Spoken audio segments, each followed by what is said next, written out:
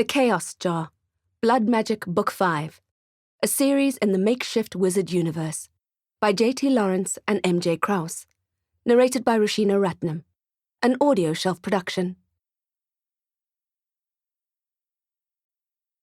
Chapter 1. Earth, Air, Water. The new captain of the Scorpions yanked my cuffed hands toward the door. He was going to personally accompany me to the Black Tower after his officers found the council-prohibited vial of voodoo serum, or spiritus morbis, in my apartment. A man in uniform bagged up my wand and crossbow, while another pushed a struggling gizmo into a police-issued animal carrier. The carrier was the epitome of depression. A grey plastic cage. I hated seeing Gizmo's little pink nose behind the door as it snapped shut. His nervous eyes tracked the strangers as they invaded our home. Not satisfied with confiscating my mother's silver wand, Musubarin stripped me of my bike summoning ring, my father's pentacle ring, the Bearlord Dragon's eye amulet, the silver bullet star charm from Darrick, and Lou's ginstone. They all went into the same bag. I stood there, bereft. Musubarin tugged at me again, and the silver handcuffs bit into my wrists. "Come on," he said. "There's nothing left for you here." My heart pounded. Would this be the last time I ever saw my apartment? I wasn't particularly attached to my material possessions, but I was attached to the ghost that haunted them. My body felt heavy and sick with dread. I was completely vulnerable without my wand or weapon. I was barefoot, and I felt practically naked in my thin cotton Rocking the Realm t-shirt and sleep shorts. "I'm in my pajamas," I said. "I need to change." He shook his head. "No." "Shoes, then," I said, "and a coat." Tilexen didn't know my coat was magical, or he would have impounded it with the rest. He looked impatient, and then gave the officer standing behind me a tight nod. The cop went into my room and brought back my boots. Then, uncuffing one wrist at a time, he helped me into my trench coat. I immediately felt fortified, and I thanked him. "Put her in the car," said Musubarin, but I wouldn't budge until he understood the precariousness of the situation. "Tilexen," I said, "you don't understand what's happening. It's not about me or you. If we don't stop the Silvano Clan, the realm is going to burn." "I don't have time for your little conspiracy theories," he said. "They already have the high fire crown," I said. "That's one of the 3 elemental fragments they need to ignite the fire that will destroy the realm." Musubarin sneered at me. "You're even crazier than I thought." "Earth, air, water," I said. "When those fragments are brought back together, the dark magic will catch fire and destroy everything." "Can you actually hear yourself?" he asked. "You're certifiable." "I know it sounds crackers," I said, "but I'm telling you, it's true." I think I did well by leaving out the part where my resident ghost had communicated this message to me by slamming the ancient red hardcover to the floor. Musubarin sighed and crossed his arms. "What are these fragments?" he asked. "Where are they?" "The book doesn't say." "Ah." He was so patronizing, I felt like kicking him in the toolbox again, but I restrained myself. "You can't disseminate that kind of information," I said. "It would be too dangerous. They're too powerful. Everyone would be searching for them." "I've had enough of your ridiculous distractions," snapped Musubarin. "We're leaving." "I'll show you the book." "The book?" he said. "I don't have time for this." "It's right there." I gestured at my bookshelf, which was just a couple of steps away from where we were standing. Tilexen sighed again, then snapped his fingers in an arrogant way. I strode over and grabbed the red book, memorizing the author's name as I did so. Griffin Zolistaro. It sounded more like a stage name for a magician than an academic who spent his life studying vampire lore. With my back turned to the irate captain, I also managed to pull out Zeal's notebook, which I secretly slipped into my coat pocket. Zeal was the dark arts courier delivery man, a goblin who serviced the vendors at the Evershade night market. His book, which I had managed to snatch off him using my feral quick and dirty magic, was brimming with the names and addresses of hundreds of people who had bought council-banned substances. It was, for someone like Tilexen, a veritable gold mine. I turned and passed the captain the red hardcover, open to the relevant page. He took it from me with a mildly disgusted look on his face, as if I had handed him a week-old taco. I wouldn't have believed it either, I said, but I've seen firsthand how potent the magic of the High-Fire Crown is, and it seems to get more powerful each day. I gestured at the plant that was now in the process of swallowing my kitchen whole, and Telexan blinked at me, then went back to the book. He flipped the pages and frowned. I'm pretty sure the crown is the earth fragment, I said. So we need to secure the air and water fragments, but I don't know what those are or how to find them. Not even Gizmo would be able to help me find them if I didn't know what I was looking for. The captain rubbed his lips and chin, and for a moment I thought he'd do the right thing. I thought he might see the big picture, remove my handcuffs, and perhaps even try to help me find the magical items we needed to stop Acheron and the Silvano clan from decimating the realm. I was wrong. Chapter 2. Trash and Glitter. Captain Musabaran pushed me roughly out the door of my apartment and into the mouth of the Swift. An officer accompanied us, the kind one who had helped me put my coat on. And as we dropped from the top of the tower to the basement, my stomach fell too. Telexan pushed me into the back seat of his bulletproof Scorpion-issue SUV, and when he reached over me to click in my safety belt, I looked away, out of the tinted window. It was too intimate a gesture for a man I despised, and I hated being so close to him and his freshly shaved skin that smelled of tea tree oil. The accompanying officer sat in the front passenger seat, with Gizmo in the animal carrier on his lap. Musabaran climbed into the driver's seat and slammed the door shut. What are you planning, Telexan? I asked. What is your endgame? Justice, he said. You, in prison. I don't deserve to be there. You know that. You flout the laws as if they don't apply to you, he said, his knuckle bones showing white on the steering wheel. You think you can do anything, get away with anything. Well, I'm going to bring an end to that. You think you're a renegade. The realm needs renegades, I said. You think you're a renegade, but really you're just a little girl who can't stay out of trouble. Phileas Canis, I thought. What a son of a bitch. His words shouldn't have hurt me, but they did. Some people say I'm the best wizard detective in the city, but a small part of me will always be that scared little girl. I sat there, fuming, and then realized I was wasting my time being angry. Thoughts of revenge would be a lot more constructive. I would escape Musabaran if it was the last thing I ever did, and he would die knowing that he could never have me. I knew that my slipperiness infuriated him. I grew up as a feral wizard in a mean city. One of the first things I learned was how to be difficult to pin down. We stopped at a traffic light, and I looked around. The Josie streets looked post-apocalyptic, littered with burning waste and glinting with shattered panes of glass, trash and glitter. The more disturbing thing was the look on people's faces. There weren't too many pedestrians around, but the ones I saw had a horrible, vacant expression on their faces. Before, they had been anxious, fearful, aggressive. Now, all I saw were masks of indifference, as if they had been hypnotized into not caring. A woman with a torn floral print dress was walking toward the SUV, her eyes unseeing. She got closer and closer, and the traffic light remained red. She doesn't see us, I said, and both of the men glanced back at me, then to where I was looking. The woman in the floral dress kept walking. I waved at her, but there was no sign of acknowledgement.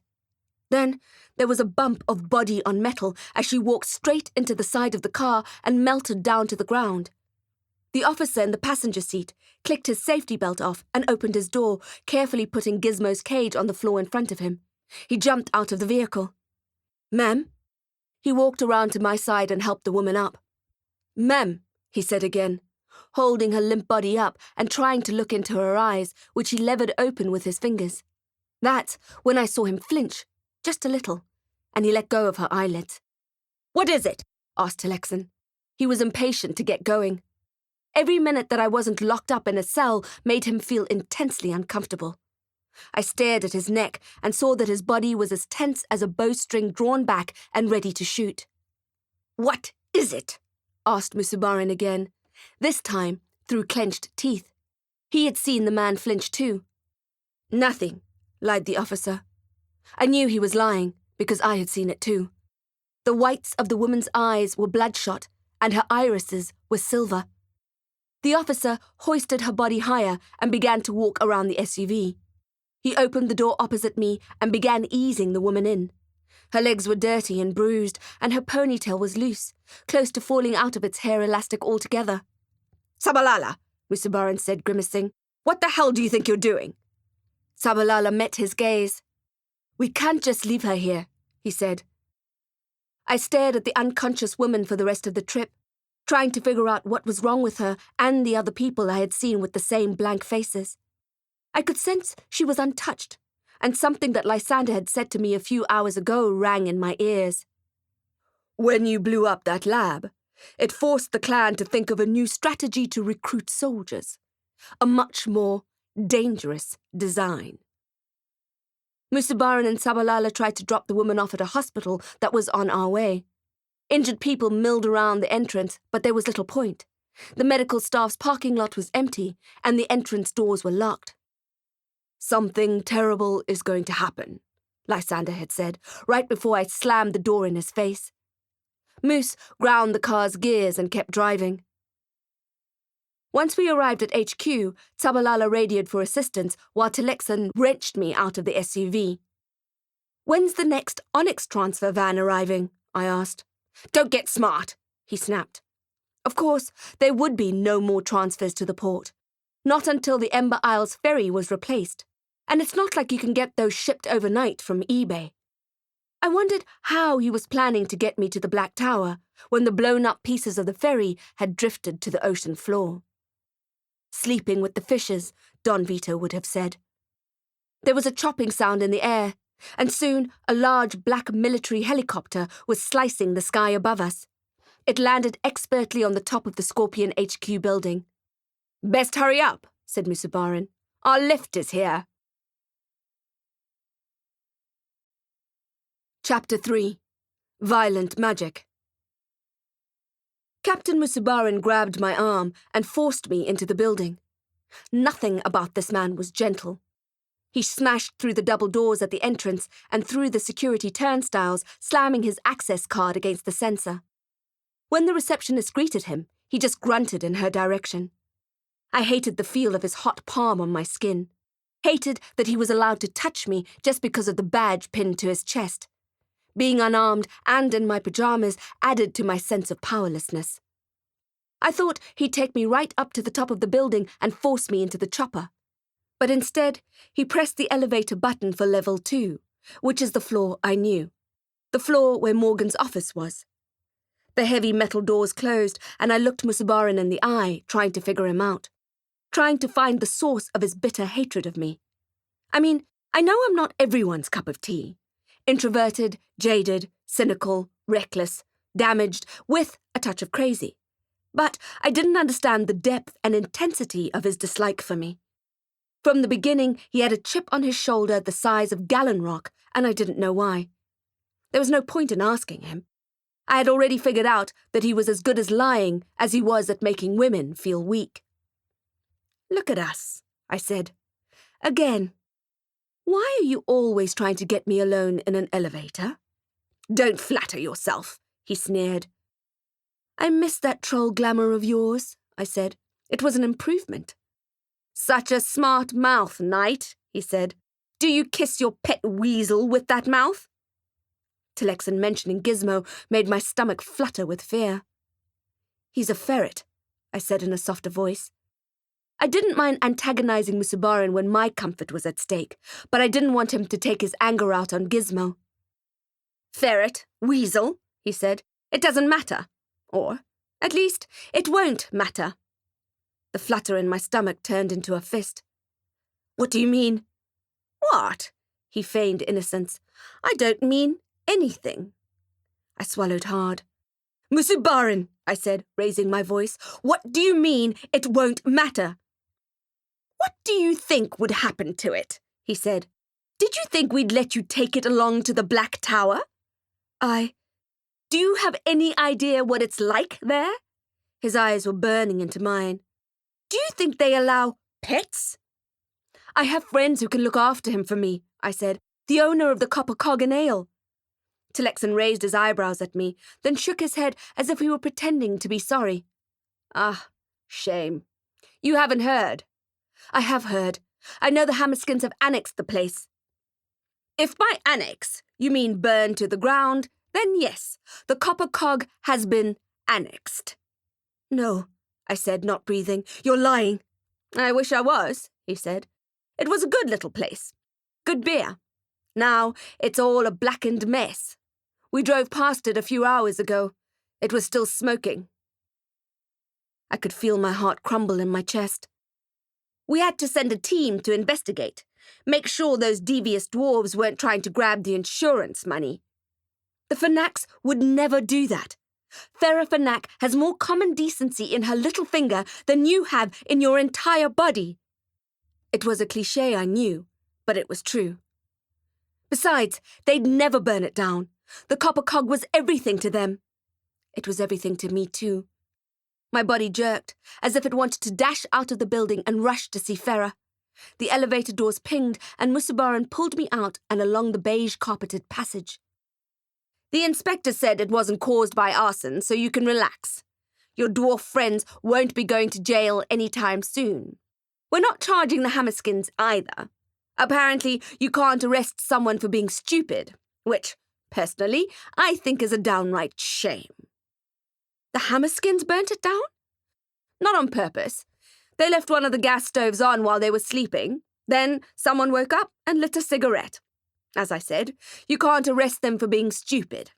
Besides, the orc who lit the cigarette got his punishment. They're still scraping bits of him off the floor." "But you could arrest them for trespassing," I said, "for stealing land." "Nope," said Musabaran. "Council mandate. We're to let the orcs govern themselves." "Govern themselves?" I said. "That's like asking cats to herd themselves." "In theory, all the different species in the realm do govern themselves. But the council was always the highest power, and would make sure it was done fairly and justly, and step in if necessary. Neo-Nazi orcs murdering Kargol loyalists and annexing private property was neither fair nor just." Moose shrugged. "Orders from above."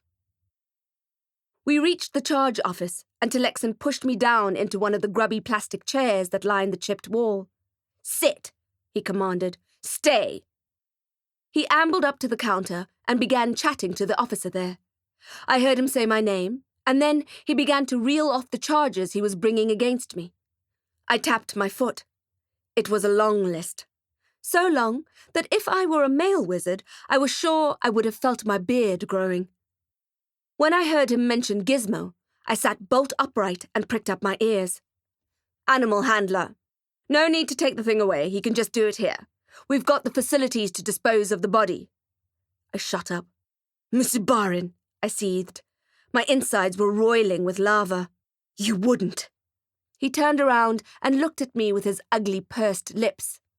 "Ms. Knight," he said, "I'd remind you to stay calm." "Don't you dare." Despite not being armed, the fear and loathing I felt for the man was fizzing beneath my skin and making my fingertips tingle. "Don't you dare do anything to Gizmo." "Don't take it personally," he said. "It's Scorpion policy." "Scorpion policy?" I asked. "Since when?" "Since I became the boss," he said. "Now, sit down or you'll be sorry. And no more sudden movements. There are a lot of armed officers here. I wouldn't want you to be shot accidentally." I didn't budge, and nor did my magic. It was coming off me in waves. I was ready to sling the mother of all rumpus spells at the wizard. I was going to the Ember Isles anyway, wasn't I? So I may as well make it count. Let them shoot me. Let them fill me with lead. It would save them a helicopter ride. "Tilexon," I said, my voice as calm as a dead man. "I won't let you do that." The charge officer looked at us, her eyes wide. She knew that Fex was going to go down. "Shall I call someone?" she stuttered. "Just call the animal handler, Sandra, as I instructed you to," Musabarin said. His gaze felt like ice cubes on my neck. "Tell him to bring the pentobarbital." The charge officer picked up the phone, almost dropped it, then clutched it to her chest. She couldn't dial because her eyes were glued to us. She could feel the violent magic dancing in the air. Chapter 4. Electric Smoke. "Put down the phone, Sandra," I said. Sandra clutched the phone receiver and gaped at us, unsure of what to do. "I give you instructions," Musabarin said to the charge officer without taking his cold eyes off me. "Now, follow them." "Yes, Detective," she said, then corrected herself. Captain?" She stared down at the buttons on the phone, but didn't move. She looked as if she had forgotten how to use the appliance. Then it seemed to come back to her, and she began to dial. "Sandra," I said, "put the phone down." She hesitated again, and Musabarin lost his temper. "Damn it!" he shouted, and I had the feeling he wanted to kick the wall. While he was temporarily distracted by his own short fuse, I stared at the receiver in Sandra's hand. Rumpus, I thought. The phone blew, sending out a small silver explosion and a puff of electric smoke. Sandra screamed and hit the deck as if I had bowled a death spell at her instead of just short-circuiting her phone. I heard boots moving swiftly and the sharp metallic click of guns near my head. I slowly raised my hands, showing I was handcuffed and unarmed. 6 officers surrounded us. "Jax," said one of them, and I blinked and focused on someone at the back. She was wearing lipstick the colour of a London bus. "Morgan!" She holstered her gun and pushed through the other officers. "It's all right," she said to them. "The situation is under control. Put your weapons away." They didn't need to be told twice. They backed off, happy to return to the half-eaten sandwiches at their desks. "Morgan," I said again. I was so relieved to see her. I wanted to throw my arms around her, but I was jangling with metal cuffs and chains, and it wouldn't have made a very comfortable hug. I was carrying so much steel, it would have made a metal detector explode. She looked me up and down. "What the hell?" "It's none of your business," said Telexan. "Get back to work." "He wants to kill Gizmo," I said. "Please help me. Please take him for me." "Of course," she said. "Of course I'll take him. But what has happened?" "It's too late," said Musabarin. "It's too late for you, and it's too late for your pet weasel." He seemed like a caricature then, a villain in a kid's film. "It's too late for your pet weasel." I mean, what self-respecting captain of a special ops team would actually say that out loud? Morgan and I looked at him with all the contempt he deserved. "Gizmo is not a weasel," said Morgan. "Get back to work," he snarled. Then he directed his fury at the charge officer counter again. "Sandra!" he yelled. "Sandra, get that charge sheet wrapped up. Chopper's waiting." Sandra, still looking a little shell-shocked, rose slowly from behind the desk. "Yes, sir," she said, and began to scribble with trembling hands on the clipboard that had my name on it. "What happened to you?" Morgan whispered. "Don't worry about me," I said. "Just get Gizmo, please." "Where is he?" she asked. "Tabalala took him to the forensics room," said Musabarin. "He's being held as possible evidence." "Bullshit," Morgan said, hand on hip. "You're holding a ferret? Seriously? That's ridiculous, Musabarin, even for you." "Just until the animal handler gets here," he said. "Then that particular piece of evidence can be destroyed." My magic surged again. I swear, if I had a syringe of pentobarbital in my hand, I would have plunged it into his small, stony heart. "I can't get into that room," said Morgan. Her face leached of colour, which I was sure reflected mine. "I lost my access privileges after that disciplinary hearing." If Karma was ever deserving of her nickname, now was the time. I was the one who had stolen Kim Smith's sworn statement out of Morgan's office. I was the one responsible for getting Morgan called into that disciplinary meeting, and now I would be the one responsible for Gizmo's death. I had to stop this from happening. I had to stop Telexan. Sparks flew through me. My energy climbed. Magic was surging through my veins. This time, I wouldn't just destroy the phone. I would destroy Telexan. The world could thank me later. "Stop," said Morgan to me. "Don't do it." Her gentle words broke my concentration. I blinked and looked at her. "Whatever you've done," she said, looking at my new Scorpion-issue silver jewelry, "I can help you. But if you kill Musubarin, there will be no way out." The magic simmered inside me. I knew she was right. I took a deep breath and tried to douse the flames I felt in my fingers and in my heart. "Okay," I whispered to her. "Okay." Telexan pushed his greasy bangs out of his face. "I've told you already, Morgan. Get lost." "No way," she said, folding her arms. "I'm not going anywhere. I'm not leaving Jacqueline with a man I don't trust." "I'm warning you, Detective," he said. "Get back to work or face the consequences of another disciplinary meeting." "Oh, Moose," she said, rolling her eyes. "Bite me." If Gizmo's life hadn't been at stake, I would have laughed. But as it stood, not even a joke the size of Musubarin could get me to crack a smile. "Is that paperwork ready?" he asked the charge officer. "Almost," she said, "waiting for the rubber stamp. It shouldn't take long. But Control messaged me to say the pilot's taking a break." Musubarin looked at me, then grabbed my arm again, the way he was so fond of doing, forcing his sharp fingertips into my flesh. "You can wait in sub-T." My anxiety spiked. I did not want to wait in the subterranean holding cells. I could think of at least 1,000 horrible things I'd rather do than get locked into one of those dungeon cells. "No," said Morgan, standing in our way. "Sub-T is full. In fact, it's more than full. It's overcrowded, which is against regulation. There's no more space for anyone." "Bull," spat Telexan. "Sub-T has never been full." "Sub-T has never been full because we've never been on the brink of civil war. Have you even been outside in the last 48 hours? Or have you been so obsessed with Jacqueline that everything else just fades into the background for you? We're rounding up hammerskins and goblins on every call-out. Murder, rape, torture, arson, theft. It's like they've all gone crazy out there." That made me think of the untouched woman we had seen on our way to the headquarters, the one who walked straight into the SUV and lost consciousness. The orcs and goblins weren't the only creatures acting strangely. "If you had a shred of integrity," said Morgan, "you'd let this wizard go and you'd go after some really dangerous people. Ra-Guk Magra, for one." Musubarin guffawed. "Ra-Guk Magra?"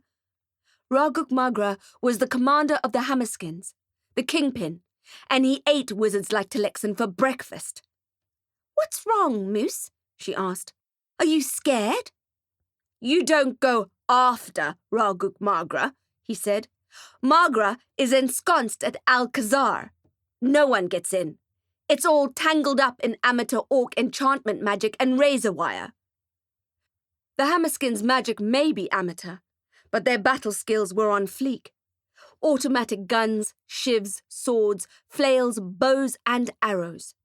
Anyone who dared cross the line of that fortress would be instantly quilled like a porcupine, and that's if they were wearing their lucky underpants. The stories of what the neo-Nazis were doing to their sworn enemies, that is, whoever dared glance in their general direction, were horrific and terrifying. The stuff urban legends were made of. They had made their mission clear a few days before when they had sawed off the boss's head and stuck it on a spike outside his residence. Anyone tied to the Cargol Familia in any way would be slaughtered and displayed. Men, women, and children alike. There were stories of brutal torture on the Forage newsfeed with headlines so savage you had to look away. Stories that made ancient Tang Dynasty Lingqi executioners look cuddly in comparison. No, there was no way Telexan would be chasing after that particular death wish. Not when he had someone like me to bully. "The realm is burning," said Morgan. "You need to be out there, leading the troops. They need direction. They need strategy, or they'll just be cut down." "I have an idea," said Musabaran. "How about you do your job, and I'll do mine?" "I am doing my job. You—" "That V-cult case?" he said, his eyes looking a bit crazy. "That V-cult case is still very much unsolved." "It's not a priority at the moment," she said. "Almost a dozen women killed in cold blood," he said. "A serial killer cult on the loose, and you say it's not a priority?" "More people are dying on the streets." "All I'm hearing are excuses," he said. "Excuses as to why a washed-out lady cop can't solve her cases anymore." "Phileas Canis," I said, my magic boiling in my chest. Morgan clenched and unclenched her fists, but remained calm. "Now, I'm going to say it again," said Tilexen. "You do your little job, and I will do mine." It looked like Morgan's head was going to explode. A vein in her temple throbbed as if it wanted to break free and strangle the asshat standing in front of her. "Now, as lovely as it's been standing around chatting, I have work to do." He grabbed my arm again and wrenched me forward in the direction of the stairway that snaked down to the dungeon cells. Morgan blocked our way again. "No," she said. "I'm not letting you lock her up with those miscreants. No way." I thought of the grey-skinned goblin and shuddered. My short experience with him had already fueled nightmares. "Get out of my way, Morgan," said Musabaran. He was seething and looked ready to lash out. I couldn't let Morgan lose her job, especially after what I had done to get her into trouble in the first place. "Don't worry about me," I said. "I'll be fine. Please, try to find Gizmo." "You won't be fine," she yelled. "All they need is 5 minutes with you, and you'll be ripped to pieces." Is that what Musabaran wanted? To have me taken care of? Just like he had planned to have Derek taken care of on the Ember Island ferry? I set my jaw and stared at him. I had to find out what was really driving him, and why he wanted Derek and me dead. "You need to calm down," he said to Morgan. "There's no need to get hysterical." "Hysterical?" she said. "How about I put you in one of those cages below us, and then we'll see hysterical." "She'll just be in there for a little while, till the paperwork is ready and the pilot's had his break. Half an hour max. Then we'll be up and out of here." "Half an hour?" Morgan rubbed her temple where the vein was pulsating. "Tilexen, there'll be nothing left of her." I pictured myself then as a wet skeleton trussed to the sub-T bars and a bloody pajama shirt lying on the dungeon floor below. I shuddered again. Morgan felt for her revolver, which she did in stressful situations. It was her body's way of seeking comfort and control. If she had a gun, she'd be okay. That's how the thought loop went, anyway. I knew because I often did the same thing with my wand, which, at that moment, was keenly missed. "It's okay, Jax," said Morgan, who had regained her composure. "I'll take you down, and I'll wait with you till they're ready. I'll protect you." "No," Tilexen and I said at the same time. "What's the difference?" I said. "If they kill me now or later at the tower, I'm still not going to pass go and collect $100, but Gizmo still has a chance." Morgan was an animal person. She especially loved her miniature pincher called, creatively, or ironically, Pincher. "If you think I'm going to prioritize a polecat's life over that of my best freelance detective, you're crazy," she said. "There's no way I'm letting you die today, or any day." "It's not up to you," sneered Musabaran. He pulled me along again, and the handcuffs snagged my wrists, which were red with welts. Morgan ran out of the charge office and toward the stairway door that led to the subterranean cells. Tilexen dragged me along, following her. The stairway door had been recently cut open with an axle grinder, which probably had something to do with the fact that I had welded it closed a few days before. The door and its frame had the burn marks to prove it. Morgan stood there, feet firmly planted, ready to fight. "You let me escort her down, or she's not going," she said, You know what your problem is? Tillexen asked. You think you're still in control. But I'm going to let you in on a little secret. Sod off, Musibarin, she said.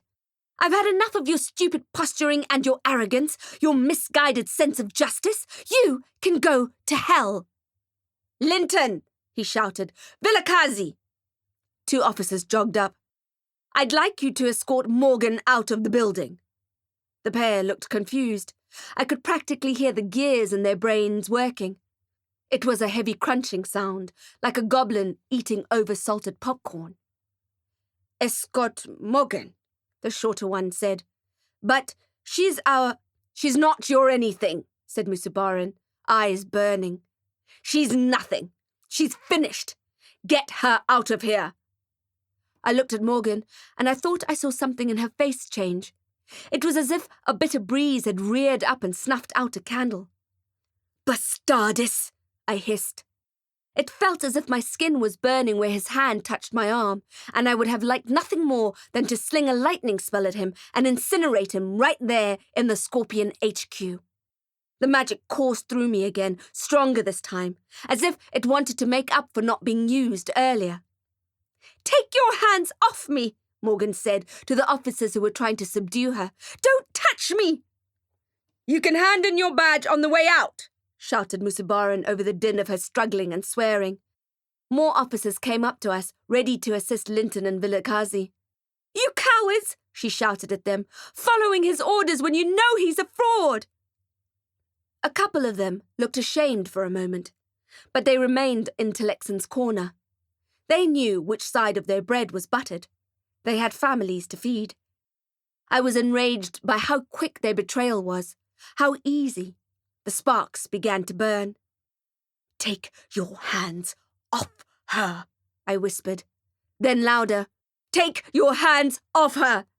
And then I could no longer control my emotions, and they came spilling out of me. First in a soft halo of magic which wobbled around me, then with a mind of its own. A jet of fire blasted out of my bound wrists, burning the metal and my skin as it did so. It did, however, melt the cuffs enough for me to be able to wrench them apart and snap the connecting chain. In theory, I hadn't meant to hurt Musibarin, but my instinct wasn't a fan of theory. My magic blasted him in the face, setting his hair alight and singeing his eyebrows before he had pulled himself together enough to boomerang the spell back at me. The wall of heat hit me like a firenado, and if it wasn't for my coat, I think I might have spontaneously combusted, and not in a good way. The next thing I knew, Moose was screaming, and I was surrounded by officers. They were intent on marching me down to the sub-T cells, while the others hauled Morgan away. No, I said, fighting them off. No, I'm not going down there. But my strength was no match for theirs. And soon the metal door lurched open, and we left the prefab walls and tube lights of the officers, and I was being dragged and pushed down the slippery black steps. Chapter 5. Feverish with Fear. How quickly good men can turn evil, I thought, as the officers dragged me down the craggy steps toward the sub-T cells. Most of the men knew me, knew my track record, knew that deep down I was a good wizard who had never failed them on a case.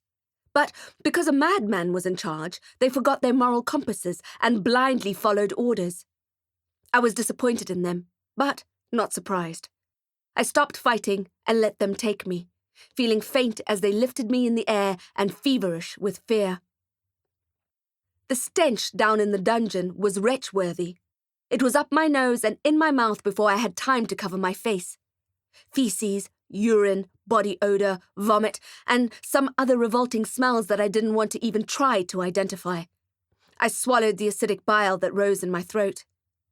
A few days before, the cells had been empty apart from Darrick and the grey-skinned goblin. But now, each of the 10 cells was cramped and crowded, with men's arms waving through the bars. There was a cacophony of terse talking. I could hear sighing and moaning too, and someone in one of the corners was weeping. The officers marched me past the flailing arms that tried to grab onto me, tried to grip my flesh, and my skin crawled. Musabaran walked behind them, a smirk of deep satisfaction on his punch-worthy face. I slipped on something slimy on the floor and almost fell, but the officers hardened their grip on me, pulling me up, and my boots found traction again. "Put her in cell 2A, ordered the captain, and the man clutching my arm paused and looked at his superior, frowning. "Are you sure?" he asked. "Cell 9 has more space, and there are other women in—" "Cell 2A, Sergeant!" hissed Musabaran. "Miss Knight has an old friend in there." The man hesitated. Blindly following orders from a mad wizard was one thing, but there was clearly something in that cell that gave him pause. "What is it?" I asked, and he looked at me and shook his head, then looked away. One of the other officers started shouting at the inmates of my chosen cell, banging his baton on the bars and telling them to move back.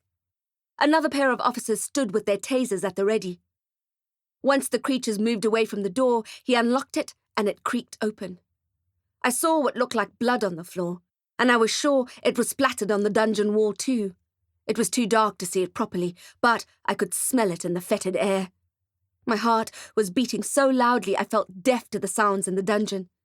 Anxiety snowed over my vision. There were injured orcs with shaved heads and hammer-skin tattoos, werewolves, fae. A man with a snake's head and beady eyes and disturbing holes where his ears should have been. A huge, hairy beast stood in the corner, silent, watching me with amber eyes. I couldn't see who the blood was coming from, but the trail led to the back corner. As the creatures moved backwards per the officer's directions, the filthy stone floor opened up and revealed the creature sitting on the bench at the back of the cell. It was Huxcruck, the grey goblin. He looked up at me and smiled, and my knees almost gave way. His needle teeth were jagged and stained. His skin reminded me of a dying slug. His black tongue shot out, licking his rubbery lips, and his eyes were evil and hungry. He stretched out his arm in my direction and gestured for me to come to him, his sharp nails cruddy with just dried blood. His other hand disappeared into his pants. I looked away. The officer holding my arm looked as pale as I felt. My whole body was tingling with adrenaline. "Please," I said to him, "please don't lock me in here." The officer blinked at me. His upper lip was shining with sweat. The monster in the cage grunted. "You know what he'll do to me," I said. I wasn't in the habit of begging for my life, but desperate times call for desperate measures. I wasn't even in the cell yet, but my body felt as if it was in shock. I needed my wand. I needed my crossbow and the dragon's eye amulet. I needed magic. Usually, my fear augments my power, but the vision of Crack there in the corner, waiting for me, did something to me. It shifted something inside me, and I felt off balance. My body was in shock, so I felt disconnected from it, and I couldn't sling spells from a body that wasn't taking orders. The officer's Adam's apple bobbed as he swallowed. "What are you waiting for?" yelled Musabaran. His singed hair was black at the edges, and his skin looked hot. "Hurry up and get her in there before the others get ideas about escaping." I had to think, but my brain was a haze of panic. I needed to appeal to the man giving orders, not the ones taking them. I looked at Musabaran, forcing myself to come up with something. "Musabaran," I said. "Yes, Knight," he said, irritated. "Any last words?" Then I realized that I had been playing the wrong cards all along.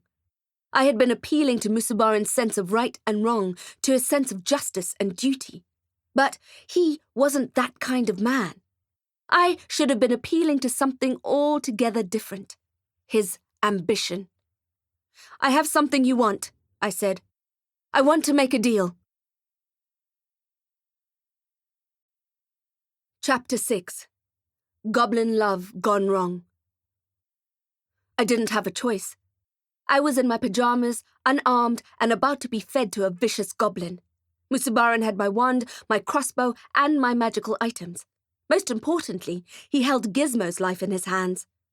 I prepared myself to make a deal with the devil. "Nothing you have will change my mind about you getting locked away in this cell," he said. "Are you sure about that?" Musabaran stared at me. He didn't trust me. I didn't blame him. To be fair, I had kicked him in the balls before. Plus, I had broken his nose with the heel of my boot. He was right to be cautious of a wily girl wizard. "I'm going to reach into my pocket," I said. The officers around me grabbed at their guns, ready to fire. This excited the creatures in the cages, and they started shouting and grabbing again. "Shut up!" shouted Musabaran at the inmates. "Shut up!" Then, at his team, "Will you make them shut up?" The officers got busy banging on the metal bars again, telling the prisoners to be quiet. The officer at my elbow closed and locked the cell door, and I saw the goblin's face contract in fury. Relief rushed through me. It was temporary, but welcome. I reached into my infinity pocket and pulled out Zeal's courier delivery notebook. "That?" sneered Musabaran. "That shabby thing? You think you'll buy your way out of here with a book?" Some people don't understand the value of books. It's an easy way to judge character. In life, there's the A team and the B team. Musabaran was clearly on the B team. "It's not just a book," I said. "It's never just a book." "There are hundreds of names in here," I said. "Names, surnames, dates, addresses, telephone numbers. It's a list of all the people who've been ordering council-banned substances from the vendors at Evershade." Telexan couldn't hide his interest, even though he still narrowed his eyes at me. "How did you get it?" "None of your business," I said. I was hardly going to admit to the captain of the Scorpions that I had pickpocketed the thing using my quick and dirty feral magic when I was at the illegal market. "Give it to me," he said. "No, not until we've decided on the terms of the deal." "How do I know it's the real thing?" he asked. "I don't know," I shrugged.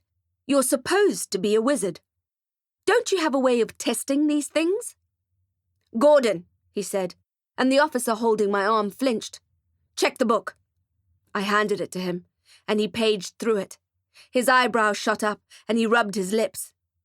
"Looks legit," he said, then whistled. "You're going to want to see this, Captain. There's some crackers in here." Musabaran crossed his arms. "I decide on the terms of the deal," he said. "No," I said, taking the notebook back from Gordon. "I decide on the terms of the deal," he said again, "and you get to not be shredded by a cage of animals." "No," I said again. I could see the desire in his eyes for my sweet piece of leverage. It was worth more to him than just sparing my life. I needed more from the deal. "I want my things back," I said. "All the things you took from me when you arrested me, including Gizmo." He shook his head. "Can't do. Not the ferret part, anyway. You can have your junk back, but the animal handler arrived 10 minutes ago. It only takes a couple of seconds to administer the shot." My insides shriveled. I tried to hide my heartache, but tears sprang to my eyes. I swiped them away. "No ferret, no deal," I said, putting the notebook back in my pocket. Let them lock me away. The creatures in the cell could shred the book along with my body and my broken heart. Musabaran pursed his lips and unclipped his phone from his belt. He jabbed at it, speed-dialing a number. "Evidence room," he said, then waited to be put through. "Put it on speakerphone," I said. He crimped his lips harder and did as I said. Tinny elevator music blared from the speaker, a goblin ballad about love gone wrong. Then there was the sound of the call being picked up. "Forensics?" said a nasal female voice. "Musabaran here. Has the animal handler come and gone?" "Yes," said the voice. "Affirmative. He just left." No, I thought, fighting the urge to weep. No, no, no. I felt like lying down on the rocky floor there and dissolving into nothing. "Did he administer the injection to the ferret?" Musabaran demanded. "Yes or no?" "Yes," she said. "You're uncertain?" "He gave an injection. It's just that—" "Get to the point. Did he administer the pento?" Agitated, Musabaran ran his hands through his burnt hair. "Did he put the animal down or not?" No, he didn't administer the pentobarbital." "What?" "What? What?" I was planning on telling you, of course, Captain, but it's my son's birthday this weekend. He's turning 5. The handler and I agreed that the ferret was so sweet. I said I'd adopt him. My son will adore him. The handler topped up his vaccinations. That was the injection. Then he gave me papers and everything. Said he wouldn't charge us for the call-out. "Bring the ferret to my office," he said, looking into my eyes. "But immediately. The owner wants him back." Chapter 7. The Vault Cuff. It was such a relief to be out of the subterranean cells and up in Musubaran's office. I drank in the clean air, white light, and the distinct lack of needle-toothed monsters ready to pounce. Gordon removed my handcuffs before he disappeared to fetch Gizmo. Still, I couldn't let my guard down. Tilexon smashed a clear plastic bag down on his desk. It had my personal belongings in it. Gordon arrived a couple of minutes later with the animal carrier. Before Musubaran could stop him, he snapped open the little gate and Gizmo flew out of it and into my arms, and then shot straight into my pocket where no one could reach him but me. I stroked him through the graphene material of my coat. My heartache dissipated, but I was still trembling. Covering my mouth with my hand, I whispered a quick spell into my pocket, then reached for the bag. Musubaran stopped me. "There is one thing," he said, "and it's a deal maker or breaker." "What is it?" He sat down at his desk and picked up a smooth black bracelet. It looked like an expensive Fitbit. "You're still under arrest," he said. "You're guilty, and I'm not dropping the charges." But there's no space for you in our holding cells," he said, "and wouldn't you know it, the helicopter pilot came down with something.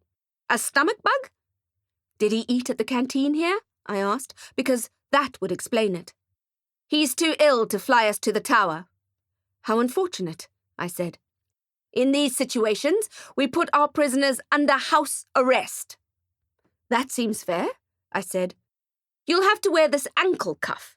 I had it especially designed for prisoners like you. It's one of my favorite designs by our resident weapons engineer." Musubaran turned the sleek thing in his hands, admiring it. "It's a high-tech tracking device that will ensure you don't go anywhere you're not supposed to." "And if I do?" I asked. "If I do go somewhere I'm not supposed to?" He smiled. "It'll shoot 100,000 volts through your body." "Harsh," I said. He smiled a tight smile. "I just love technology, don't you? We actually nicknamed it the Vault Cuff." "Nice to know you can kill someone anywhere in the realm from the comfort of your own office." "Funny," he said. "That's exactly what I said." I wasn't too worried about the monitoring anklet. All I needed was my wand and some privacy, and I'd rumpus the thing off my ankle. It would hurt, but not as much as 11,000 volts would, or the knowledge that Tilexon would know my every move. "And you'll let me walk out of here?" I asked. "Yup," he said. "Wizard's honor." I hated how he said that. Hated that he called himself a wizard. I felt like it tarnished the name of our kin. "Okay," I said. "It's a deal." Tilexon personally fitted the cuff, clicking it gently into place over my ankle. As it locked, a line of 5 tiny green lights flicked on. I grabbed my bag of things and slung them over my shoulder, then handed the notebook over to him. He grabbed it and was poring over the pages before I left his office. "Oh, one more thing," he said as I stepped out the door. "I forgot to mention. About the cuff." I was in a hurry to leave, but I spun around. "Yes?" "It can only be unlocked by a decoding chip." He tapped his gold badge. "I made sure it would be absolutely impossible to remove otherwise. Kind of like a high-tech enchantment spell." I stared at him. It was bad news, but at least I was getting out of there with all my limbs. It could have been far, far worse. "Oh," he said again. My heart sank. "Let me guess," I said. "You've just remembered something else." He smiled at me. It was a wide, arrogant smile, and made me want to plough my fist into his face with all the strength I had left in my body. "What?" I said. although I wasn't sure I actually wanted to know. "The cuff also has a force field," he said. "It acts like... what do you call that green crystal in Superman?" I breathed in deeply and used all the willpower I had to stop from delivering that punch. Instead, I balled my hands into fists. "Kryptonite," I muttered. "What?" "Kryptonite," I said through my clenched teeth. I guessed the horrible truth before he confirmed it. Despite the anger flowing through my body, there were no sparks of magic under my skin. There was no burn, no tingle. My magic was gone. "That's it," he said. "Kryptonite. So, the way this cuff works is that it sends up a force field around the prisoner, right? And this field cuts the prisoner off from the void, so they can't access their magic and can't cause more trouble." He crumpled up a piece of paper on his desk and lobbed it into the corner. It was a perfect shot and landed in the center of the bin. Then he laced his fingers behind his head and sat back in his chair, puffing out a long sigh of victory. I looked down at the cuff, then at Musabaran again, my insides grey with dread. "You don't know what you've done," I said. Chapter 8. High or Hypnotized. The captain laughed and put his feet up on his desk, notebook in hand. I had to move fast because if my magic was cut off, the notebook would soon disappear in his hands. It was a conjured replica, of course, which I had swapped out at the last minute. I would never have given him the real thing, which was safe, along with Gizmo, in my pocket. Who knows what someone like Musabaran would do with a book like that? I started jogging, then sprinting, and as I escaped out the back door on the ground floor, I heard Musabaran's voice yelling from 2 floors above. "Wizard!" I was in a bad place, cut off from my magic, but I couldn't help smiling. In difficult times, you have to celebrate the small victories. I had just negotiated my way out of a painful death, with nothing but fresh air and a little whispered conjuring spell. Honestly, I hadn't thought he'd fall for it. A wizard should know the difference between a magically cloned copy and the real thing, right? But I was beginning to realize that Telexan's magical intelligence was on par with that of a glazed donut. His magic had no depth to it. If there was such a thing as magical EQ, his registered low on the scale. My theory was that he was this way because he had so little empathy. You can't forage powerful magic without empathy. Not on your own, anyway. Not without the help of magical items. A glance down to my vault cuff quickly wiped the smug off my face. At least he still had access to his magic. I had nothing. And, speaking of magical items, I had those elemental fragments to find. Of course, he'd come after me. He had my GPS coordinates in real time and a grudge the size of Alaska. I would only be able to outrun him for so long. I needed a strategy. I felt Gizmo moving in my pocket, and I took him out for a quick hug.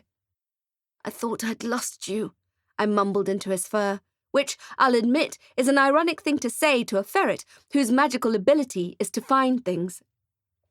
"I need you to point me in the direction of those fragments," I said, but he just leaned into me for another hug. We didn't even know what they were, so it was kind of like a ferrety version of Mission Impossible. He kept leaning into me, and it made me wonder if he knew how close he had come to dying. Thank the void for that woman in the evidence room who saved his life. When this whole mess was over, I'd send her a fruit basket a la Sugar Shagar. The thought of those muffins made the werewolf in my stomach wake up with a yawn. It was a special kind of torture, knowing there was a hamper of food waiting for us at home, but no time and no way to get there. I emptied my scorpion-branded personal belongings bag and looked at the summoning ring Ferret had engineered for me. I tried to summon my motorbike on the off chance it would still work, but the spell fell flat. Still, I put the ring on, as well as my 2 necklaces. I moved to clip my mother's silver wand to my utility belt, but then I remembered I was wearing pajamas. I clipped the crossbow to my back. I wouldn't be able to sling spells with it, but the arrows would still work. I put on my charm bracelet last and looked at the gin stone and the spent bullet Derek had given me. I wondered where he was. Gizmo leapt back into my pocket and I began to walk again. I didn't know where I was going, but it felt good to move. It was difficult to see the state of the city, piled high with burning garbage, storefronts smashed. The Johannesburg sky, which is usually a clear blue canvas, looked dull and ashy. It made me think of the destruction of the Copper Cog and Ale, and I had to blink the tears away. Seeing Johannesburg like that was devastating. So to mitigate the hopelessness welling up inside me, I thought of the people and creatures I loved. It was the only thing I could do to motivate myself to keep going and to find the fragments. If not for the people I loved, why else was I trying to save the realm? So that Ferret and her family could escape the fox den and rebuild their house. So that I could find Nilv Salty Snap. So that Bronn would find me again and we would work out a way to return him to his human shifter form. So that Morgan could pick up the pieces of her life and Derek and I could tentatively begin some kind of future together. I walked and walked, over crackling glass shards, over tarmac stained with vomit and oil and greasy orc blood. The traffic lights no longer worked, but it didn't matter much, because there were hardly any cars left on the roads. The people I walked past made me shudder. They all had that same blank expression as I had seen on the woman in the floral dress who had walked into the Scorpion SUV earlier. It was as if they were all high or hypnotized. They had bruises on their bodies, like they were just walking into things and not noticing the pain. I didn't want to admit it, but they were like indifferent zombies. Zombies that didn't want to eat your brain. Again, let's celebrate the small victories, but zombies nonetheless. There was nothing behind those masks they were wearing for faces. No spark of intelligence or emotion. It was like they were being controlled by some faraway force. A toddler with a remote control. I couldn't figure out what was wrong with the untouched people, but I didn't have time to work it out. They didn't seem to be a threat. I wouldn't know where to start, anyway, if I were to try and help them. Was it some kind of magical disease? Perhaps I'd go to Mason and Sons for their opinion. Then it struck me. Mason and Sons, the ancient magical apothecary. So the vault cuff was cutting off my personal magic, but that didn't mean I couldn't use other people's manufactured magic. I had experienced it myself when I had been locked in Slyden Aberim's enchanted basement. My own magic had been cut off, but the magical potion, Nebulum, that I had bought from the apothecary still worked beautifully. All I needed to do was to head to the old apothecary and load up on as many useful potions as I could get my hands on. It wouldn't be the same as having my own magic, but at least I'd, literally, have some tricks up my sleeve. Armed with a plan of action, I immediately felt better. I began walking a little faster, and within half an hour I approached the square where the Mason and Sons building had stood for over a century. What I saw made my skeleton freeze. Had I taken a wrong turn somewhere? Had the proprietors forged some special brand of magic and made their building relocate or disappear? Because gone was the solid facade with the handsome gold lettering on the wall. Gone was the security dwarf who usually guarded the front door with a vengeance. Gone were the groaning shelves of every potion and tincture and glamour you could think of. As I got nearer, I saw that the building had not been magically moved or made invisible, but it had been razed. Mason and Sons had been burnt to the ground. Chapter 9. Cracked. Broken medicine bottles lay smashed on the ground. Metal tins scorched and melted. The antique newspapered wall that I had admired on my first visit lay crumbled at my feet. Old black bricks were still warm to the touch. I walked over them, crushing cinders as I walked, and the sour smoke I saw swirling around me was also in my chest, a whirlwind of grainy, bitter sadness. Not a vial or a spell book remained. Decades of work, wizardry, and wisdom lay in ashes. The smoke stung my eyes. That was my excuse anyway, as seemingly endless tears flowed down my cheeks. I sat down on a warm block that may have once been the counter, and I couldn't help weeping. Whether I admitted it or not, Musabaran had given me the fright of my life, and my body was still reeling from the shock of the trauma down at the sub-T cells. I thought I had lost Gizmo, which had speared me in the heart, and, despite his comforting shape in my pocket, I still had not recovered. I felt naked, literally and figuratively, stripped of my regular clothes and my magic. My worry about Ferret nagged at me, and I felt utterly alone. I cried and cried until my body felt weak. Slowly, the sorrow transformed into a slow, burning fury. Who the fex did these skinhead orcs think they were? They had razed all the institutions that were sacred not only to me, but the whole wizarding community. If Raguk Magro were here, I thought to myself, my anger flaring in my chest. If that bloody hammerskin were here, I'd drive a hot metal poker through his heart, and I would enjoy doing it. "Hello?" said a voice, making me catapult off the mound I was sitting on. "Hello?" he said again. I looked up and saw a stooped figure dressed in a scorched wizard robe. His face was blackened with soot, and one of the lenses of his gold-framed spectacles was cracked. It was Old Man Mason. "Hello," I said, wiping the tears away from my face. My hand came away grey. Under his left eye, there was a pouch of purple blood, and I saw that his right hand was charred. I flinched when I saw it, thinking of how painful it must be. "You tried to defend yourself," I said, looking at his hand. He looked down, as if he had forgotten about his burnt skin, and then nodded. "Tried, yes." The old wizard was trembling as he leaned on his blackened staff. I was too afraid to ask what had become of his father and his grandfather. Then I noticed a black shape on the ground with spokes and melted rubber wheels. Great-grandfather Mason's wheelchair. "How can they do this?" I asked, speaking past the lump in my throat. "How can they be so cold-blooded?" "Evil lurks in every heart," said the wizard. I felt like weeping again, but I pulled myself together. Now was not the time to fold in on myself. We stood in silence for a moment, surrounded by devastation and the smell of smoke.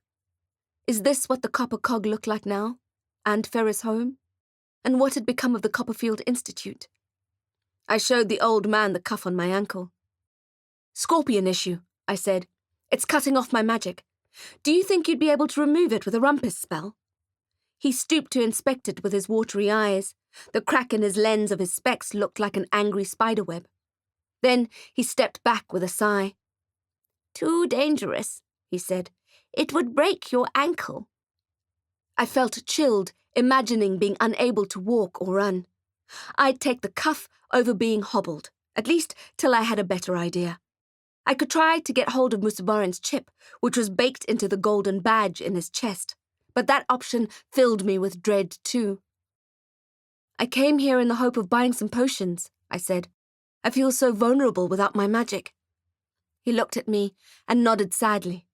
He still had his magic, but he had lost everything else. We were both in impossible situations. He coughed, and his chest rattled like a cage of old bones. "I'm afraid I don't have anything to offer you," he said, sweeping his hand across what used to be his famous building. But his words gave me an idea. He didn't have any potions for me, but he was a wealth of information. He knew more about magic and the realm than anyone else I knew. "Mr. Mason," I said, "I'm searching for the elemental fragments. Do you have any idea where they are?" The wizard frowned at me and clacked his teeth. "Elemental fragments?" I could see from his facial expression that he suspected that I was one crayon short of a box. "Earth, air, water," I said. "Once you bring them together, you get fire, a black magic blaze that can destroy the realm." The man blinked at me. "I'm not certain I've heard that before." My shoulders dropped. The old man pushed his spectacles up the bridge of his nose. "That isn't to say they don't exist. There are many magical items that are kept secret for the safety of the realm." "I need to know what the fragments are, so that I can find them and make sure they don't fall into the wrong hands." The Silvano clan already has the High-Fire crown, and their power is proliferating every day. If they get hold of the other 2 fragments... There was no need to finish the sentence. I need to know what they are, I said again, mostly to myself, then looked at the old man again. It's all in a book I was urged to read. I left out the part about my housekeeping spectre slamming that particular book onto the floor over and over till I eventually got the message to pick it up and read it. He fiddled with the bent gold frames again and peered at me. A book, he said, perking up. It's about vampire lore, written centuries ago by a man named Griffin Zolastaro. Of course, Old Man Mason was so ancient he may have actually been alive when the book was written. He was probably celebrating his 40th birthday party with cake and ale while Zolastaro was sprouting milk teeth. Zolastaro? Muttered the old wizard. Zolastaro. He rolled the name around in his mouth and frowned. You know of him? I asked. No, he said. I'm sorry, I can't help you. I felt defeated then, and the small amount of hope I had drained away. The wizard cleared his throat of tumbleweeds. But I think I know who can. Chapter 10. Grey with Ash. Miss Knight, Old Man Mason said, leaning on his blackened staff. Have you ever had the pleasure of meeting a Madame Wolf? It took me a second to register the name, because it felt so out of place there in the bleak wasteland of what used to be Mason and Sons. Scarlet-lipped Madame Wolf was the proprietor of the Jupiter Drawing Room, the most luxurious and upmarket bordello in Johannesburg. She had recently hired me for a job.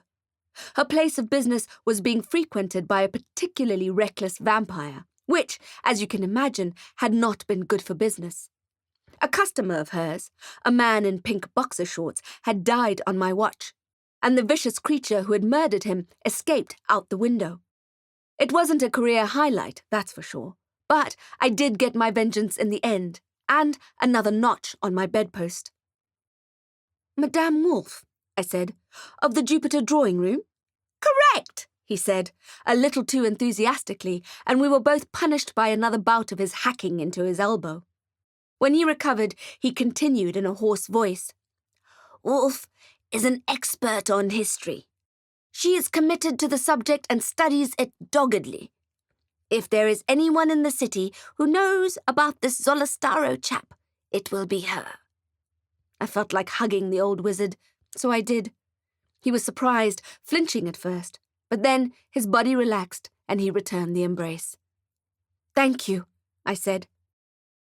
I left him there, and he continued to shuffle through the remains of the magical apothecary, muttering to himself as he did so. I looked back to check on him one last time, and as I took my eyes off the ground in front of me, I tripped and fell hard on 100 shattered bottles and vials, lacerating my exposed knees and shins. It felt as if I'd been stung by a dozen hornets.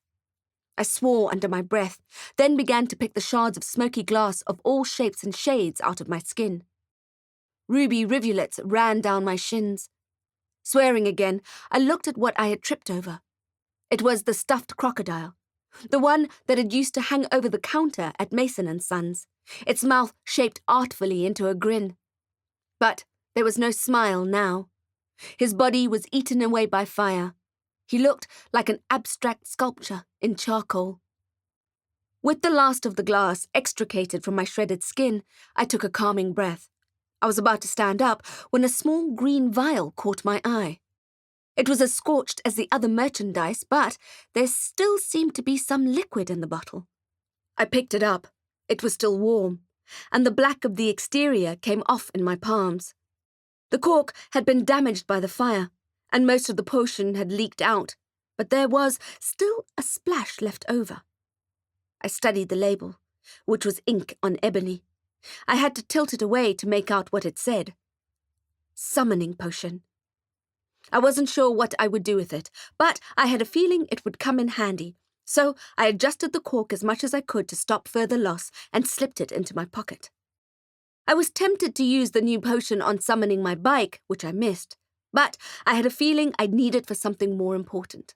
so I decided to walk to the Jupiter drawing room. It only took me 20 minutes, and I needed the exercise to shake some endorphins into my blood and to keep my mind from unspooling from the anxiety I felt tingling all over. I was also worried that when I got there, the famous bordello would be in a similar state to Mason and Sons, but I needn't have worried. The Victorian-era style house was standing as proudly as ever, and the antique-looking roses in the front garden bloomed bright cerise, despite the smoke and violence in the air. I knocked on the ornate front door and looked down at the vintage bronze doorknob. I had destroyed a couple of those, along with the doors they belonged to the last time I had been there. I hoped that Wolf didn't hold it against me. A woman in a red satin corset opened the door and looked down her nose at me. I didn't blame her. I was still wearing my Rocking the Realm t-shirt and sleep shorts, and my skin was grey with ash. "We're not hiring," she said, and tried to close the door. I wedged my boot in so that she couldn't. "I'm not here for a job," I said. "I need to see Madame." "Madame's not seeing anyone today," the woman said. I couldn't help but admire her costume. It was beautiful and very flattering. I liked the look of it on myself too, when I was here on that job, but it had proven to be too restrictive for me, and I had ended up ripping it off and dropping it on the steel spiral staircase. I took a step forward. I wanted to get in and lock the door before I was spotted by some skinhead orcs who seemed to now lurk on every corner. "She'll want to see me," I said. The woman crossed her arms, and the emerald on her necklace caught the light and flashed at me. "I doubt it," she said. "Tell her it's Jacqueline Denner-Knight." She stared at me a moment longer, and then seemed to decide I was not the enemy. She stuck her head out of the doorway and looked left and right. "You'd better come in," she muttered, pulling me inside. "It's not safe out there." Chapter 11. No ordinary knocking shop. "Miss Knight," said the scarlet-lipped brothel keeper, "I've been expecting you." Madame Wolf sat behind her elegant ball and claw desk. Her chair was stately, and the backdrop of rich velvet curtains made me feel as if I was having an audience with a queen, if queens were in the habit of running houses of ill repute. But this was no ordinary knocking shop. Wolf had curated the interior design over decades, creating the most elegant, luxurious brothel in the city. I didn't know why it was still standing, but I was glad it was. I'd be sorry to see the beautiful furniture burn, the brocade turn black. I realized then how fleeting everything was, how the things I thought would stand forever were just a flame and a gust away from being demolished. My thoughts were running away with me, but Wolf reined them in with her voice, which she knew how to leverage for maximum effect. Her accent was crisp, her speech eloquent, and it made me wonder about her life and the events that had put her in that room with me that day. "You've been expecting me," I said, hoping she wasn't planning on asking me to pay for the damage I had caused on my mission when I was last there. A destroyed period costume, a few doors, a couple of scorch marks on the elegant vanilla and velvet wallpaper. She soundlessly slid open a drawer and retrieved a thick cream envelope with my name on it, then extended it to me. I stepped forward and took it. Just what I needed. More bills. "I trust you'll find it satisfactory," she said, and her lips curled into a hint of a smile. "You'll find that I added a bonus for your excellent work." I opened the expensive-looking envelope and peered inside.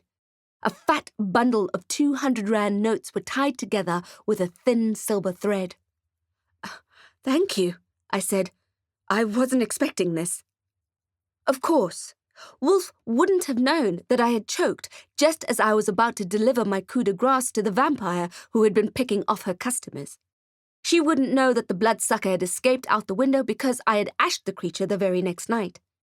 It had taken longer than expected, but I had removed the immediate threat, which meant that Madame Wolf's customers were relatively safe. For now. "It's very generous of you," I said. Wolf shrugged. "Business has been excellent." Most shops in the cities were closed or destroyed, so she was lucky. It's the nature of the business, said Wolf. In difficult times, people need to be able to escape. And where better, she asked, gesturing at the grand room, than here? Some of the customers don't even ask for a room. They just want to be here. It's another world, different from the difficult one outside of these doors. Madame Wolf, I said, you don't need me to tell you that you've done an excellent job in recreating a Victorian-era experience, I said. Old Man Mason said you're an expert on history. Oh, she said with a gentle laugh, I don't know about that. I'm hardly an expert. But you know a great deal about the history of the city, I said, and its people? I do, she said. I find it fascinating. But I must admit, my tastes do run to the dark side. What do you mean? I have no interest in the history of the gold mines or the various period architecture in the city centre. What fascinates me is the people, especially the eccentric people who lived here before us. You're the exact person I need to speak to then, I said. I need to know about an author who lived here in the 1800s. An author, she said. That shouldn't be difficult. There weren't many around in those days. Hope swirled in my chest. Zolastaro, I said. Griffin Zolastaro. Wolf narrowed her eyes at me, thinking. Zolastaro, she said. It sounds like the name of an arcade time machine. Yes, I said. The stage name of a hack magician, an arcade time machine, a gold mining magnate, a turncoat, a vampire aficionado, the author of the book that is going to save the realm. I have oil paintings, Wolf said, and I smiled politely. I wasn't interested in an art show. I needed to get the information on Zolastaro and get out of there, no matter how luxurious it felt to be in a room away from murdered cargols and zombies and smoking trash-lined streets. A rather valuable collection, she said. I keep them hidden from my customers and staff. Certain pleasures must be reserved for oneself alone. Don't you agree? Yup, I thought. Yup. Can we just get on with it? I didn't want to be rude. But there were magical items at large, and, unlike hippies at a mountain retreat, they were not going to find themselves. Paintings? I said. Portraits, specifically, she said. I never let anyone see them. But I'll make an exception for you. Thank you, I said. I sure as hell hoped this would lead somewhere. I could practically hear the clock of doom ticking in my head. She stood up and strode toward the massive bookshelf. You enjoy books, Miss Knight, she said. Come and stand next to me, and choose a book. I walked over. With as many books as this, Wolf was certainly on the A-team. I reached out for a yellow spine, and Wolf said, Not that one. I frowned and went for a burgundy one, but before I touched it, she said, Not that one either. I looked more carefully, and then I saw it. A fat black spine with silver lettering. Magical symbols I could not decipher. I touched it, and Wolf smiled. Then I pulled it out, and she grabbed my arm and looked me in the eye. Hers were twinkling. There was a deep clanking sound, and the polished wooden floor we were standing on began to move, and the bookshelf swung 180 degrees, depositing us in the secret chamber next door. Chapter 12. Portraits Don't Talk. The secret chamber smelled like a museum. It was crowded with artifacts, and there was hardly room to move. There were framed paintings on the walls and leaning towers of books. Tables groaned under the weight of jewelry, silver antiques, and more books. Wow, I said, and Wolf's face shone. She picked up the object closest to her, a playful pewter bell on an ivory ring. This is a Victorian teething ring, she said. Isn't it dear?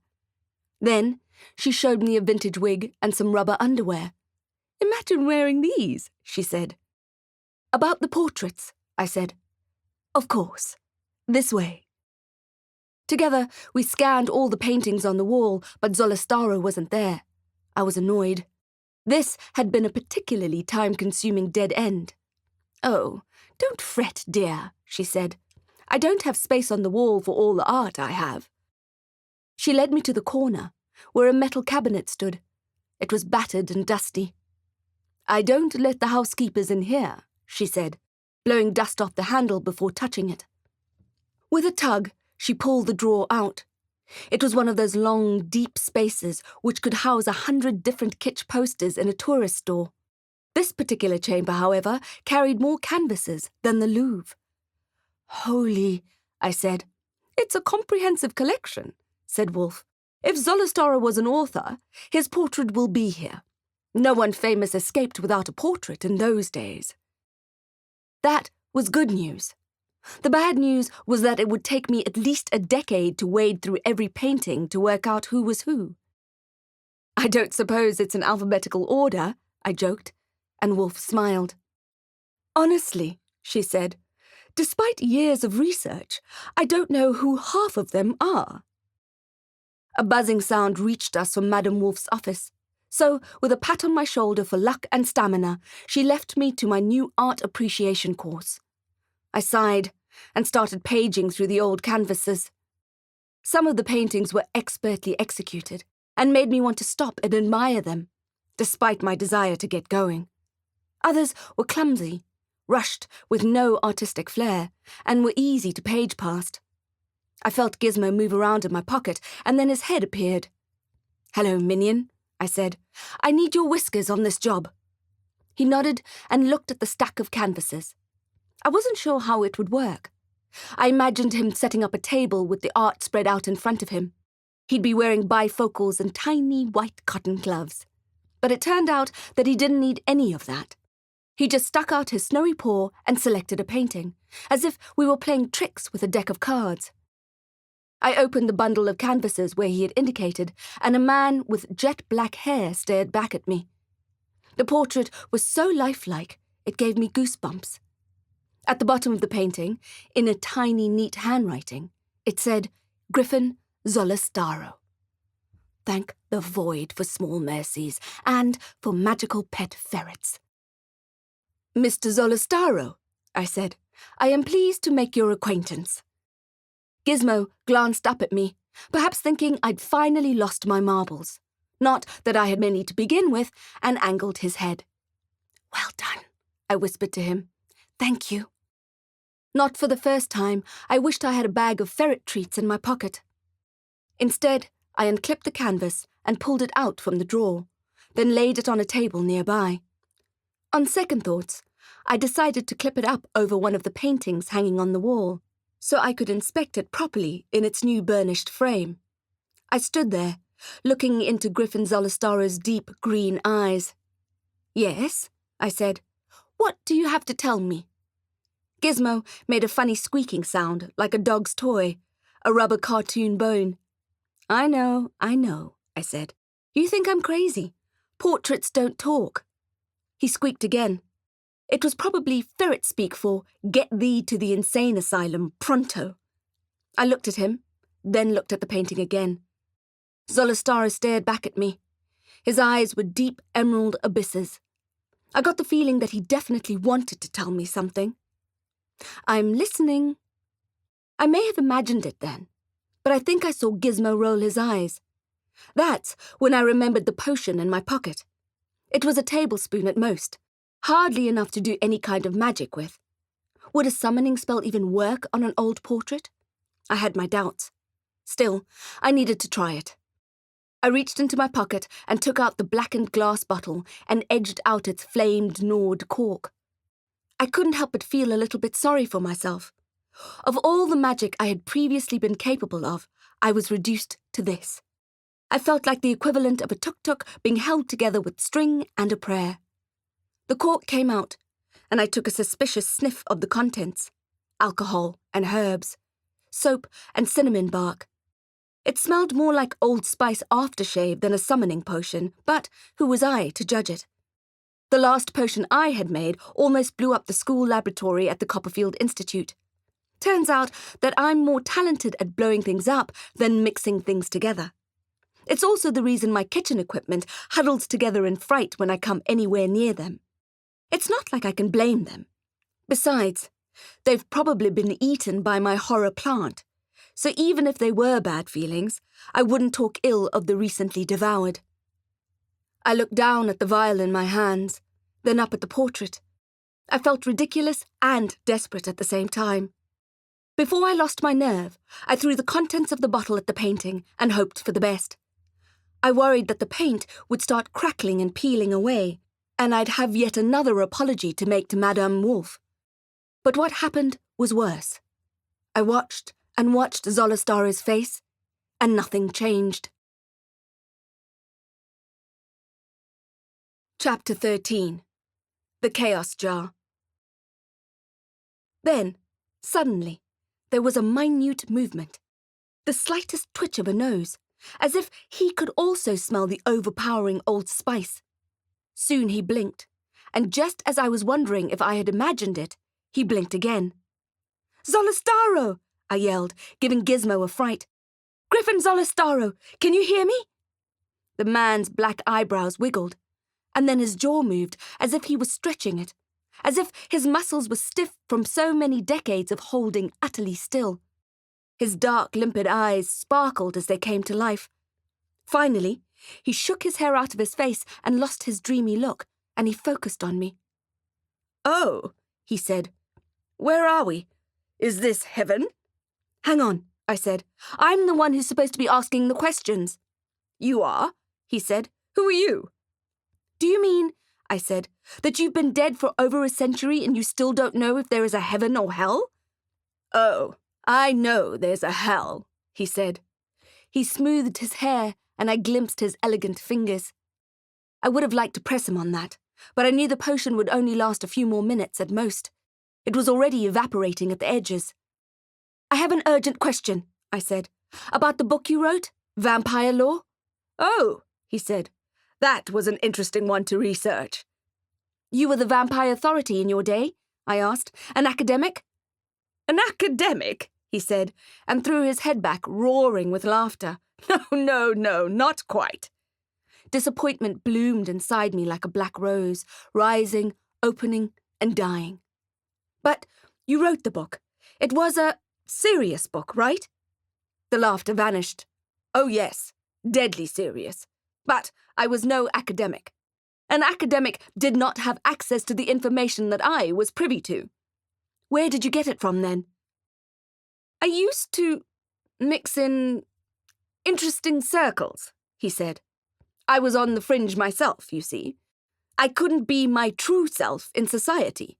I had to leave it for the dark rooms and the witching hours." "What does that mean?" "I socialized with less savory folk," he said. "Vampires?" "Vampires, werewolves. I found their company more stimulating than the magnates and prospectors. They were all after gold. I was after something else." "An early death?" I said, and he laughed again. "I like you," he said. "What did you say your name was?" "I'm Jacqueline," I said. "I'm a wizard." He looked surprised again. "Well," he said, "this is interesting indeed. Summoned by a wizard from the future." At least he didn't say girl wizard. "If you were friends with vampires," I said, "why did you write that book? Why would you bother warning readers about the new dawn?" "My fellow outcasts and I had no ambition, no agenda. We were mountain climbers, truth seekers. Politics was not our bag. But then we got wind of the strategy to bring on the new dawn, and we knew we had to warn the public. I was the only one with a formal education, so I wrote it. They helped me with the details. We published a flyer at first, a pamphlet, but no one took us seriously. I decided a book would carry more gravitas, so we worked to finish that and published it to a resounding silence. It was a hard life on the mines. The mortals were not interested in fairy tales. One of the missionary men even burned a few copies. You'd think that after that kind of attention I would have moved a few copies, but it fell flat, and we stopped trying, and the new dawn never arrived. Not in your lifetime, anyway, I said. But vampires appear to be patient bastards. What? Griffin said, pushing his hair back. Have they finally made a move? What year is it? 2019, I said. They're making their move. Huh, he said. Vindicated at last. Not that I care anymore, of course. I looked at him. Maybe I cared just a little bit, he said. Tell me, is it Baldass? Excuse me? Baldass. He was by far the most ambitious little twerp of the lot. Do you mean Baldassar? I asked. Acheron? That's him. A right upstart, that vampire. We should have ashed him when we had the chance, instead of writing a useless book. We believed in non-violence then. We used to smoke a lot of weed. Weed? What? He said. Do you think you lot invented marijuana? No, opium too, and hardtack. There were a lot of drugs going around those days, but, of course, that kind of information doesn't make it into the history books. I'm finding this utterly fascinating, I said, but we don't have much time. I can see the spell fading already. Zolostara's neck was already frozen, and I was sure his mouth would be next. Right, he said. You had a question? Ask away. Anything.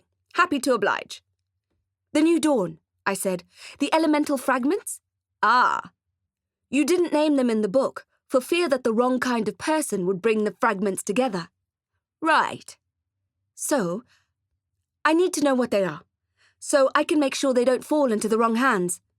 He said, stroking his chin, which seemed to be in the process of freezing too. What?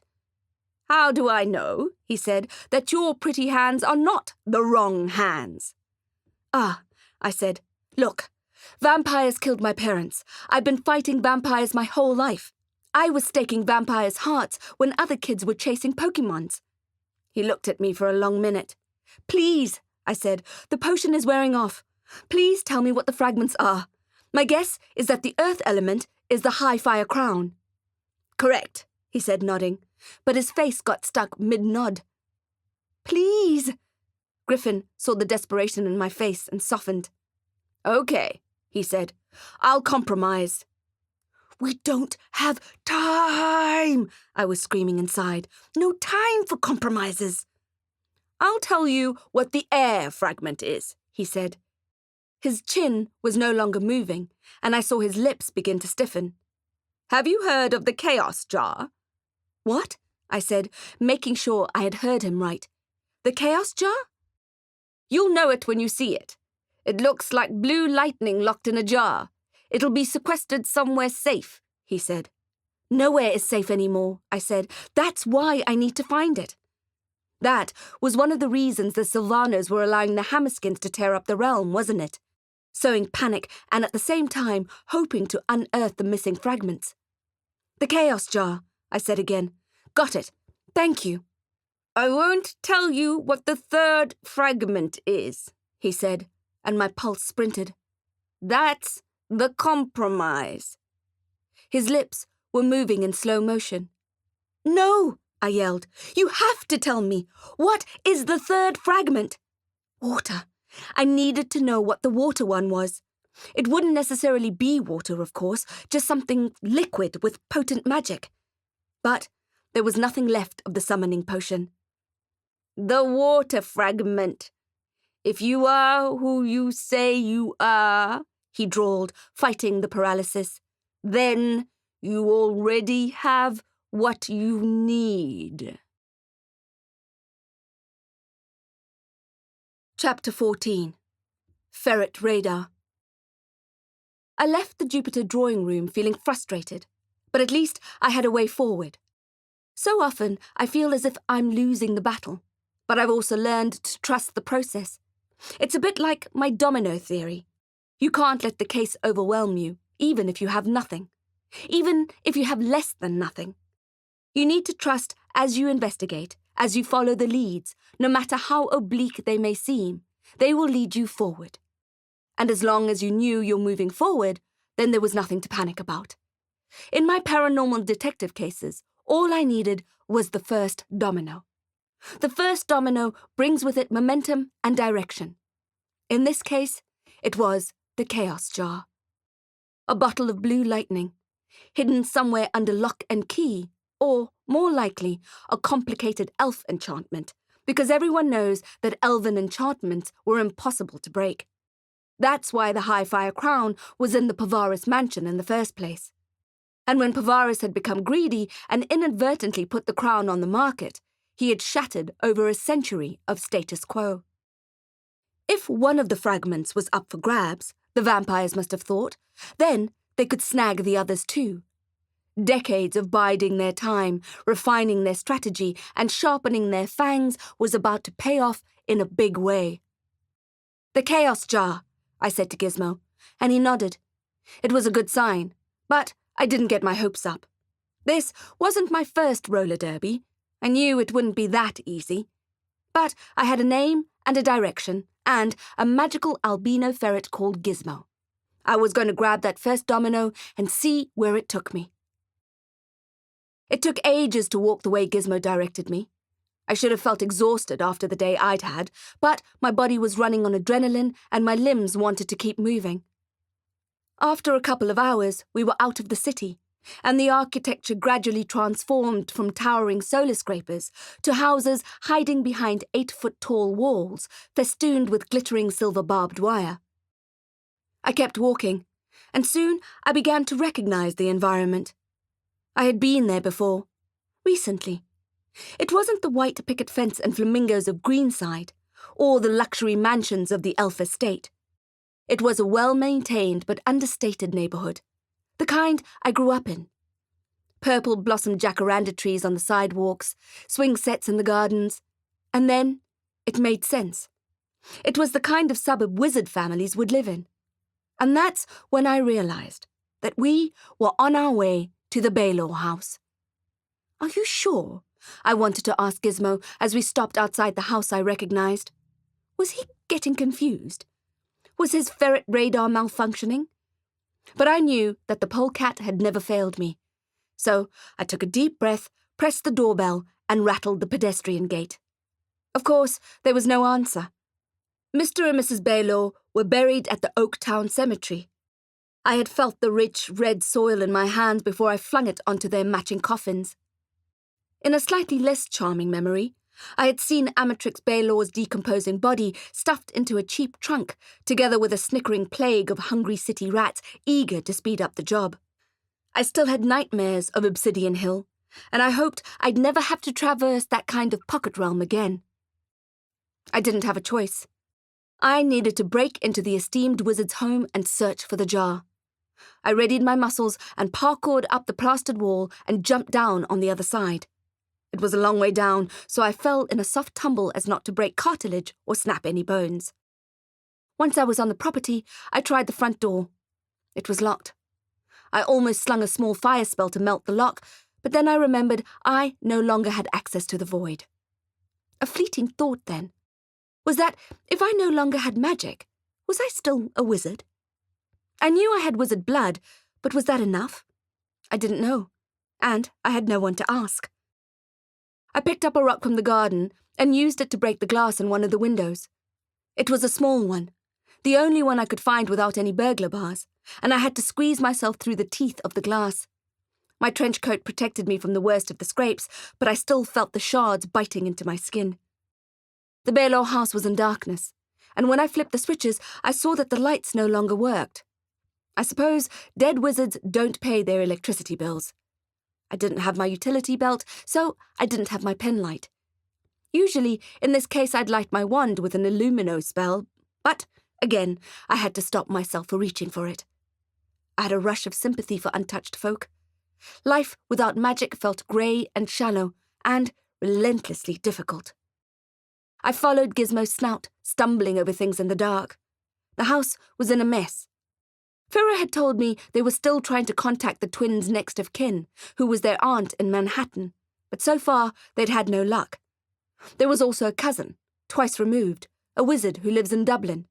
Neither returned Ferret's calls. I moved through the living room, trying not to fall over kids' toys and sofa cushions. I raced up the stairs to where I knew Amatrix and Francis's bedroom and office was. I felt guilty invading such an intimate space. I knew it was irrational. Skeletons don't care about privacy. But I couldn't help the feeling of discomfort, like little hands pulling at my coat. "The bedroom, Gizmo?" I asked. "Are you sure?" The ferret didn't need to answer me, because something odd happened. The dragon's eye amulet, the one which used to belong to Amatrix, started glowing. I felt its warmth in my chest, and I looked down to see it flickering with a deep orange light. It got hotter and hotter until I had to take it off, fearing it would burn me. We were playing hide and seek, and the amulet was telling me that I was really close to what I was looking for. I spun slowly around the room, wondering where the chaos jar was. Certainly not in the open. I used the necklace like a compass, directed by the heat of its glow. It led me to the large antique mirror that hung over the bath. I was startled by my own reflection. Skin still smeared by ash, eyes ablaze with purpose, palm flaming with the light of the dragon's eye. Chapter 15. Mercury Membrane. "The mirror," I said out loud. I moved toward it and held its scalloped edges, wondering if I needed to take it down from the wall in order to access some kind of magical safe behind it. I tried to slip my fingers underneath the glass, but it was cemented firmly to the wall. I was puzzled, and at the same time second-guessing both myself and Gizmo. Honestly, I thought to myself, what are the chances of such a powerful magical item just happening to be in the house of a wizard I knew? Or knew of, anyway. I'd never met the man while he was alive, but my point remained. It seemed to be heavy on the coincidence. Then I remembered the first phone call I received from Efaris Baylor when he hired me to search for his missing father. He said the last time Amatrix was seen alive was before he left for a meeting with the council.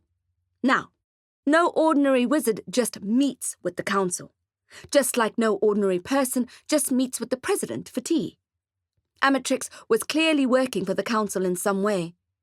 Perhaps he was the designated keeper of the chaos jar, which explained why he was killed by the Silvanos. His body had been in terrible shape when I found it at Obsidian Hill. Had he been abducted and tortured for information by the clan? Once they realized that he wouldn't give them the location of the jar, they had killed him. When I had seen all the unmarked graves at the cemetery that night in the haunted forest, while standing on the soft, dark soil, I had thought the selection of those wizards had been random. But now I understood that it had not been random at all. The Silvanos were working through the wizards with ties to the council, looking for the hidden elemental fragments. It was no coincidence that I was standing in the Baylor house. It was a piece of the puzzle. I tried again to lift the mirror off the wall, but it wouldn't budge. It was an excellent place to hide something, because when you looked at it, you saw yourself and your brain automatically went, "That's not what we're searching for. Good hair, though." The amulet urged me to move closer to the glass, and I did as prompted. I moved closer and closer, till my breath misted up the mirror and the dragon's eye was once again burning my palm. Closer till my body was pressed up against it. And then, when I put my forehead to the cool glass and my nose and my lips, as if I meant to kiss my mirror twin, it started to soften. Slowly at first. It melted around me, becoming a mercury membrane that I was being allowed to pass through. I held my breath and stepped through the mirror. If I had been expecting Wonderland on the other side, I would have been sorely disappointed. Instead of a vaping caterpillar and an insane hat maker, there was just a very small, dark room. It was, however, far superior to Wonderland in one way.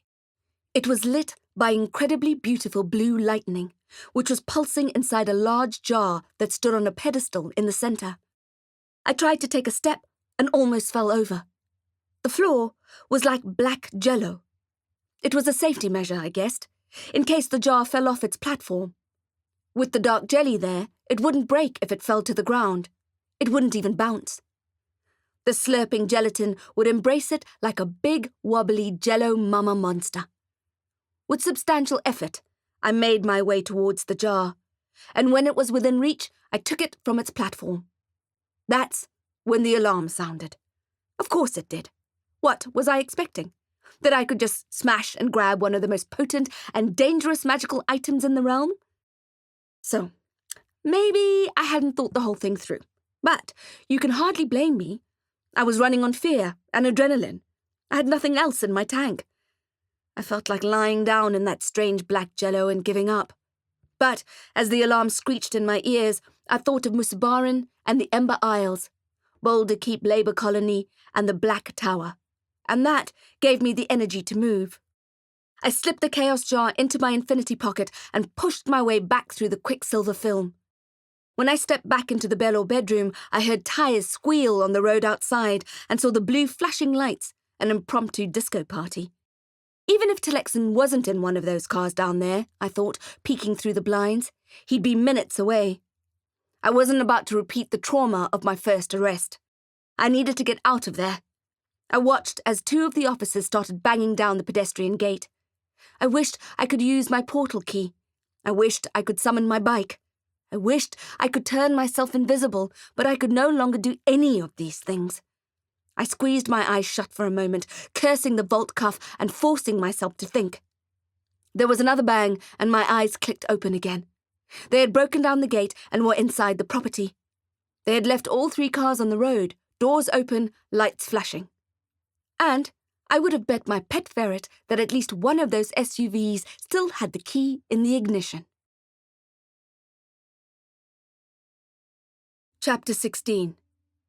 Hasta la Vista. I heard the officers' boots thudding on the timber floors below. I looked up at the ceiling, looking for an entrance to the roof cavity.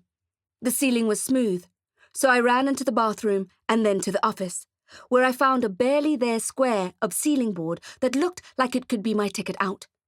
I heard a pair of feet running up the stairs, so I quickly closed and locked the office door and shoved Amatrix's heavy desk against it. As I scraped it across the floor, a framed picture of the Baylor family fell off the edge. I scooped it up and put it in my pocket, a gift for the twins. The officer pounded on the door. "She's here!" he yelled down to the others. "Upstairs!" I stood on the arm of the couch and reached up, using my wand to dislodge the small square board in the ceiling. Once I had managed to move it out of the way, I climbed down again and moved to the farthest corner of the office.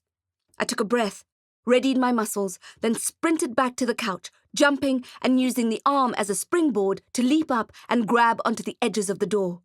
I hung there for a moment, catching my breath. My fingers were hurting from the strain of carrying the weight of my whole body. There was another bang, this time right in my ears, as the uniforms outside the office started to bash down the door. With gargantuan effort and a groan to go with it, I pulled myself up. It was too difficult. I tried twice and failed twice, and then my arm muscles decided they didn't want to try any more. Dio damnatus! On an ordinary day, I would have been able to do this, but I had missed a few training sessions recently. I wasn't too hard on myself. It wasn't due to lack of willpower. It was due to trying to stay alive and keeping other people alive, dodging evil orcs and goblin gangsters, not to mention the vampires who kept me on my toes. Still, none of this helped my situation, I thought, as I hung from the tips of my fingers and my hands began to cramp. I let go and fell onto the couch. There was an almighty bash against the door and the wood splintered. They were seconds away from snapping on those handcuffs again, which I wouldn't be able to bear. I'd rather die, I thought. I'd rather die fighting here than be hauled off to the sub-T again. That gave me an idea. I ran to the window and wrenched open the curtains. Turns out it wasn't a window at all, but a glass door that led out onto a little balcony. I smashed open the bolt and dashed outside into the cool night air. I jumped up onto the guardrail, then dropped, swinging from it to land on the ground below, which was cushioned with plants. I landed with an oof and an apology to the hydrangeas, which I'm sure were wondering what they had done to deserve such treatment. I pulled a stray stick out of my hair as I snuck around the building, back to the wall. The fortunate thing about the cops being upstairs bashing down a door is that I could run undetected through the yard, back through the house and out the front gate. As it happened, all 3 of the SUVs had keys in their ignitions, so I could take my pick. I chose the one on the end that looked ready and waiting for a quick getaway. But before I climbed in, I reached into cars 1 and 2, swiped the keys, and threw them over the neighbor's wall. Hasta la vista, escorpiones.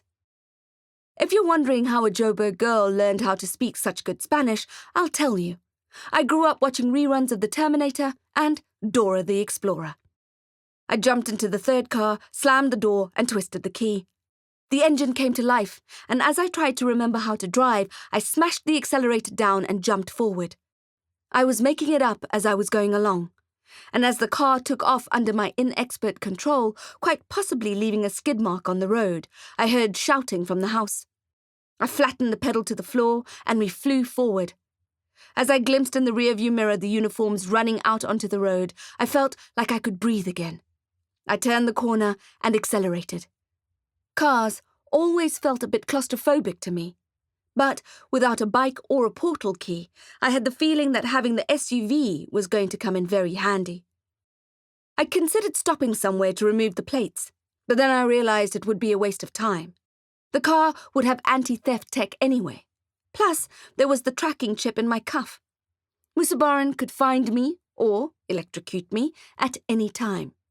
But for some reason, he was letting me run. I wasn't going to ask why. The radio crackled and fizzed, then a voice came over the sound system. There was a security breach at the Carlton Centre, the woman said, a raging fire at the Ponty Tower, and an armed robbery at Goblin City. All available officers were required. The world is going mad, I thought. I had a sudden jab of empathy for the police force and for the Scorpions. Hearing this kind of news day in and day out must take its toll. The woman's voice made me think of Morgan, and how Musabaran's heavies had dragged her out of the Scorpion HQ as if she was a crazy woman, instead of the best detective that unit had ever seen. Because of me, she had first been demoted and then fired. I felt terrible about it. I wanted to see her, speak to her, tell her everything. But first, I had something important to do. Once I was back in the city, I pulled over and jumped out of the car. I had the Chaos Jar. I had the Chaos Jar, and everything was going to be fine, relatively speaking. Because not only did I have the jar, but I also had a plan. If the fulfillment of the New Dawn prophecy depended on bringing together the 3 elemental fragments, then I had to do everything in my power to stop that from happening. You might think that I should have left the jar where it was, because it was safer there, behind the magic mirror, than it was in my pocket. And I was certainly safer without it, because I knew from my experience with the High-Fire Crown that keeping a magical item in your infinity pocket was a sure way to attract all kinds of dangerous creatures. But I also knew that as long as the jar was hidden at the Baelor house, the Silvanos would keep kidnapping and torturing wizards with any kind of ties to the council until one spilled the magic beans. And I wasn't going to let that happen. Besides, knowing the jar was out there, out of my control, made me feel intensely uncomfortable. It was a vulnerability the realm could ill afford. I took the Chaos Jar out of my pocket and looked at it.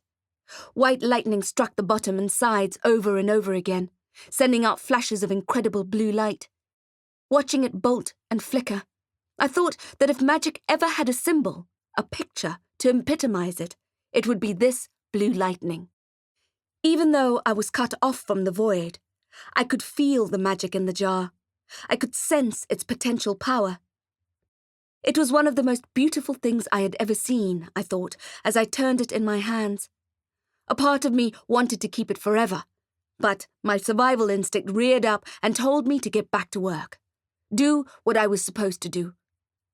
I took one last longing look at the jar and smashed it down onto the hard black tarmac below.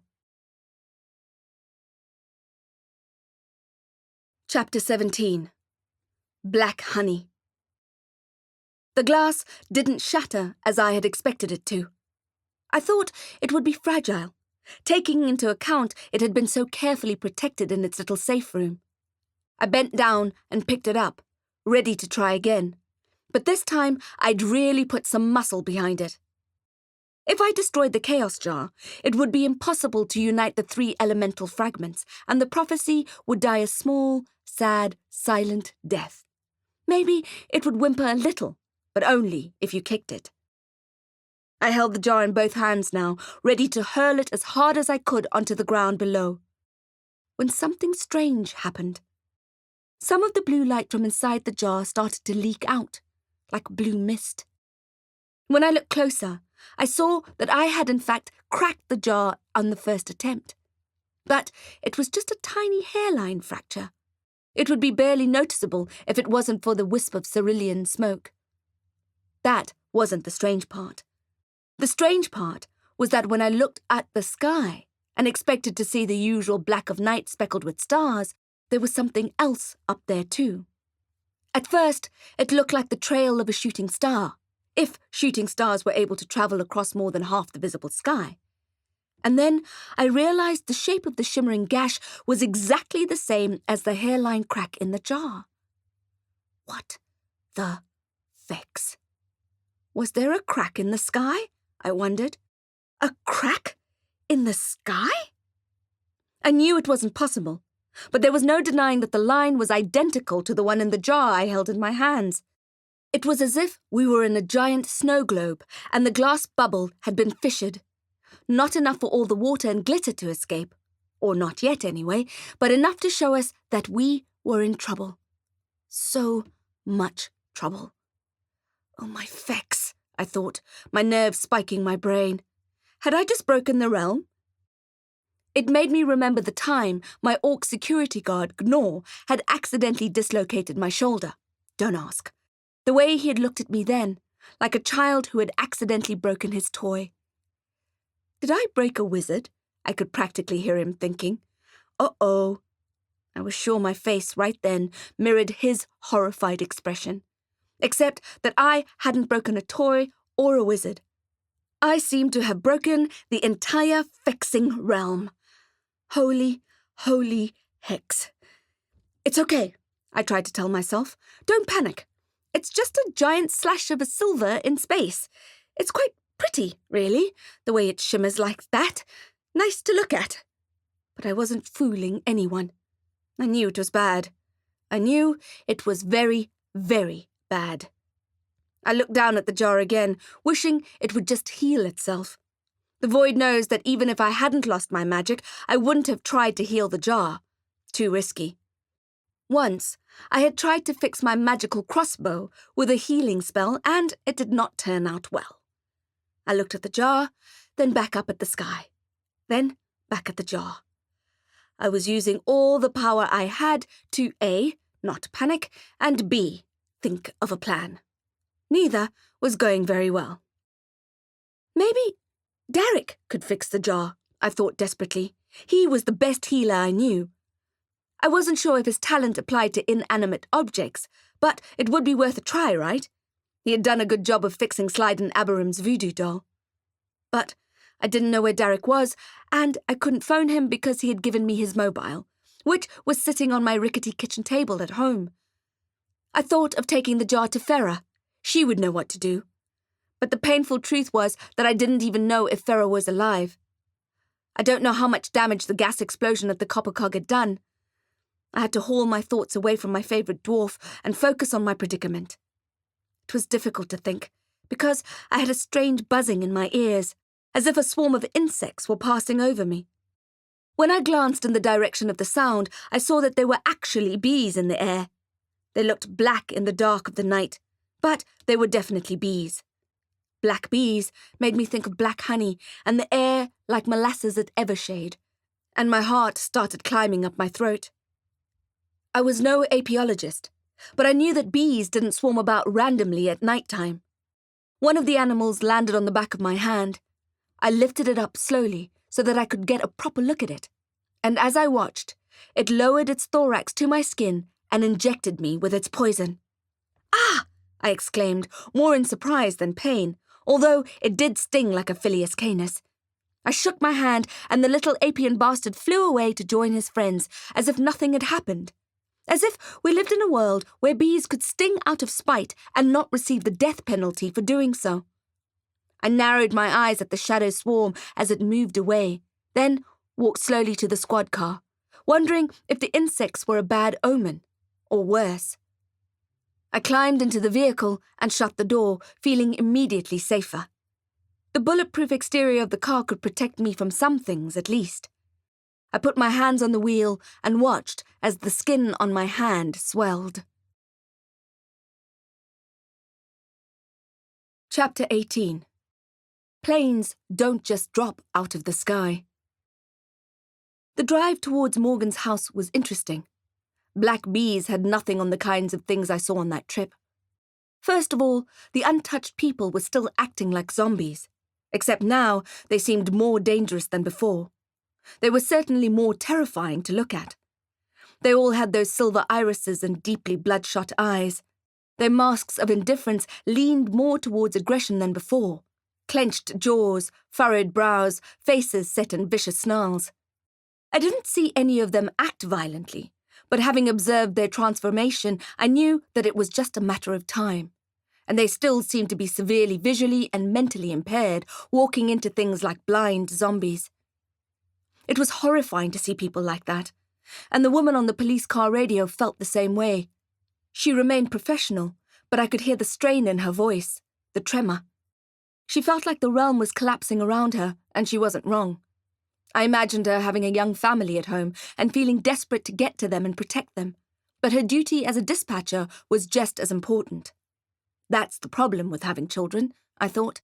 It's like you had to divide your heart into pieces and then let those pieces go out into the world, which is a perilous place. Had to watch those hearts beat without you and pray that they kept on beating, because if they died, a piece of you would die too. I knew I'd never have children. Firstly, I found it difficult enough to feed and clothe myself. As I've mentioned before, I can't even keep the cockroaches in my kitchen alive. But that aside, I knew I wouldn't be able to deal with that kind of vulnerability. When my parents died, I wanted to die too. It was like I had bled out along with them, bled till I was empty and cold, and I'd never be able to get warm again. I couldn't go through that again, and I certainly didn't want my imaginary children to have to. Not that I'd ever get the chance to procreate anyway, I thought, as I looked out of the smoked glass window of the SUV, because outside looked like an apocalypse city on acid. I stopped at a flashing traffic light, although I needn't have bothered. I was driving the only car on the road. The robot wasn't just flashing red, though. It was alternating colours as if it was sending a Morse code, a rainbow SOS. A man walked straight into my fender, fell down, then got back up and walked in a different direction. Music started to blare from the SUV speakers. It was that Goblin punk rock band, The Clash, and their screeches clawed at my ears. I tried to turn the noise off, but the radio had other ideas. I opened my window, hoping to mitigate the racket, and the bitter, bright, acrid stink of the city streamed into the car. I saw a tree grow extra roots, smashing through the concrete pavers below and upending a bench. Lights on billboards and inside skyscrapers flickered, as if the current feeding them was unstable. I put my foot down. I had to get to Morgan. Morgan was a muggle, as she affectionately referred to untouched people like herself after a few pints, and as far as I could see, this silver-eye disease, this brain-deleting zombification was contagious. A possession plague. I needed to get to my best friend before she caught it too. I had seen the looted shops before and the burning wreckage and the zombies. But now, with that fracture in the sky, things took on a slightly different tint. Something was spilling out of that crack and causing havoc within the city. In the distance, I watched as a plane swooped down and crashed to the ground below, sending up an explosion of smoke and flames. It was so surreal, I thought I must be dreaming. But as I watched the fire burn, I felt like I couldn't breathe, felt like I couldn't drag any air into my lungs. Planes don't just drop out of the sky. Then I understood what that gash in the night sky was. It was a void fracture, and all the wild magic of the void was leaking into the realm. Chapter 19. Just watching the stars. On the way over to Morgan's house, I felt like the world was crashing down around me. Plants snaked across the road, fires burned with purple flames, and the moon looked tinged with red. Holy fex, holy fex, holy fex, I kept thinking. What have I done? I couldn't see how life could get any worse. My magic was gone, the realm was crumbling, and it was all my fault. I sped across the city to where Morgan lived in a high-security complex. The roads were eerily quiet, and every time I leaned forward in my stolen vehicle to glance at the sky, I saw that terrible fracture in the night. When I arrived at the complex, I assumed the guards would stop me and ask me for the usual. My weapons, driver's license, digital fingerprint, retina scan, DNA sample, and a virgin goat sacrifice. But it was worse than that, and my stomach plummeted. There were no guards on duty, and the gate had been forced open. I didn't stop to look for their bodies. I didn't need another reminder that we were all waiting in a rather fast-moving queue to meet Mr. Reaper. I put my foot down again and was grateful for the SUV, its eager acceleration, armoured exterior, and run-flat tyres. But any feeling of fortune quickly evaporated when I screeched into Morgan's driveway. The security complex was usually a pretty cheerful place, with its smooth, wide roads and landscaped gardens. Even at night, there were usually signs of life. Lights twinkling, teenagers' televisions blaring, the sounds of cooking and dinner conversations. But that night, there was nothing. It was a ghost town. I walked up the paved pathway toward Morgan's door. I saw that it was slightly ajar, and the hands on the back of my neck stood up. "Morgan?" I called. I pushed open the door and called again, but no one was home. It felt at that moment as if there was not one other living human being on the entire estate. I walked through her kitchen, flicking the light switches, but there was no power.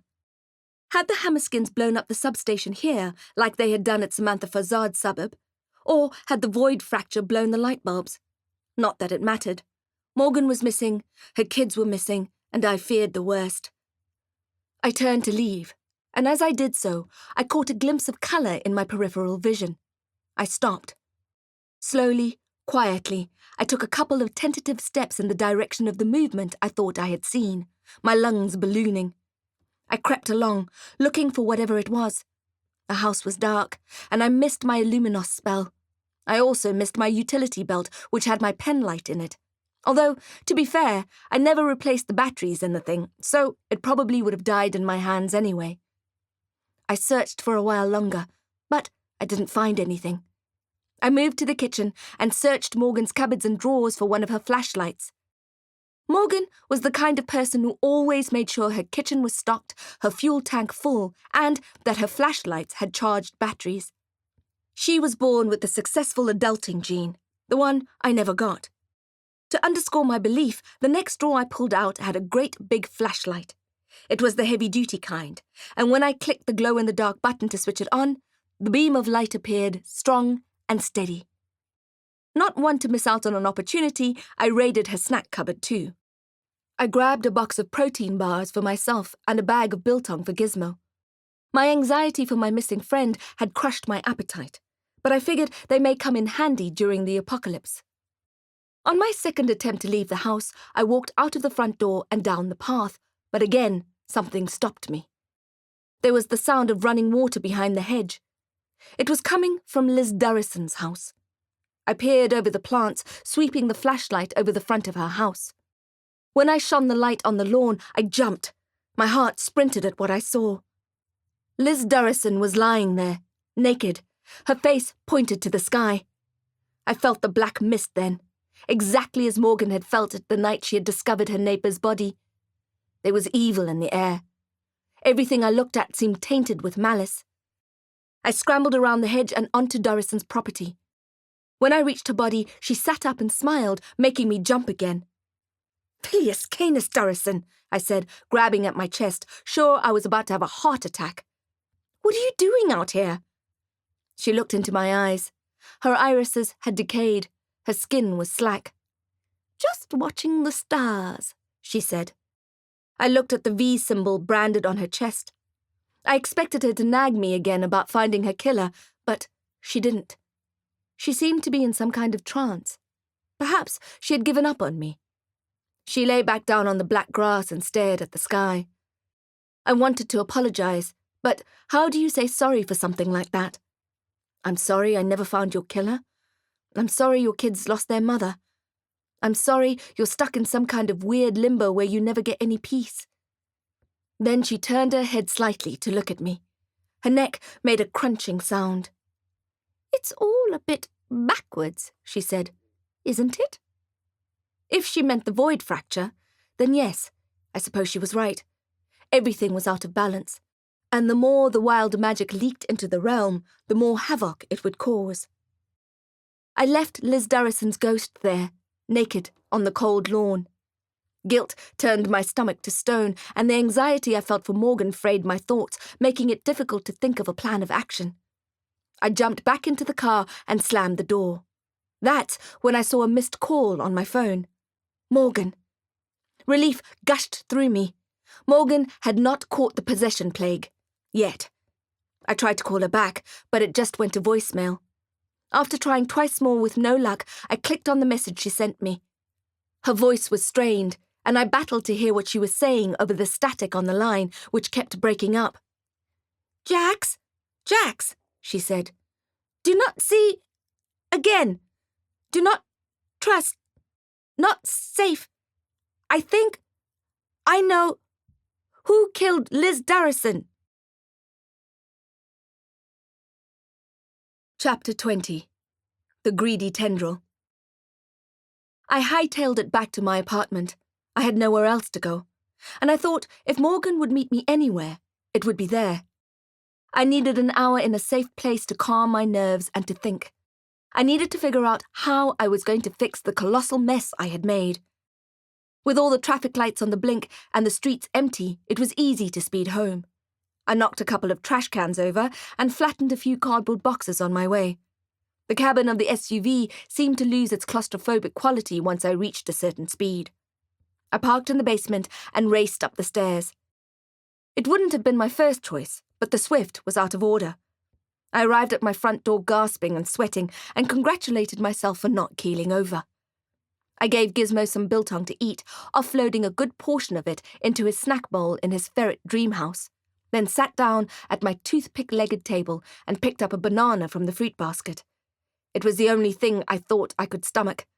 I peeled it and started to eat, but the bites were difficult to swallow, and I gave up halfway. A cold breeze moved past me, and I shivered. "Hello, Ghost," I said. I was in a world of pain, but at least I had Ghost. The idea of the comfort I would feel in freshly laundered clothes appealed to me, so I left the table and walked to my bedroom, where my bed was clean and perfectly made up. Pity, I didn't have time to rest. I pulled off my stinky pajamas and turned on the shower.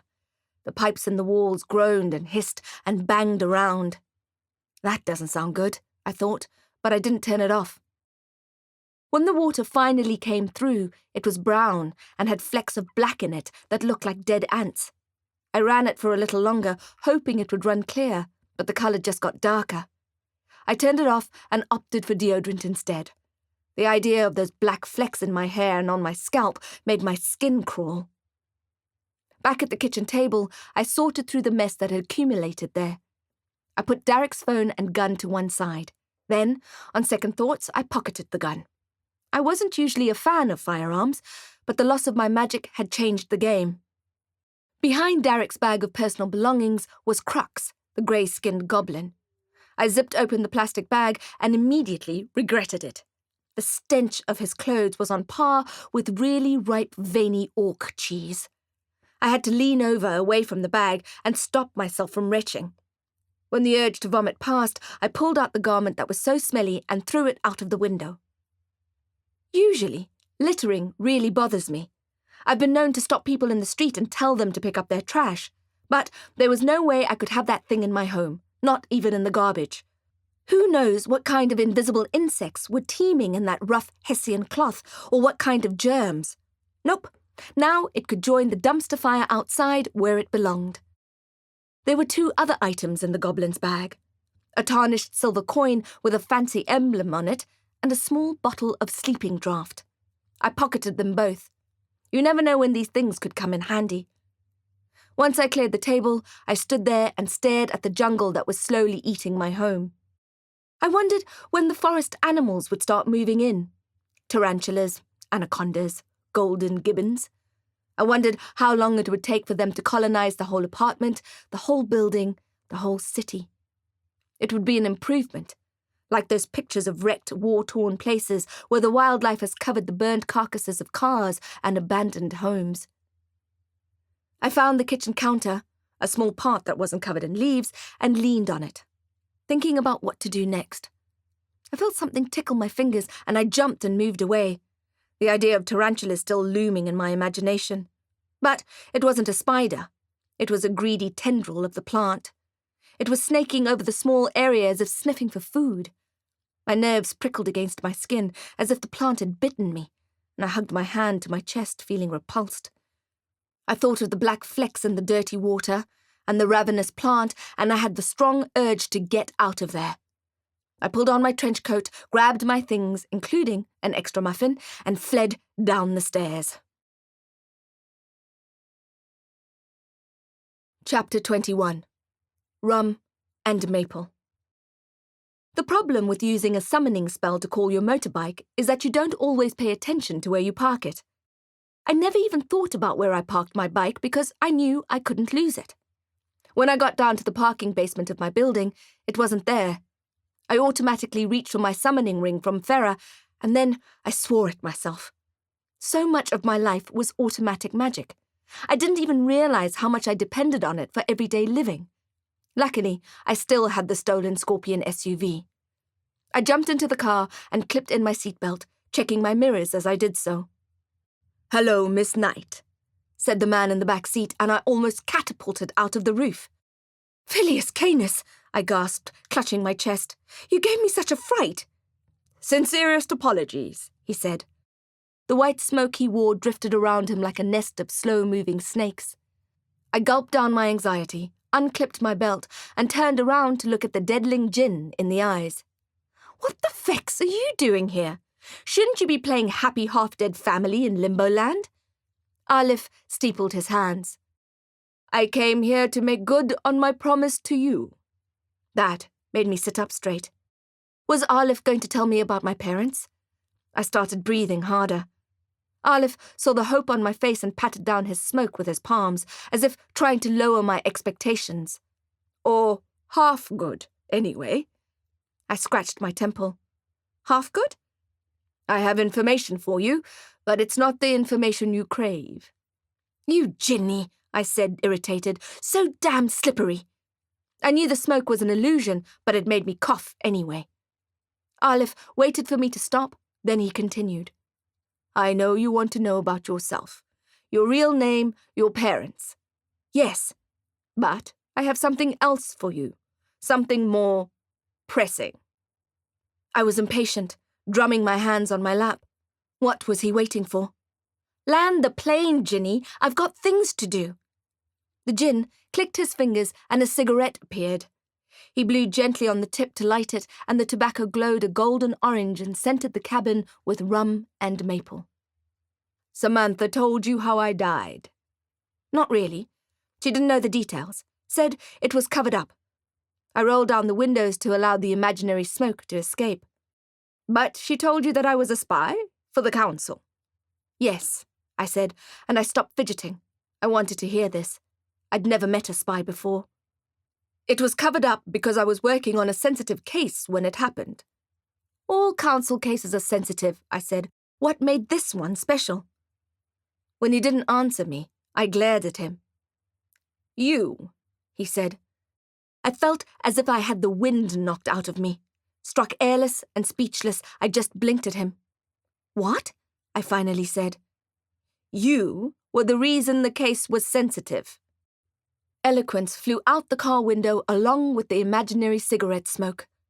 "What?" I said again. "I don't understand. The council doesn't even know I exist." Aleph looked surprised at that. "Oh, yes, they do." I felt like I'd been hit by a truck and all my body parts had been rearranged. My brain was lying on the ground. My heart stopped beating. Nothing was making sense and everything hurt. "I don't understand," I said again. "What part did I play in the case you were investigating?" Aleph laughed, the cigarette smoke cascading out of his mouth and rushing to join the sparking clouds that swirled around him. "What part did you play in the case?" he said. "Ms. Knight, you were the case." My brain lay still on the ground, useless. "Why?" I asked. "Look," he said, "I can't tell you as much as I'd like to. I'm sworn to secrecy.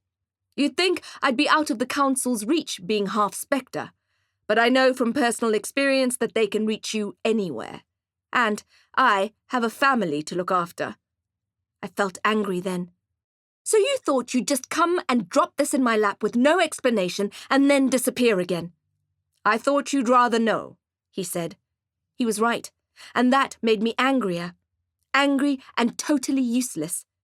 It occurred to me how pointless an emotion anger is when you can't channel it to create magic. Like pain and guilt, I saw no use in emotions if you couldn't transform them into light. "How did you die?" I asked. "I'll spare you the bloody details," he said, "but it had a happy ending. My love for Samantha kept me alive enough to latch onto the magic that was swirling around me when it happened."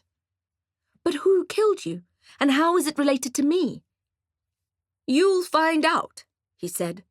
"They don't call you the best wizard detective in the city for nothing." "There must be something else you can tell me," I said. "Please." Then it was his turn to stare at me. He didn't blink, which reminded me of Morgan, who was still missing. I thought of Ferret too. It turned a screw in my heart. "The reason I came to tell you this was not for the sake of information itself, but to warn you," he said. "I appreciate that," I said through a clenched jaw. "But what exactly are you warning me about? The person who killed you? Does the council know who it was?" "You won't want to hear it from me," he said. "You'll have to discover it for yourself. But I had to warn you. It's someone close to you." The deadling jing started to fade away. "So take extra care, wizard. Nothing is as it seems." "Damn it, Arlif," I said. "Just tell me who killed you." But he was already gone, and only the faintest wisp of rum and maple smoke remained. Chapter 22. Just grin and be vulnerable. Cursing in every ancient language I could think of, I shoved the key into its slot and turned it. The SUV's engine roared as I fed it fuel, and it felt good. Arlif's visit had infuriated me, but at least it had given me an idea of where to go.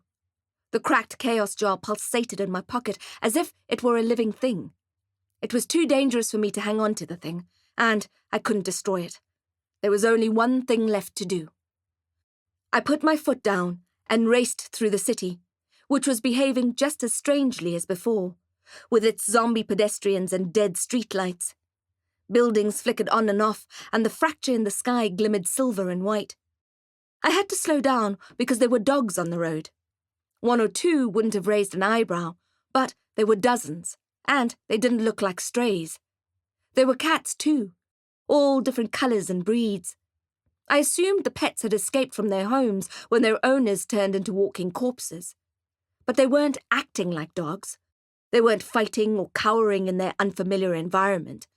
They all looked totally at ease, as if they owned the streets.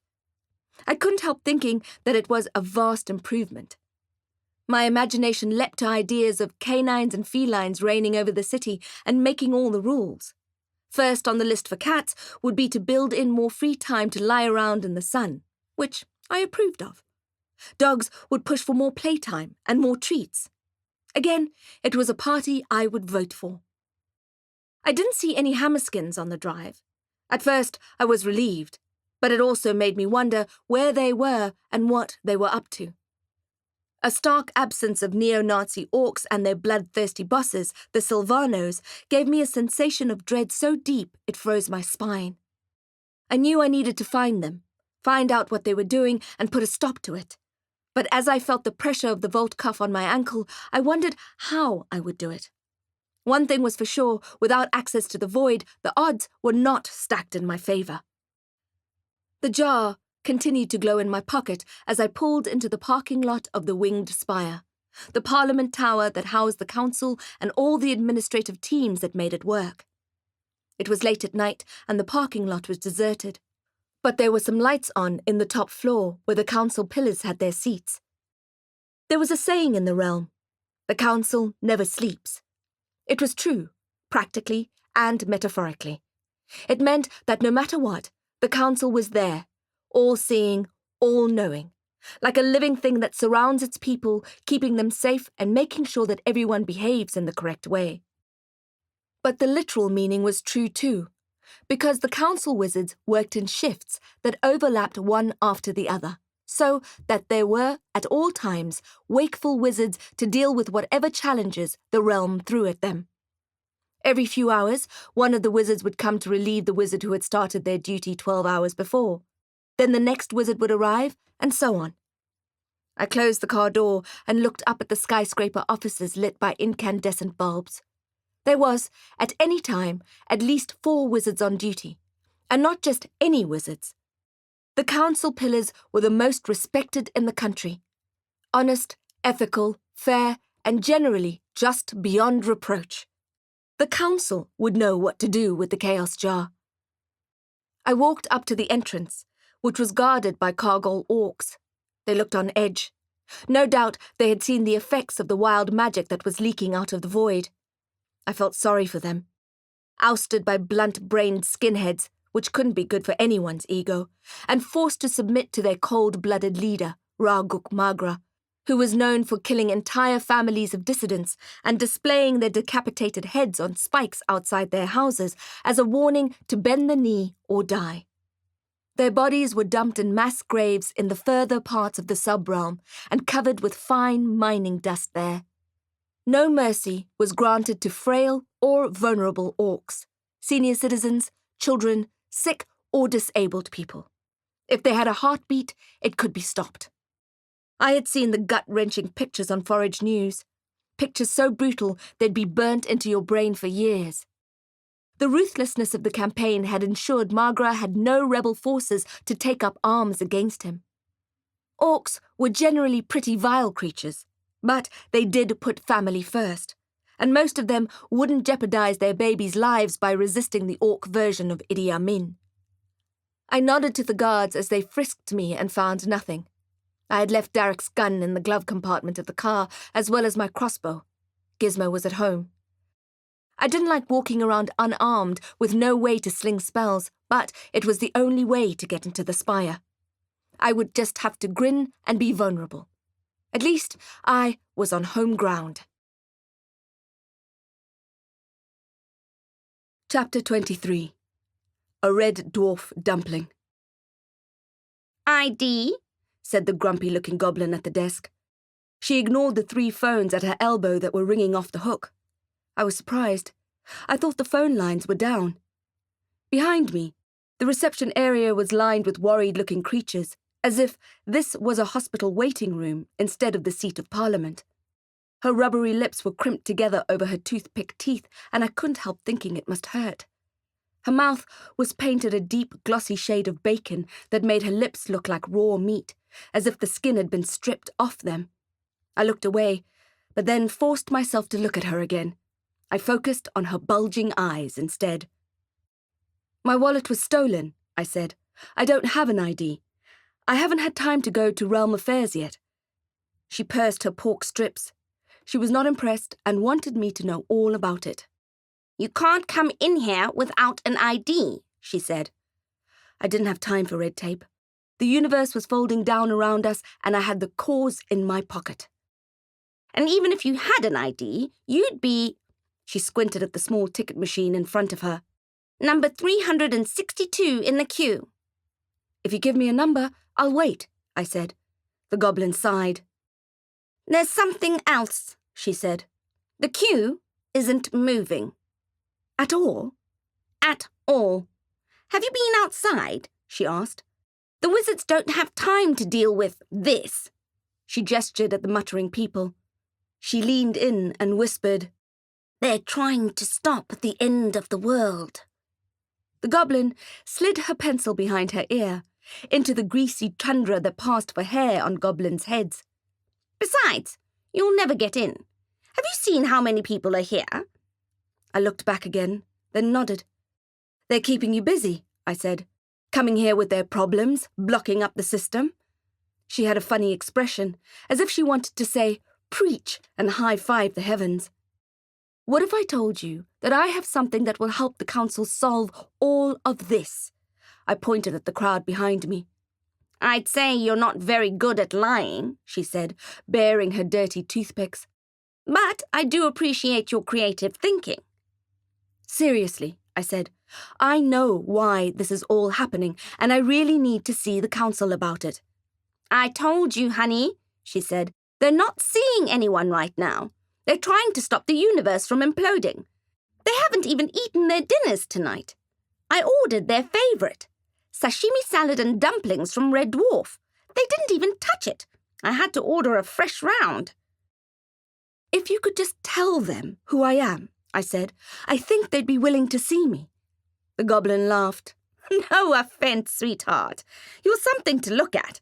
Might even have some brain cells, but you're no match for a Red Dwarf dumpling.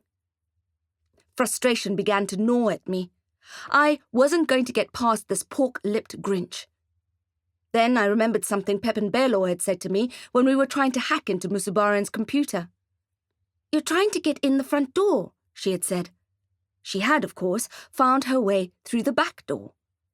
I left the entrance of the building. Before going past the guards again, I took advantage of their turned backs and wended my way along the exterior of the building, around two corners and to the back of the tower. It was huge, and it took me a while to get where I wanted to be. It was late, and the usually bustling service entrance was dark and quiet, apart from a Red Dwarf delivery van parked in one of the solar carports, just out of view of the guards.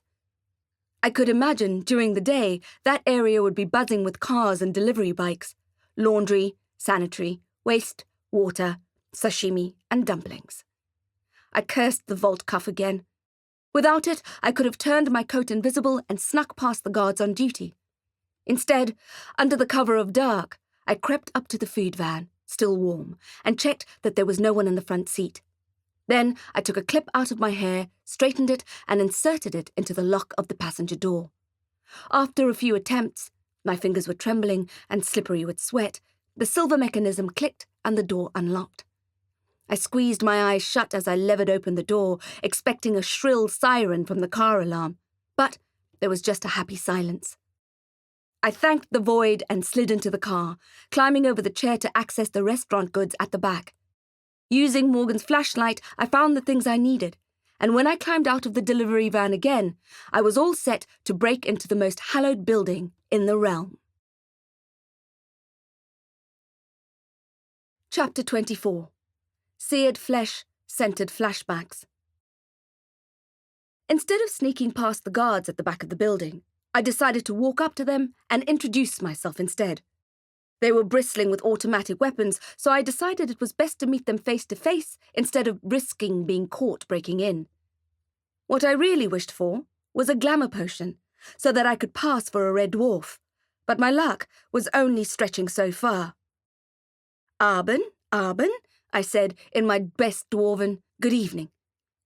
The orcs looked at my get-up, a Japanese gown that came to my shins and a red sash over my shoulder with golden tassels. The apron was emblazoned with the Red Dwarf logo, a dumpling with a Viking hat wielding red chopsticks. The guards blinked their weary eyes. "What doing?" asked the first orc, letting go of his gun to scratch his chin.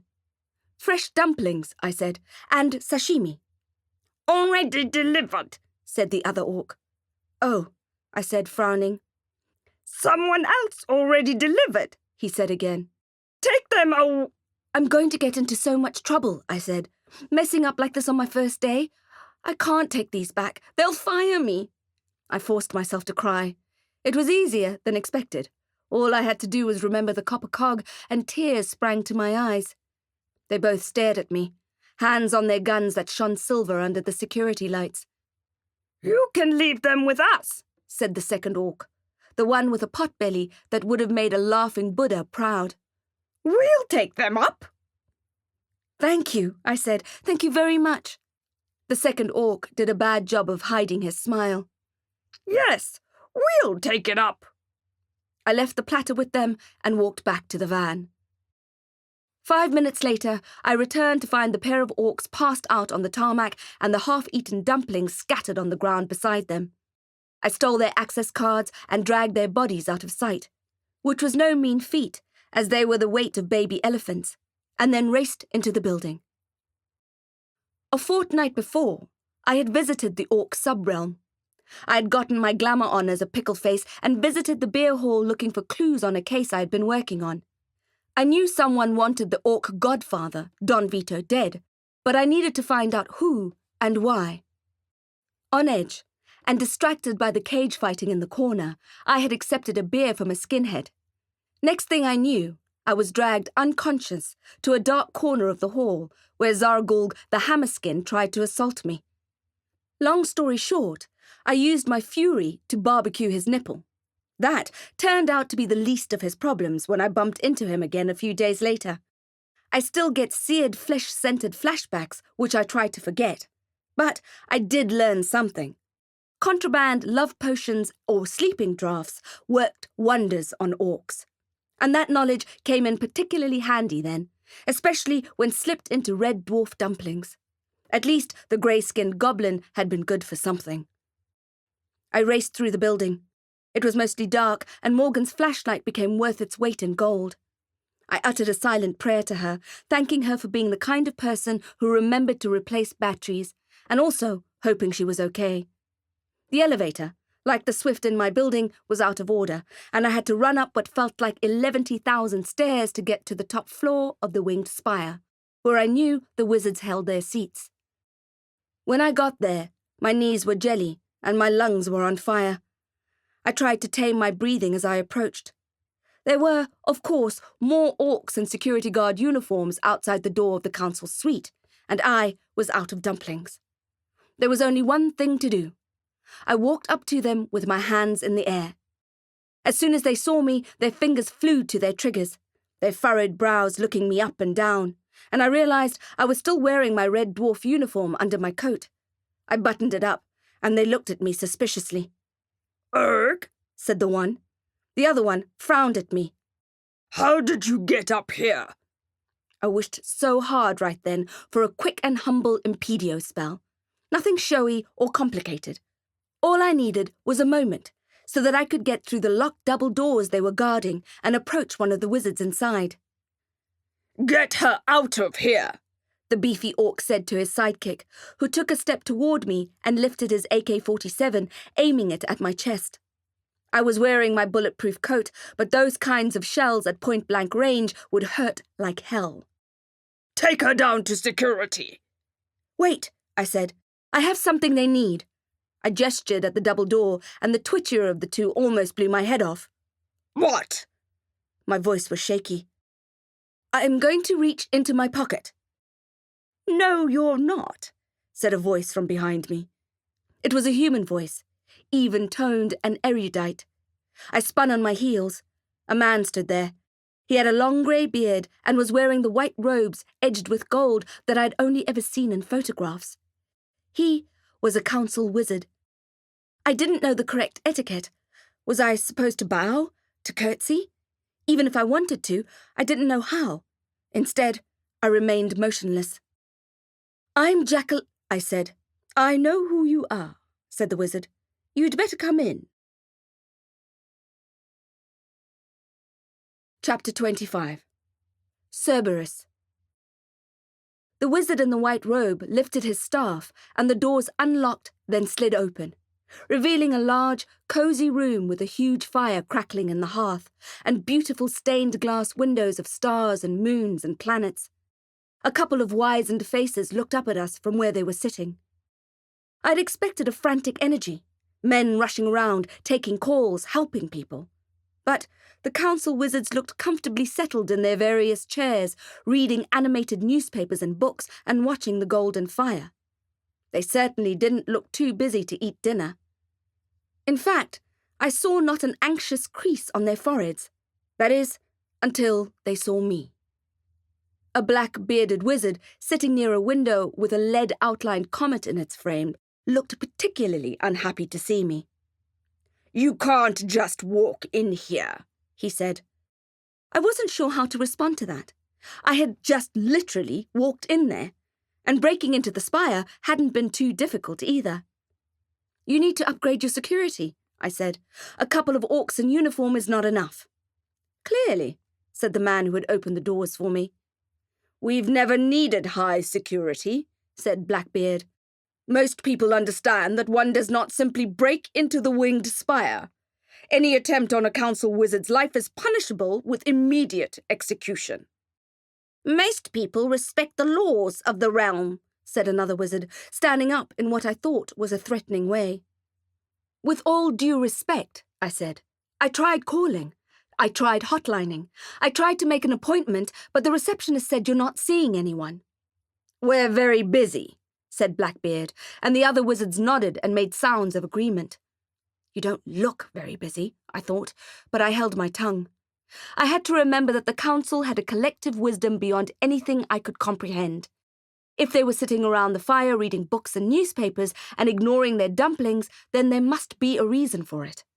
I tried to remember my place and be as polite as possible. "I needed to see you urgently. I couldn't wait," I said. "I have something for you." That seemed to pique their interest. I reached into my pocket and was stopped in my tracks by a deep growling sound. From the mat in front of the fire, a giant brown dog stood up and shook himself out. He was the size of a bear, and he had 3 heads. I stared at him, too scared to move. "It's all right," said the wizard behind me. He was standing a little too close for comfort, so I inched away. Was there a spark of menace in the room, or were my nerves just making me paranoid? Or maybe it was the supersized canine staring at me with his hungry yellow eyes. His jagged teeth reminded me of the werewolf chimera I had conjured as part of bronze training. I had a feeling that this hellhound wouldn't think twice about snapping me in half in one of his 3 salivating jaws. I looked at him, his copper tag swinging from his collar and catching the light of the fire. It flashed at me. 1, 2, 3. The dog growled again, and I took a step back. "What is it?" said Blackbeard. "What do you have for us?" They all seemed to advance on me. It was gradual, almost imperceptible, but they were closing in.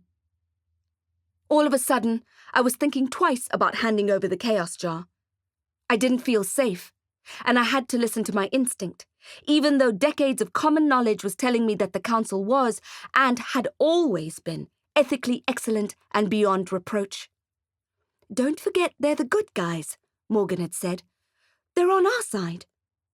But my gut was disagreeing. My instinct was telling me to get the hell out of there. In fact, if my stomach was able to move independently from me, it would be hopping its way right out of that room. "I have a question first," I said. "Have you forgotten where you are?" said the wizard near the fire. "You don't get to break in here and then ask questions." "I need to know why you planted a tail on me." "We didn't plant a tail." "Alif Fazad," I said, and there was a muted response. "You sent him to spy on me. Why?" The men moved closer to me, and the 3-headed dog followed suit. I stepped back. This hadn't worked out at all like I had hoped. I had, rather optimistically, expected an indifferent or annoyed response, followed by interest and thanks once I had handed over the jar. But there was something in these wizards' eyes that I didn't like. Yes, wizards, especially old male wizards, are known to be arrogant and sometimes unfriendly, but this was different. The dog growled, a deep, resonant buzz, and moved his body in a way that scared me, as if he was preparing to pounce. "That is council business," said Blackbeard. "I deserve to know," I said. "You don't understand your place," said the man behind me, and I moved away from him again. He clearly didn't understand the concept of personal space, whereas I'm generally a big fan. "What is it that you have for us?" said the wizard near the fire. He was wearing elven sneaking boots, and there was no sound when he moved forward. "Give it to us," said Blackbeard. That was the final straw. There was no way I was handing over one of the elemental fragments to these psychos. I said. I had to give them something. I let go of the jar and pulled out Zeal's notebook. perfect. "What's that?" said the man behind me. It was the real thing this time. I didn't have the conjuring magic to clone it. It's a comprehensive list of names and addresses of people who've been ordering contraband substances from Evershade. "Impossible," said Blackbeard. "Where did you get that?" said the other wizard, who was now standing in front of me. "It's fake," said Blackbeard. "It's not," I said, and handed it to him. He took the book and began turning the pages, frowning at what he was reading. Maybe the book would make him realize that I was not the enemy. Maybe they'd see that I had the realm's best interests at heart, handing in a book brimming with the names of their enemies. Hundreds of evil creatures could be rounded up and the world would be a safer place. Blackbeard closed the book and looked at me, danger glinting in his eyes. "It's real," I said. "I swear on every planet in our solar system, that book is real." "I know it is," he said, and with a smooth arc of his arm, he threw the notebook into the fire. I watched it catch flame, saw the cover bubble as my heart climbed into my throat. "Cerberus," he said to the dog, "get her." Chapter 26. The most dangerous pickle in town. The wizards watched as the dog, finally given permission to attack, launched himself at me. I wrenched the staff out of the wizard's hand, the white-robed man who had let me in the room, and held it horizontally in front of me, saving myself from the animal's middle jaws as he crunched down on the wood. The other heads snarled and their saliva splashed onto me. I grabbed the staff back and ran, opening the doors and flying down the passage. Cerberus barked and chased after me. I was fit and strong, but the dog stayed at my heels, slowed only by his attempts to lock me in his jaws. I found an unmarked door and tried to open it, but it was locked. I kept running, Cerberus snapping at my boots. His paws slipped on the shiny tiles, giving me a slight advantage. Finally, I found the fire escape door and launched myself at it, flinging it open and then smashing it closed just as the dog caught up with me. It was just a matter of time before he splintered the wood or bent the bolt. I didn't wait to see that happen. I flung myself down the stairs and kept going till I reached the ground floor. The service entrance orcs were just waking up when I ran past them, groaning and rubbing their sweating Stilton cheese foreheads. I ran around the building toward the parking lot where my Scorpion SUV was waiting for me, my crossbow, my gun. As soon as I caught sight of the car, I clicked the button on the key to unlock it, and the lights flashed obediently. But as I lay my hands on the door handle, a huge, meaty arm grabbed me from behind and lifted me into the air. I yelled and kicked, trying to break free. I was about to bite the bulging forearm when I saw a familiar car glide up. The handsome navy limousine I recognized from a previous life. I was carried to the car and the back door opened smoothly. Inside, splayed confidently on the luxurious cream leather seats, sat a pickle wearing lipstick. But it wasn't just any giant gherkin. It was one I knew very well. It was the most dangerous pickle in town. "Hello, Jax," Shagar Kargol said. I stopped fighting my abductor, and my body went limp. He dropped me. In slow motion, I climbed into the car, and he slammed the door shut after me. "Drive," she said to the orc behind the smoked glass partition. The limousine purred and sailed forward. "Wait," I said.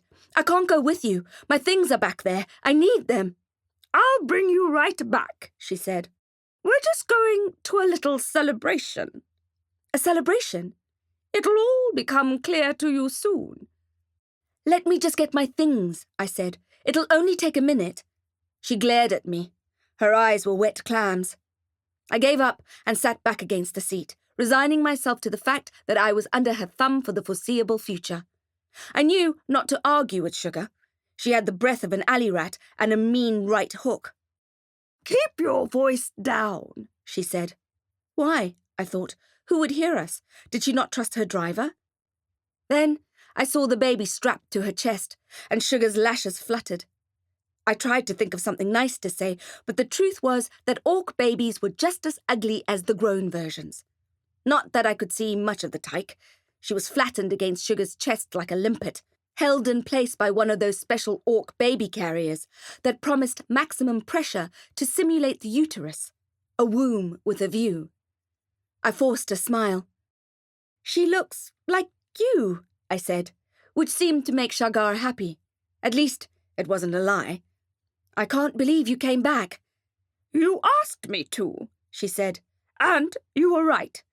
I need to be here for my people. I need to stop Raguk Magra." The fact that Hammerskins were killing Kargol children was made especially poignant now that there was an infant in the car. "All the more reason for you to turn around and let me get my weapons." "Oh, we don't have time for that," she said, patting the lump on her chest. "You'll be safe with us." That I very much doubted.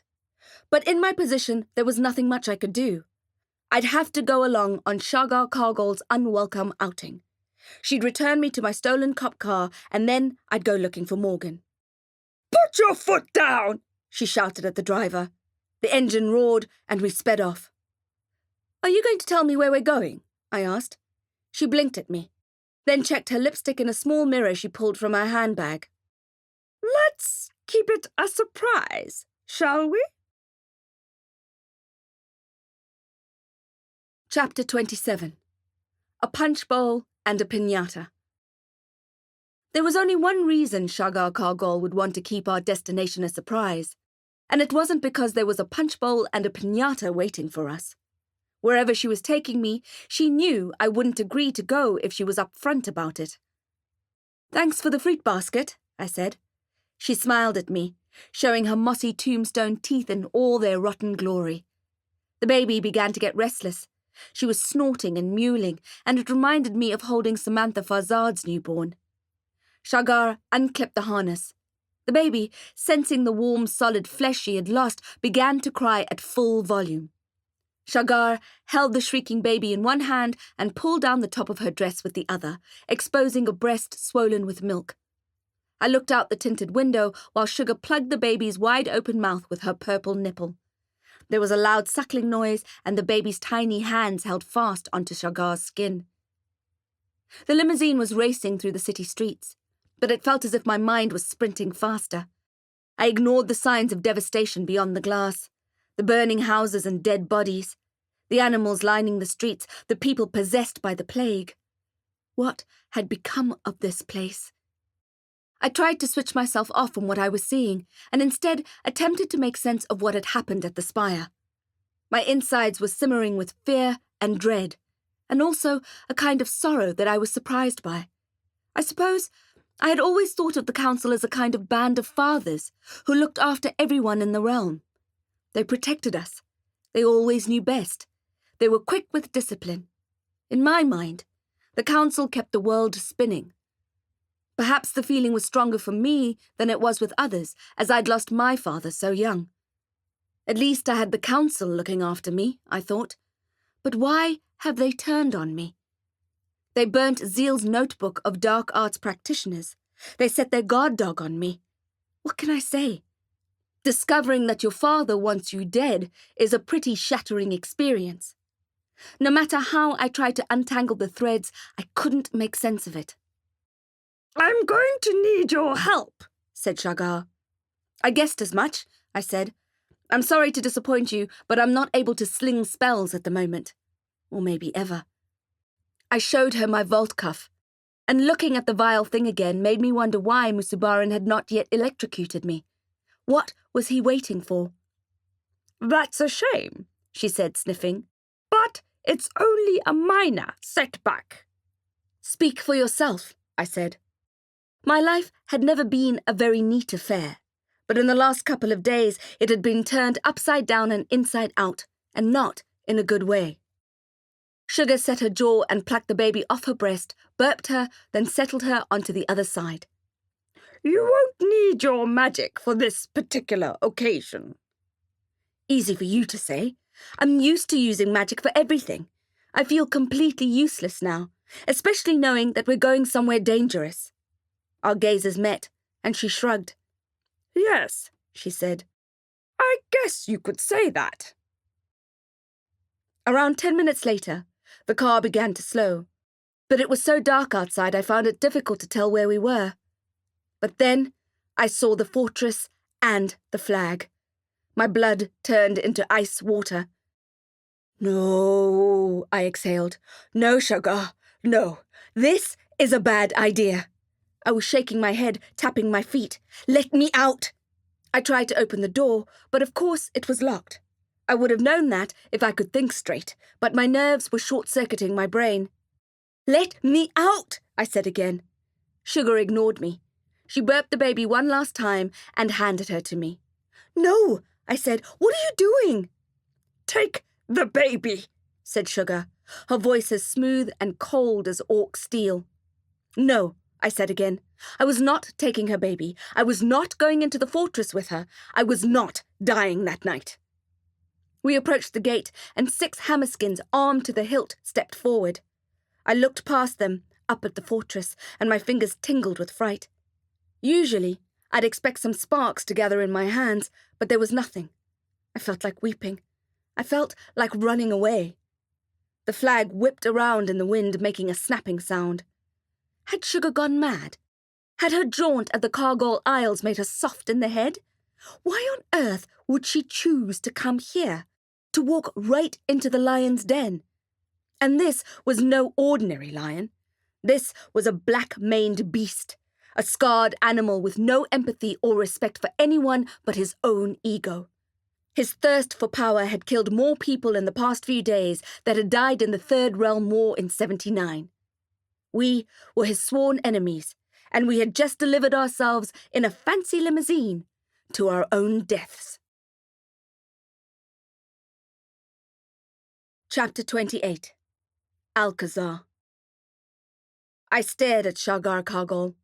She would have a hell of a lot of explaining to do when we arrived in Halloween heaven. "Take the baby," she said again, and I took it. She passed me the baby carrier too, and a small vial of potion. I blinked at her, then swallowed it in one gulp. It tasted of mud and sparks. Almost immediately, my lips began to swell, and then my hands, as if I was having some kind of allergic reaction. I watched as my body inflated like a jumping castle. My eyes bulged, my stomach snapped my belt, and my mouth turned into a cemetery. Shagar looked at me with approval, and I quickly strapped the sleeping baby to my chest. She placed one of her manicured frankfurters on the window button and pressed it so that the glass slid all the way down. The hammerskin, peering in, took a step back and clutched his weapon, a giant automatic rifle that he wore slung from his shoulder. He trained it on Shagar. "Orc?" he said. Another orc stepped up and looked just as confused. They hadn't received the memo either, that their prime enemy was coming for tea.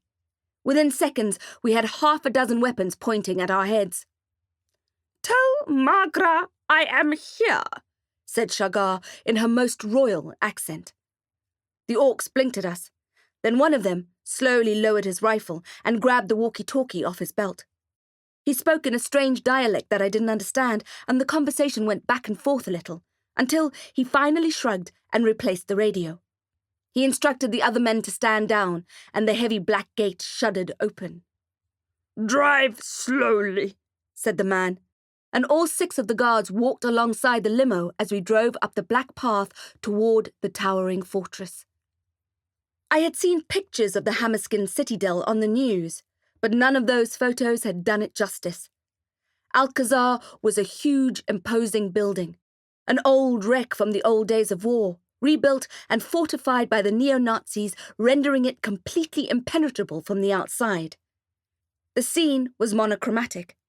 The building appeared lit up, faded and patchwork grey against the dark sky. The security floodlights were huge and unforgiving. The men marched alongside us, and I felt like a prisoner heading to the guillotine.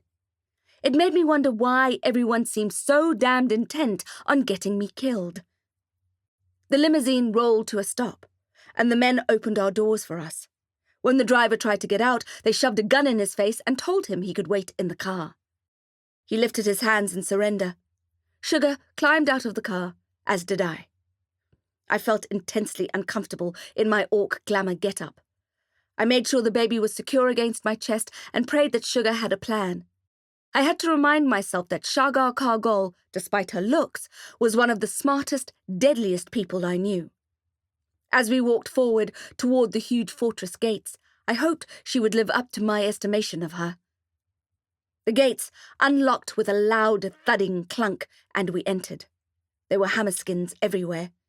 Every post, every doorway, every window, and they all had their guns pointing in our direction. "One false move," whispered Shagar to me, "and we'll be fed to the crocodiles." I couldn't tell if she was joking or not. I swallowed hard and looked at her. There were no crocodiles in the city, were there? Still, I took her point and moved slowly and carefully. The last thing I needed was to trip over something and foil the magnificent plan I was hoping Shagar had. We marched through the cobbled square under the persistent flapping and snapping of the flag and into the core of the fortress. Weapons regarded us at every turn. The baby squirmed against me, so I patted her back and swayed her a bit, and she fell back asleep. It was such an odd sensation to comfort a baby, as if my body automatically knew what to do. I had always assumed I'd be clueless when it came to looking after a child, but my hips swayed almost of their own accord. Muscle memory, maybe, from a previous life, or an inbuilt instinct to nurture that I'd never given a chance to surface. There's not much time to learn baby sign language when you're knocking off vampires for a living. As we walked through Alcazar, I wondered what it would be like to hang up my crossbow and have a little Derek Jr. crawling around my haunted apartment. Ghost could wash and iron his little miniature socks and onesies, and I'd order in healthy dinners. We'd eat in the jungle kitchen amongst the golden gibbons. Gizmo would have a place at the table, and so would Bron. The doorbell would ring, and I would jump up to answer it, ready to greet Derek with a rib-cracking hug, Farah Fanac style. But in my daydream, when I opened the door, it wasn't Derek standing there, but Lysander, polished fangs bright against the night, and he swept in and kissed Derek Jr. on the head, and then I saw with horror that my baby wasn't a dark-haired Derek Jr. at all, but a blonde Lysander Jr. My heart was hammering. No, I told myself, that's not how it goes. I tried again. Instead of giving in to my anxiety, I funneled it into another nonsense fantasy. This time, Derek would be the one ringing the doorbell. I stood up from the kitchen table and walked to the door. Derek, I told myself, Derek's behind the door. It's my daydream, and I'm deciding that Derek is behind the door. But when I opened it, Musubaran stood there. He snapped his fingers and handcuffs appeared on my wrists. I shouted out and spun round to look at my baby, but the plant had eaten the table and everyone at it, and only a jungle remained. I tried one more time to force my brain to cooperate. Derek behind the door, I told myself. No one but Derek. This time, when I opened the door, it was Derek. Joy! I was about to fling myself at him when I registered the shocked grimace on his face. What? I thought.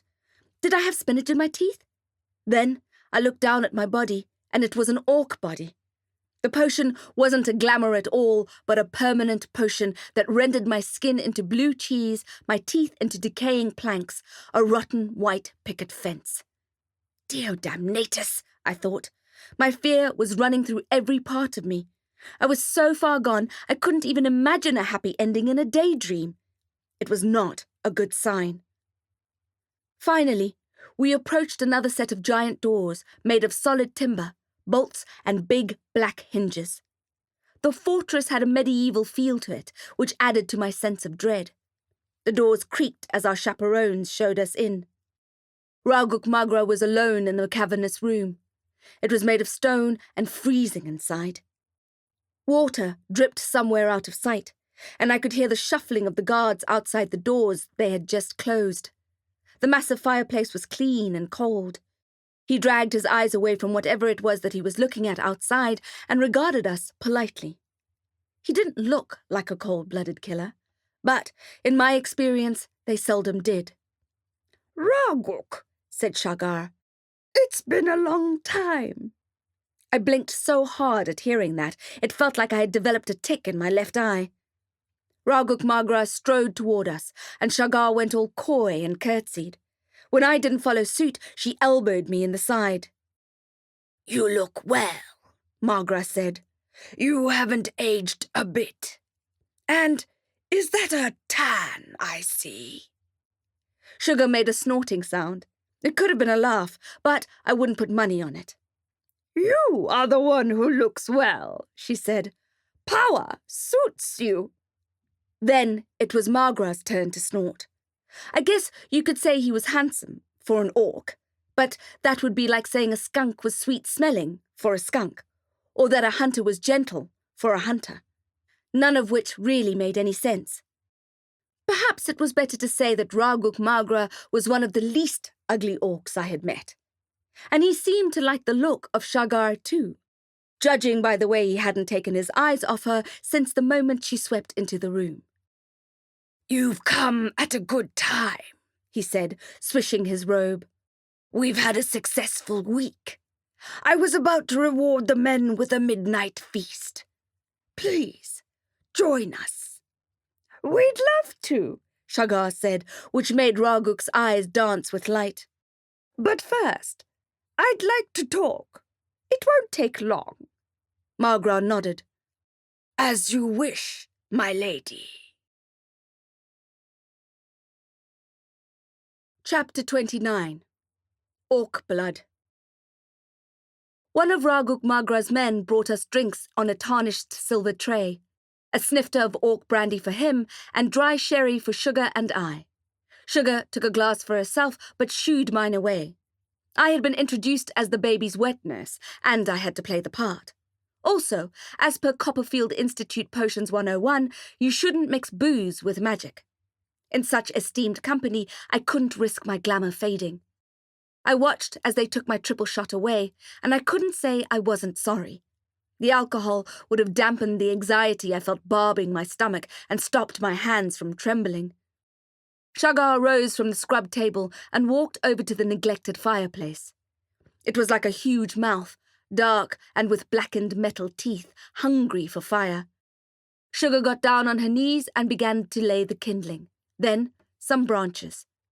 She broke a firelighter in two and placed them carefully inside the structure, lit them, then added some hunks of wood to the top. When she seemed happy that the fire had taken, she stood up, dusted her hands, and wiped the soot from her knees. She watched as the flames leapt and licked the grain of the wood, and the kindling crackled and curled. The fire immediately added warmth to the room. It wasn't just the change in temperature, but the soft light and the smell of burning timber that transformed the space from grey and cold to warm and cosy. Gesundlich, as Ferret would have said. Raguk had watched the ritual in silence and seemed pleased. When Sugar sat back down with us, she put her hands on the table between her and Magra and gave him an intense look. I was sure that Magra could see the flames reflected in her eyes. "I'm here to ask you an important question," said Shagar. Raguk Magra took a long sip of his brandy. "Go ahead." "I find myself in a vulnerable position," she said, "and I don't like feeling vulnerable." Magra nodded. "My husband is dead," she said. "I have a child to look after, and my people." "Indeed," he said. "The Cargol Familia is not in a good position." I couldn't help picturing the slaughter. Men, women, children. It was difficult to conceive that this man across the table, this least ugly orc with impeccable manners, was responsible for such wholesale bloodshed. "Raguk, I think there is a deal to be made." He blinked at her, as if he hadn't heard correctly. "A deal," he said, "between the Cargols and the Hammerskins? That would be the answer to your dilemma and mine," she said. "Dilemma?" he demanded. "I have no dilemma. I am winning the war." Then he stopped and held up a bratwurst finger. "I have won the war." "You think you have won the war," said Sugar. But I still have thousands of men. I have an army ready to fight and die for the Kargol name. Your army is strong, Raguk, but the Kargol loyalists outnumber your forces 100-1. I could see the muscles in his jaw moving as he ground his teeth. He knew she was right. It had been optimistic of him to think that they had all fled the realm. On the surface, it looks like the Hammerskins have seized power, but that's because my men have been driven underground. They're preparing for the final battle. They're armed and waiting. Waiting, he said. Waiting for what? She spent a moment looking at him, then took her phone out of her handbag and laid it face down on the table. For my command. Raguk downed his brandy and then slammed the empty glass down, narrowing his eyes at Shagar. His servant hurried up to the table and refilled it. He scratched his beard. How do I know you're telling the truth? You already know it's the truth, she said, sliding her hands a little closer to him. What are you waiting for, then? Why not give the command right now? Because I have a better plan, she said, and her eyes twinkled with orange flames. Shagar Kargol stood up and moved towards the fire. It's a dangerous time, she said. The realm is unstable. The city is in havoc. The untouched humans are behaving in a troubling way. It appears that there is wild magic at play. Yes, he said. My cheeks burned. The last thing the realm needs is another great war. Even if the Kargols win, which I'm confident we'll do, what will there be left to govern? What will be left of our economy? Civilians of ravaged countries do not pay tax. Injured and desperate people require assistance. After the war, whoever's in power will be besieged with problems. There'll be no payoff with a stalled economy. Raguk tapped his fingers on the table.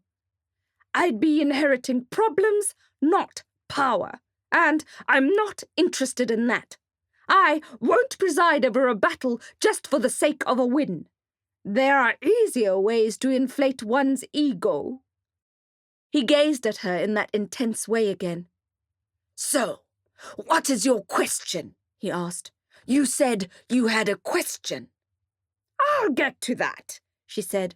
First, there is the issue of the Silvano Clan. Raguk threw the brandy down his throat again and gestured for more. I know about your deal with them, Margra, which is bad news for both of us. Because even if you wanted to call off our feud, you can't. You promised the Silvanos a victory. He lowered his eyes to the table and scratched at the wood. I did what I had to do. If anyone else, said Shagar, if any other orc had made a deal with vampires, a deal with the devil, I would have called him a stupid, disloyal bastard. But I know you, Raguk. He looked at her again. I know you, Raguk, she said again. And you are none of those things. You have painted yourself into a corner with these bloodsuckers. Now you are going to have to fight or die. Fight or die, he said. I don't want you to die. I don't want your men to die. Margra's eyes were glowing coals. Sugar's words hung in the air. She clenched her hands into fists and slammed them on the table. Because orc blood runs in my veins. Not Kargol blood, not Hammerskin blood. Orc blood. The last thing I want is to see our people. She flattened her hands out again and lowered her voice. Our people destroyed in a war no one can really win. Margra was brooding. He knew she was right, but it was an impossible position to be in. Why are you here, Shagar? I'm here to offer you a way out. Chapter 30. Velo Brute. Why, after all the work you've put into this coup, should you hand the power over to the vampires? Because that was the deal, Raguk said. I helped them seize power of the realm, and they will ensure I keep my position, amongst some other perks. Sugar's baby began to fuss, so I rocked her a bit and patted her back. It seemed to break Sugar's concentration, but not for long. She turned her body to face Raguk. You've made a deal with the Silvano Clan, but that doesn't mean you need to honor it. He grunted. If I don't honor it, I'll die an ugly death. And so you should, I caught myself thinking. He didn't deserve a way out. He deserved to have his decapitated head on a spike.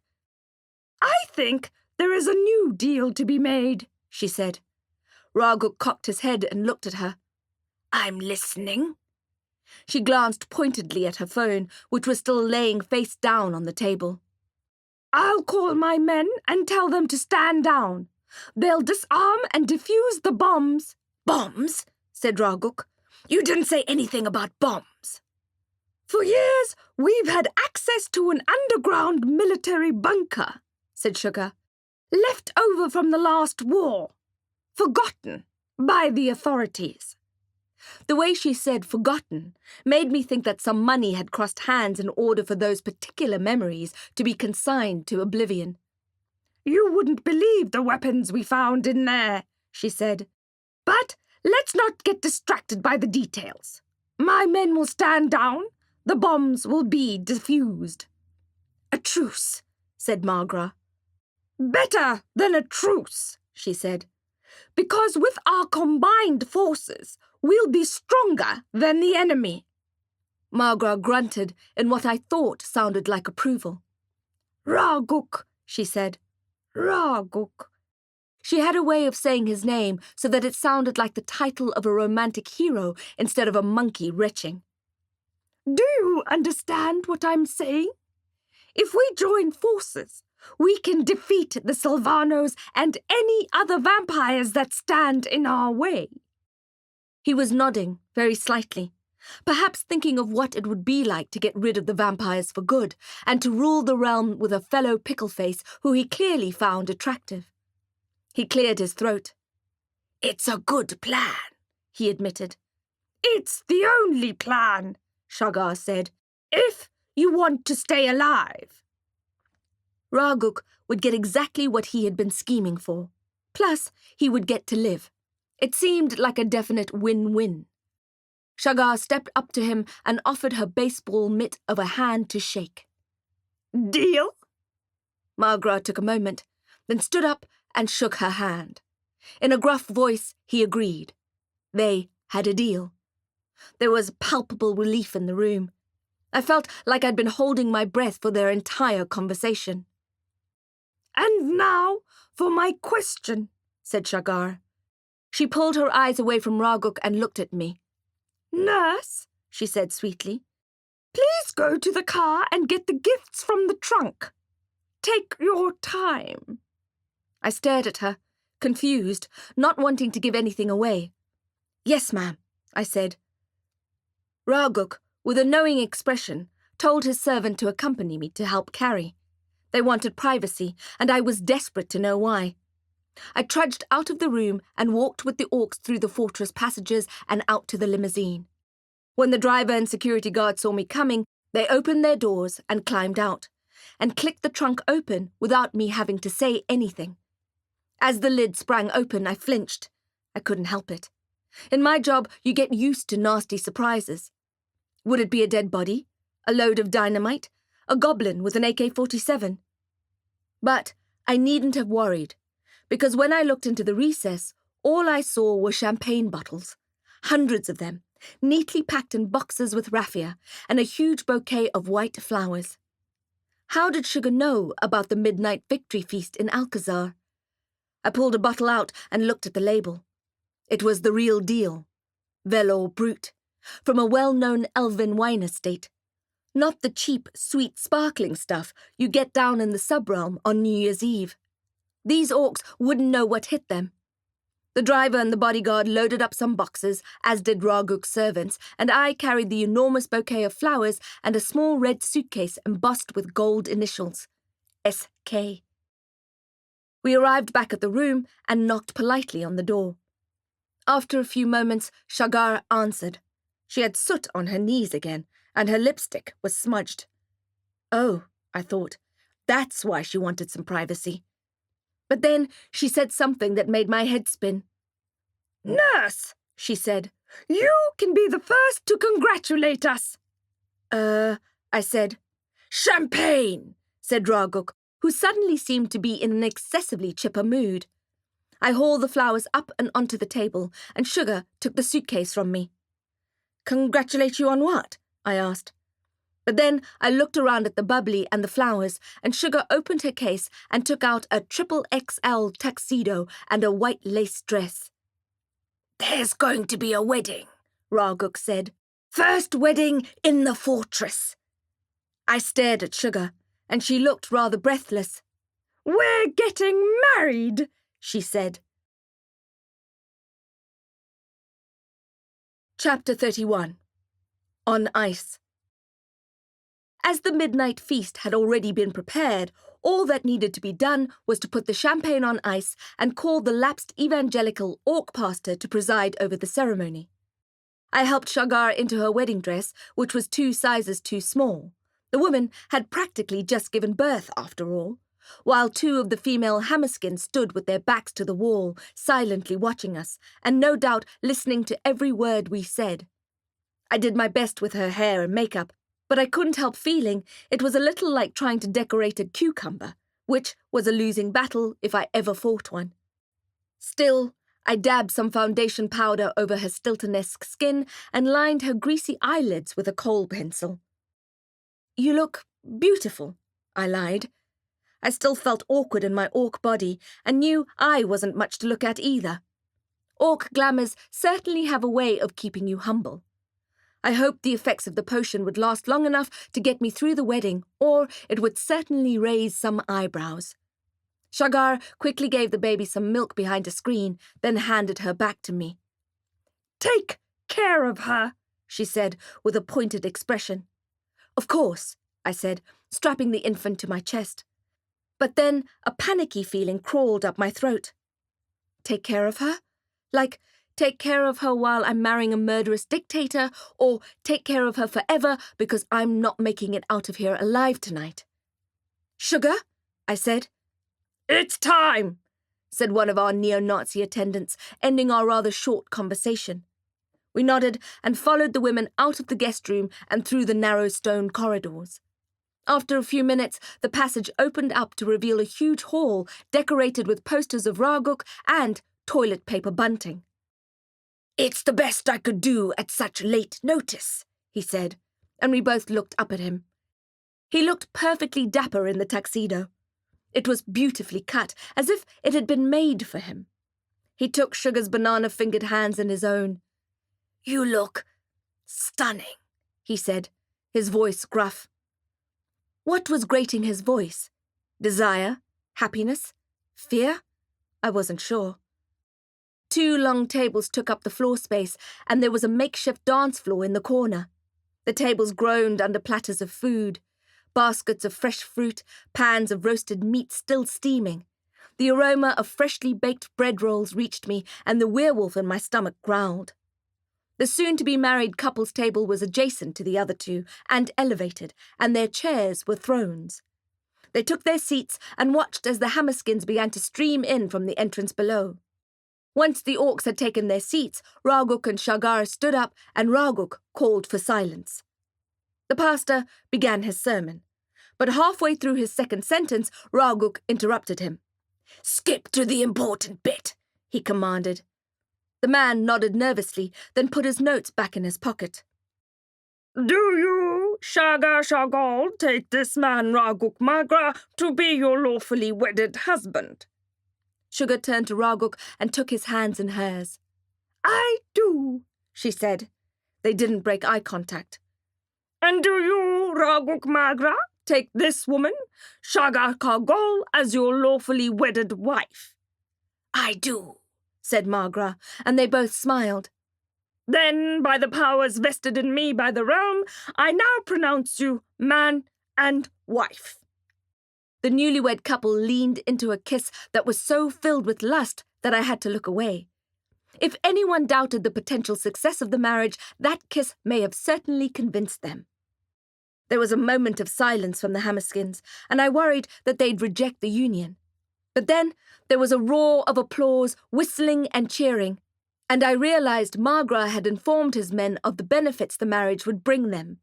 Combined forces, more men, more artillery. Of course, convincing the victimized Kargols might be a bit trickier, I thought, but that was a problem for another day. The Magras unlocked their lips for long enough to call for champagne, and the crowd whooped and cheered again. Shagar's baby was woken by the noise, so I shushed her and rocked her, and she settled down. Still standing, Magra called for a toast. Champagne corks popped and glasses chinked. Everyone in the giant hall stood and filled their flutes, cups and goblets. Shagar and Raguk had their own bottle of brut with a bespoke label on it, an illustration of a heart with an arrow through it, their initials nestling inside. Raguk wrenched the bottle out of the ice and twisted the gold wire open. Then he eased the cork out with his thick thumbs. It opened with a bang and a fizz, and bubbles cascaded out. Shagar giggled and held the flutes out, and her new husband poured them each a glass. A toast, yelled Magra, to my beautiful wife. The orcs cheered and wolf-whistled, making Shagar blush and bat her eyelids. To a brighter future, he said, and there was more cheering. And to victory! He took Shagar's hand and held it in the air as if they had just won a race. Victory! They all shouted. Victory! Victory! Raguk laughed and held the glass to his lips. Stop! Shouted someone. Stop! Don't drink that! And we all stopped, dead in our tracks. The Hammerskin commander general stepped forward, the medals on his green military uniform flashing. Put your drinks down, he said, and everyone obeyed. They looked around uncertainly. General, said Raguk, what is the meaning of this? Indulge me, sir, just for a moment. Raguk looked supremely annoyed. His anger bloomed on his skin, turning it red at his collar as the blush crept up towards his face. What are you doing? He asked the general. My job? He looked at Shagar. Mrs. Kargol, he said. Mrs. Magra, she corrected him. Mrs. Magra, he said. Please, go ahead. Have a sip of your champagne. Shagar frowned at him. What? Have a sip, he said. Look here, General, said Raguk, pawing at the irritated skin on his neck. I won't have you talking to my wife. No, it's all right, said Sugar, putting a hand on Raguk's arm. It's all right. He's a good man, a good general. She lifted her glass, moved her head back, and tipped the entire contents of the flute down her throat. Then she straightened up and looked at the general and smiled. The room waited with bated breath.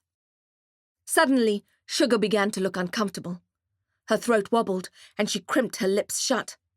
Oh, holy fex, I thought, eyeing the closest exit. If Shagar keeled over, I'd have to sprint out of here. She started blinking, and her eyes began to water.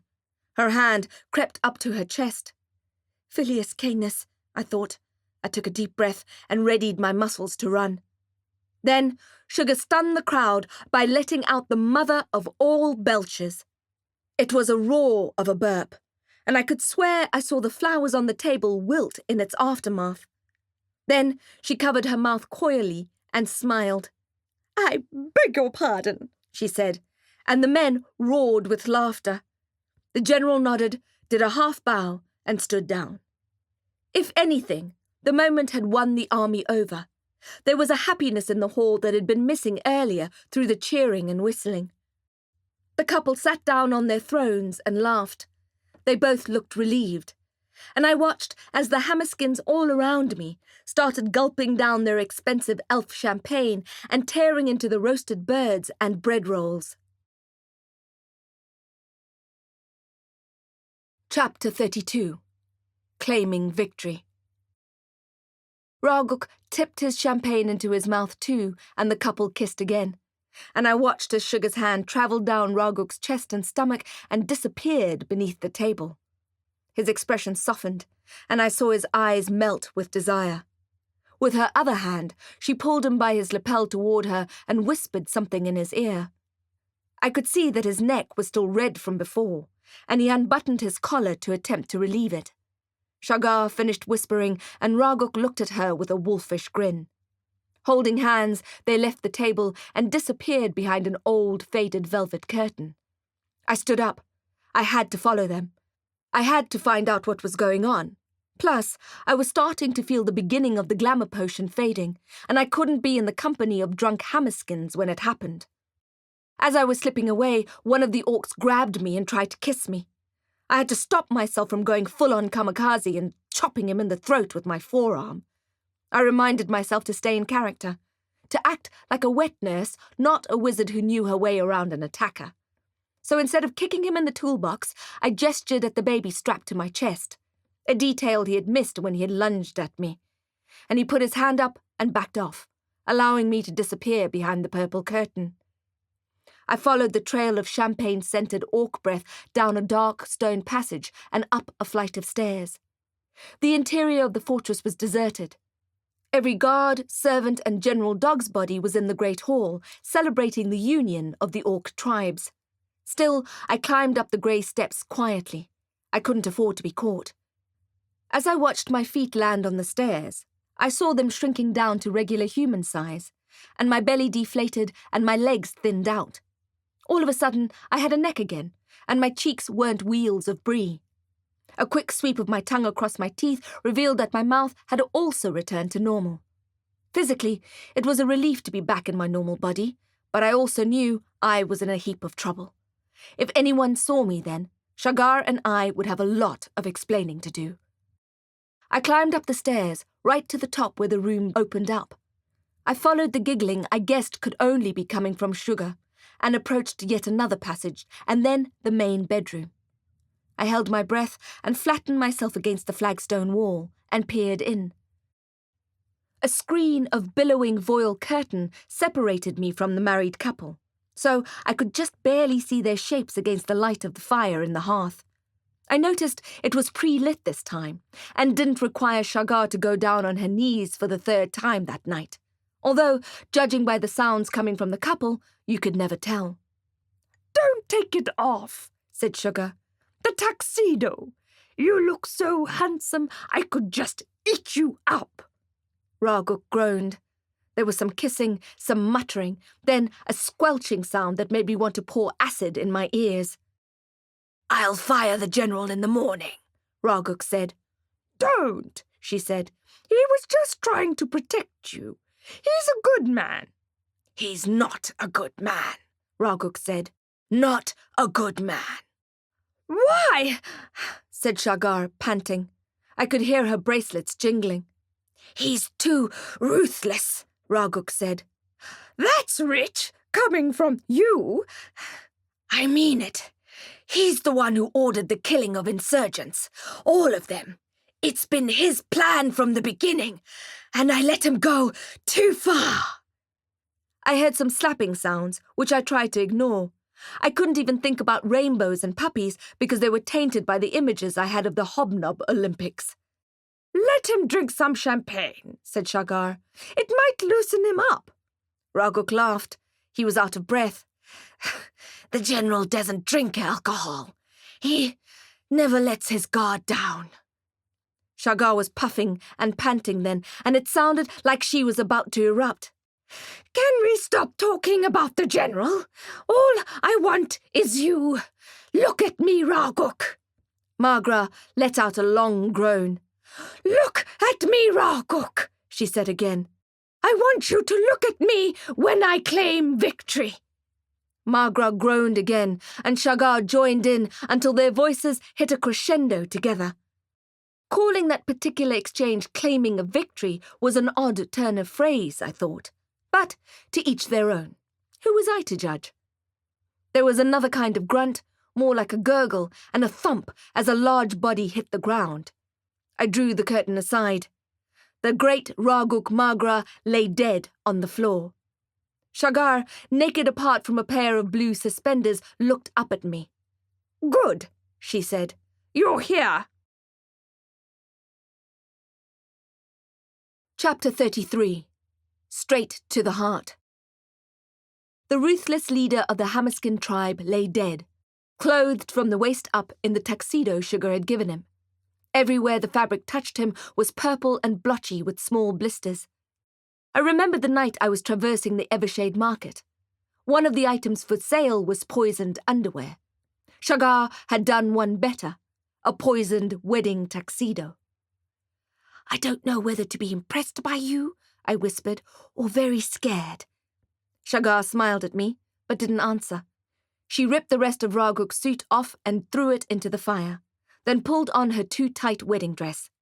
"We need to get out of here," she said, "before the general finds us." I couldn't stop looking at Raguk's torso, veined with purple and covered with the red rash the magical toxin had caused. Shagar caught me staring. "If you lace the shirt in the chest area, the poison goes straight to the heart." I nodded, but I couldn't think of an appropriate response. You should start a blog, I thought. 101 hacks for husband killers. "Help me," she said. "We need to move the body." I looked around. Where? Magra was a huge orc and probably weighed around the same as a great white shark.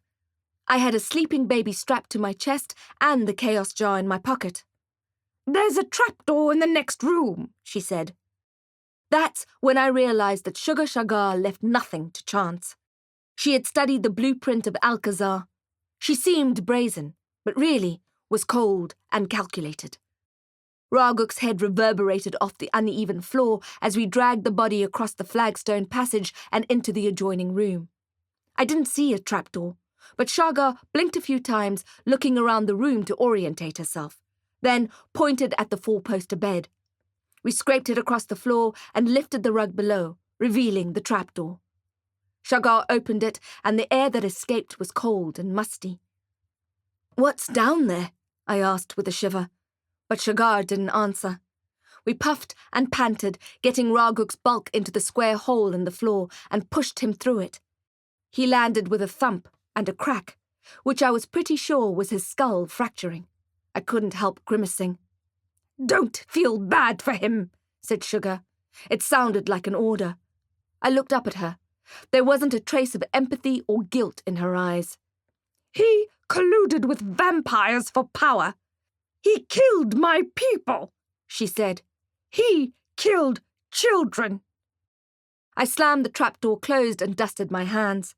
We moved the rug and bed back into place and began striding back to the limousine. "You thought of everything," I said. "No," Sugar said, lips pursed. "I didn't know the general doesn't drink." I didn't understand what she meant by that, but soon it became clear. When we moved past the great hall, we weren't greeted by the drunken singing and revelry I had expected. Instead, there was an eerie silence. I frowned at Shagar, trying to work it out, when we stuck our heads in to have a look. The tables and floors were covered with dead bodies. The Hammerskins lay all over each other, eyes bulging, violet tongues swollen and protruding. I had seen that look before. A champagne cork rolled toward me and I picked it up. At the base of the mushroom shape was just the merest hint of purple. "Indigo violent?" I asked her, and she nodded. Seeing so many dead bodies was a shock to me. There must have been 200 men there, most of Raguk's army. Sure, there would still be a few neo-Nazi orcs in the city holding fort, but most of them were here, lying dead on the floor. And all at the hand of the woman who stood beside me. She had also been surveying the hall, and our eyes met at the same time. She looked at my chest where her baby was strapped tightly. "She's going to need some milk," Sugar said. "I'll feed her in the car." She handed me a key from her handbag. When I looked at her puzzled, she said, "Spare key." You drive. Me? I asked. What about your driver? I was going to ask. But then I saw both the driver and the bodyguard lying dead amongst the hammerskins. Sacrifices have to be made, she said. If the Kargol men had not partaken of the champagne, the enemy would have been suspicious. I took a deep breath. Okay, I said. I'll drive. Chapter 34. Sometimes karma is a real Filius Canis. We were silent on the drive back to the Winged Spire parking lot to get my SUV. I was still in shock.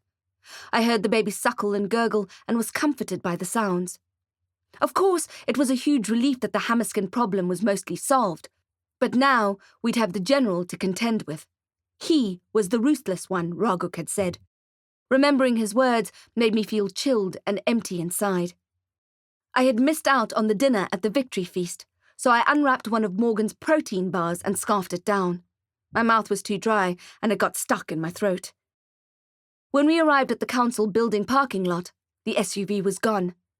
At first, I couldn't believe it, and I thought I had parked it somewhere else. I kept looking for it, but it was gone. The car I had stolen had been stolen. Sometimes karma is a real Filius Canis. My crossbow was gone. Panic swept over me, followed by an intense hopelessness. I turned off the limo engine and lowered my forehead to the steering wheel, rested it there for a full minute. Not only was my magic gone, but I had lost my ride and my weapons. I took my phone out of my pocket and checked the signal. Nothing. How would I be able to find Morgan? How could I check on Ferret? Walking anywhere in the city then unarmed would be a suicide mission. Fix, I muttered. Fix! I felt like slamming my fist into the steering wheel, but broken knuckles would just add to my 99 problems. Instead, I began to cry, and I hated myself for it. You can come stay at the bunker tonight, said Sugar. I need to see some people, but Gnag is there. He'll protect you. It's safe. The tears kept flowing. My body and mind were exhausted. I kept picturing Magra's blistering torso and hearing the sound of his body hitting the floor, his skull cracking. Kept seeing the keeled-over wedding guests overlaid with the pictures of the Kargol loyalists' heads on spikes. Too much violence. Too much death. Start the car, she said. I'll direct you. No, I said, shaking my head. I swiped the tears away and took a deep breath to steady myself. No. No hiding in bunkers. I have things to do. People to find. All right, she said. She burped the baby and strapped it to her chest, then climbed out of the car and took the keys from me. She gestured to the passenger seat and I hopped across. She started the car and we accelerated out of the parking lot. There's a shopping mall up ahead, she said. At 50 floors, the Carlton Centre was one of the tallest buildings in the city. A few years earlier, a property developer had bought it and turned it into the first high-rise shopping mall on the continent. It was a destination mall. There were dozens of floors for fashion and home decor, but there were also floors for theatres, cinemas, restaurants, kids' entertainment, and more. Sometimes people joked that you could go in there and never come out again. I'm not in the mood for shopping, I said. Besides, the place would be a wreck with all the looting and other savagery going on. Still, we cruised to a stop outside the main entrance, and she clicked a button on her door to unlock mine. 23rd floor, said Sugar. Sports equipment. Maybe the violence had gotten to Sugar too. She wasn't making any sense. There's an archery section, she said. Crossbows, bolts. I felt like hugging the mass murderer then, but I kept my arms to myself. Thank you, I said, climbing out of the limousine. She gave me a flat-handed wave and gradually accelerated away, leaving me standing on the pavement, the massive Carlton Centre looming above. Of course, the elevator was out of order, and the lights buzzed on and off. Every now and then, a bulb would explode and send my heart racing. Wild magic was definitely at play there. Dogs loped among the racks of clothes. Cats sat licking their paws on the cashier countertops. Potted plants, previously neat and manicured, had jumped out of their pots and sprawled across entire rooms. Broken glass glittered on the floor, and merchandise was spread all over the place, as if the looters had been interrupted mid-smash and grab. The spookiest thing about the place was the absence of people. Had every single untouched human been turned into a zombie? I thought of Morgan, and my blood pressure spiked. If she had been turned, I'd need to find a cure. I'd need to find out who was responsible for the possession plague and find a way to turn it around. I found the stairway and started climbing. At home, I find it pretty easy to run all the way up to my apartment and do it often to keep fighting fit. But right then, it was past midnight and my body was a mess of fatigue and nerves. A slow, steady jog was the best I could do. I arrived at the 23rd floor out of breath, my legs and lungs burning with exertion. The sports floor hadn't been robbed or damaged. I guess the looters hadn't wanted to climb so far up, and, even if they did, they'd have little use for lycra tights and tennis balls. I ran along the aisles looking for the archery section, and soon a sign of a bow and arrow came into sight.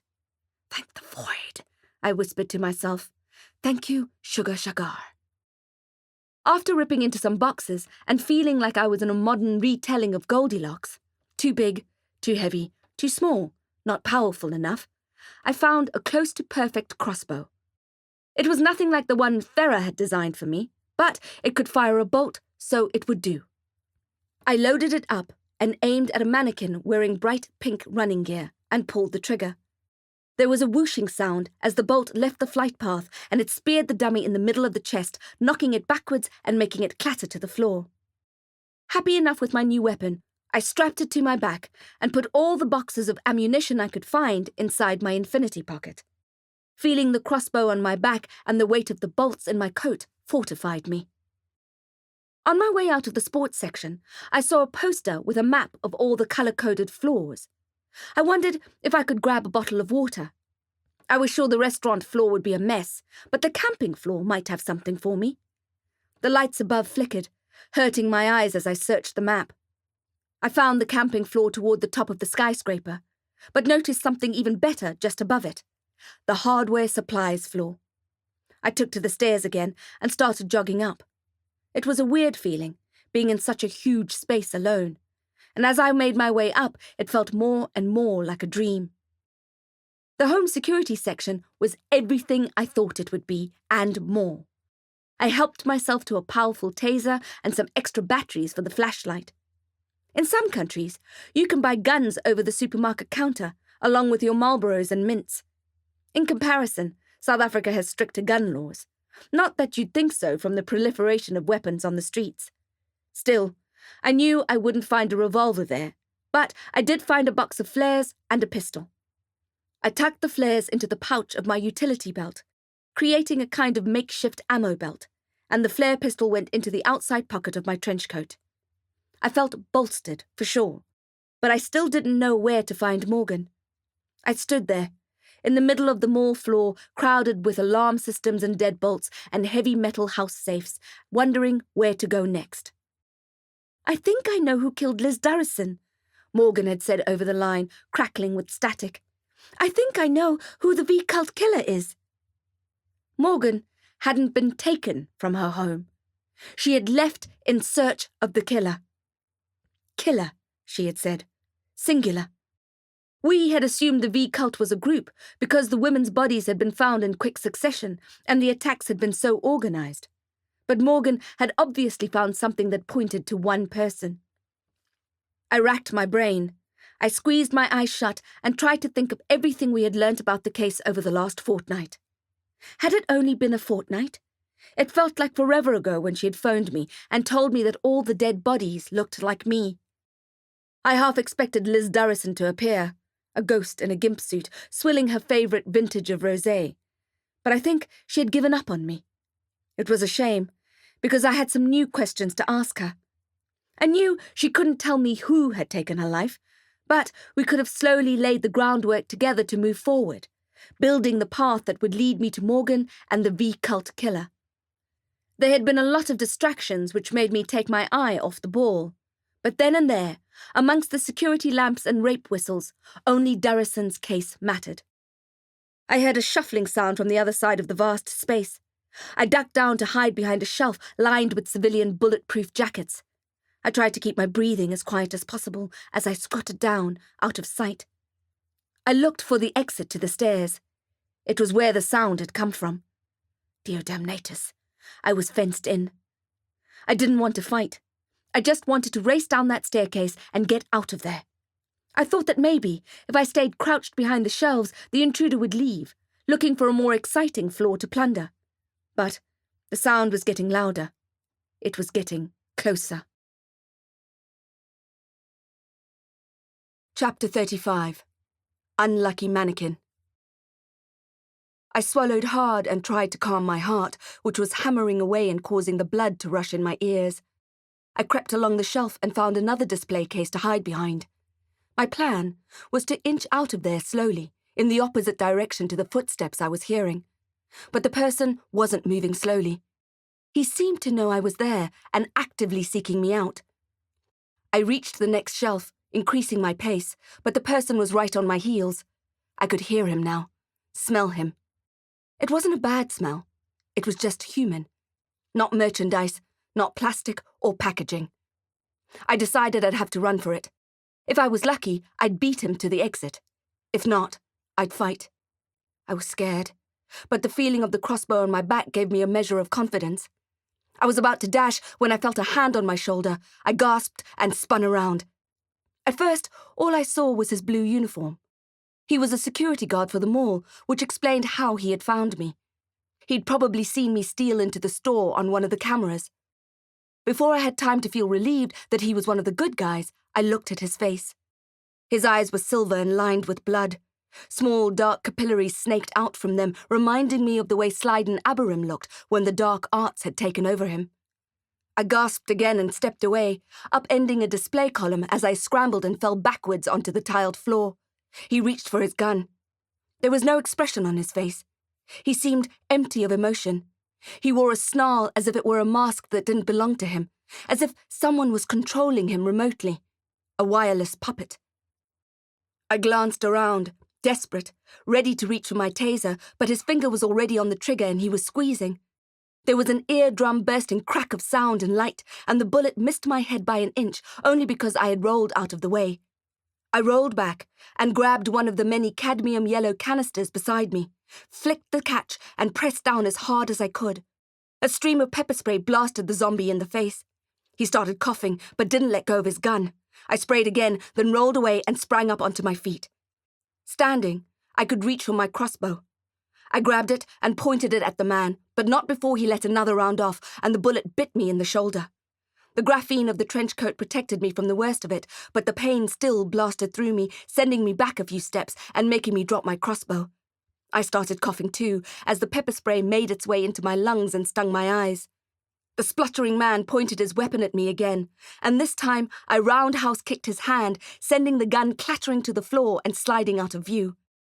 I scooped up the bow and pulled the trigger, sending a neat black bolt straight into his chest, causing him to suffer the same fate as the unlucky mannequin before him. I didn't waste any time clipping the crossbow to my back and sprinting out of there, but when I arrived at the stairwell, I heard more people coming from below. I looked up toward the top floor. I didn't know what was up there, but I had nowhere else to go. I loaded the flare gun and hurtled up the final flight of stairs. The plague possession had been worrying before, but the untouched people infected by it had seemed harmless. Now, it seemed that the numb way they were acting was just the beginning of the disease, and it had morphed into something far more lethal. Now, they were masked soldiers in an army, killing anyone in their way. And there were hundreds of thousands of people in the city. When you blew up the Venom lab, Lysander had said to me the last time I saw him, you forced their hand. They had to come up with a different plan, he said, and it's much, much worse. You didn't need an IQ over 25 to guess who was behind this plague. The Silvanos had realized they didn't need to convert muggles one by getting them addicted to a drug and turning them into vampires. They didn't need an army of vampires to win the war. All they needed was an army. I thought that losing the Hammerskin contingent would put a serious dent in their plans to take over the realm. But now I saw the Hammerskins were inconsequential, because untouched humans outnumbered the neo-Nazi orcs by 50,000 to 1. The Silvanos had found a way to control the humans in such a way that they had become killing machines. The kind of magic that it required was beyond anything I could comprehend. Where was it all coming from? It seemed especially dire to me as I ran up those stairs, my vault cuff rubbing against my ankle. I refused to feel sorry for myself, though. I had to find a way out of there and to get to Morgan, and I needed to do it fast. Chapter 36. Wizard on Ice. I was hoping the zombies below me in the stairwell would peel off at the home security floor, but no such luck. As I climbed, I heard them behind me, boots slamming down on concrete in a menacing tattoo. The air got colder the higher I went, but I didn't have time to stop and think how odd it was. When I smashed through the double doors at the top, it all made sense. A beautiful white lake of ice took up most of the 50th level, and I paused and watched the vapor rising from the frozen water. It was an ice rink. The rest of the vast room was dark, which made the rink look like it was glowing white. I ran to the kiosk on the side, tripping over something in the dark and going sprawling, knocking the air out of my lungs. I heard the zombies arrive at the door.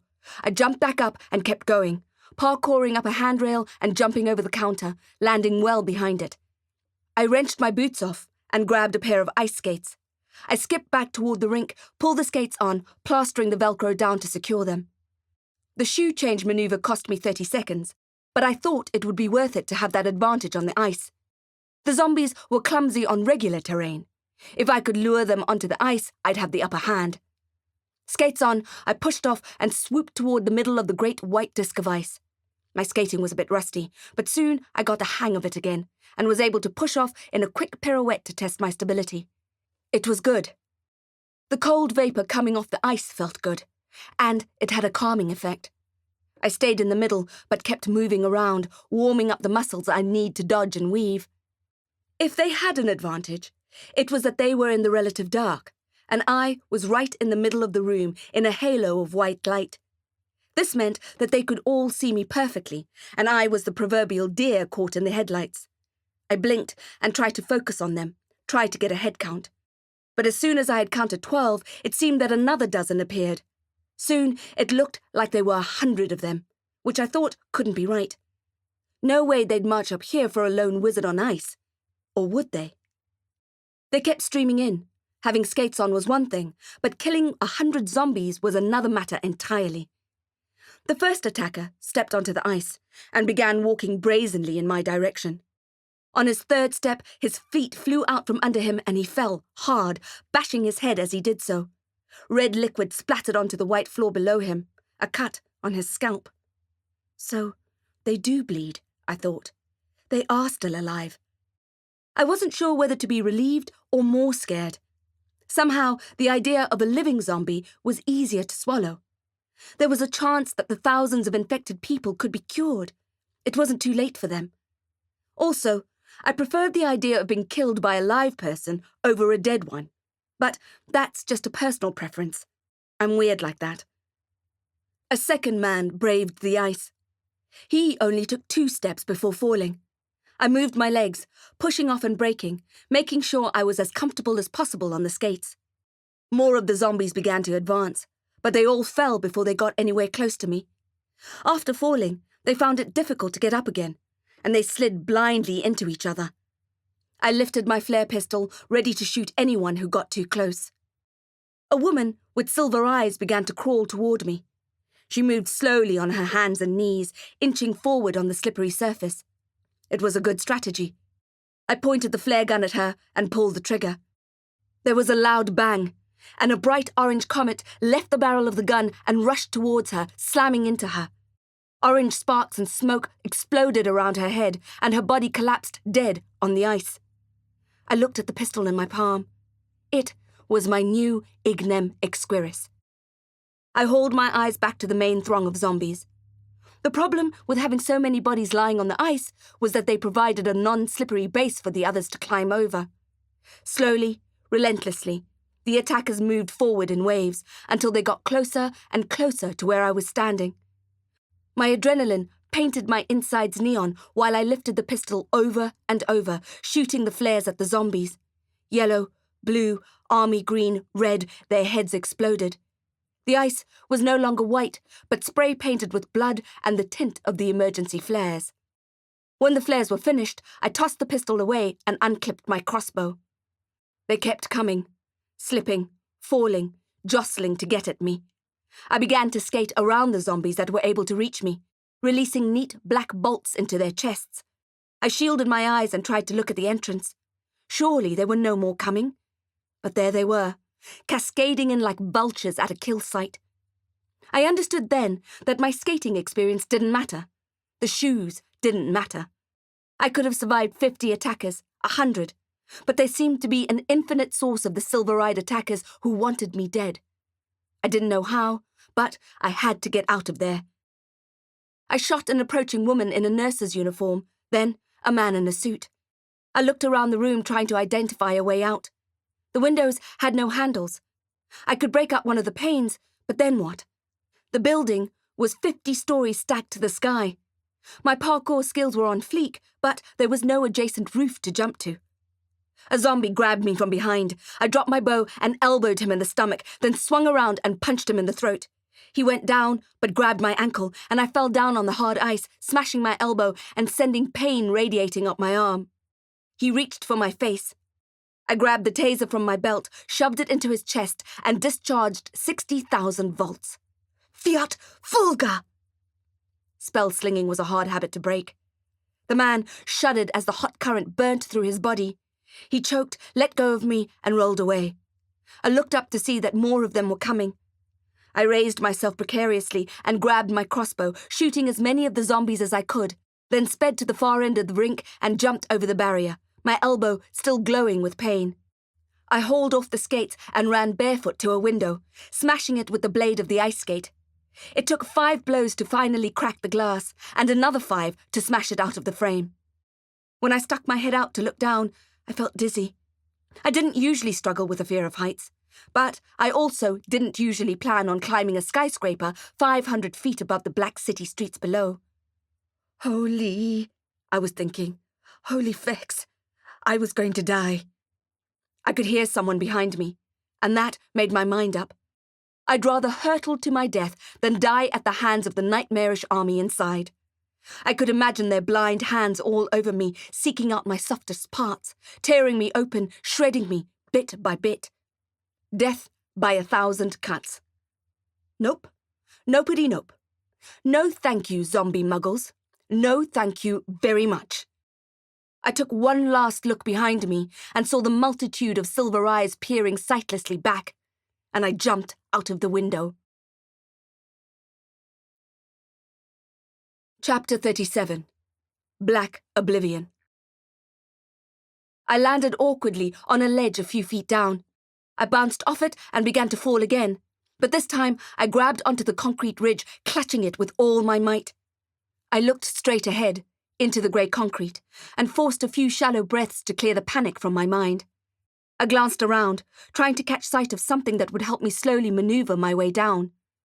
There was an identical ledge to the one I was holding a few feet below, but letting go to try and catch that one would probably be lethal. I didn't think the odds were in my favour. The rough surface of the cement was taking its toll on my hands. It was like sandpaper, which was great for traction, but my skin was grazed and bleeding. The skin on my fingertips was tearing.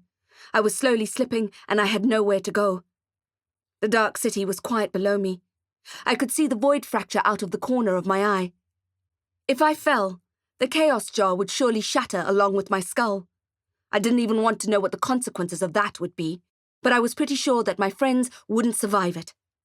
In a way, it wasn't just me hanging there by the skin of my teeth.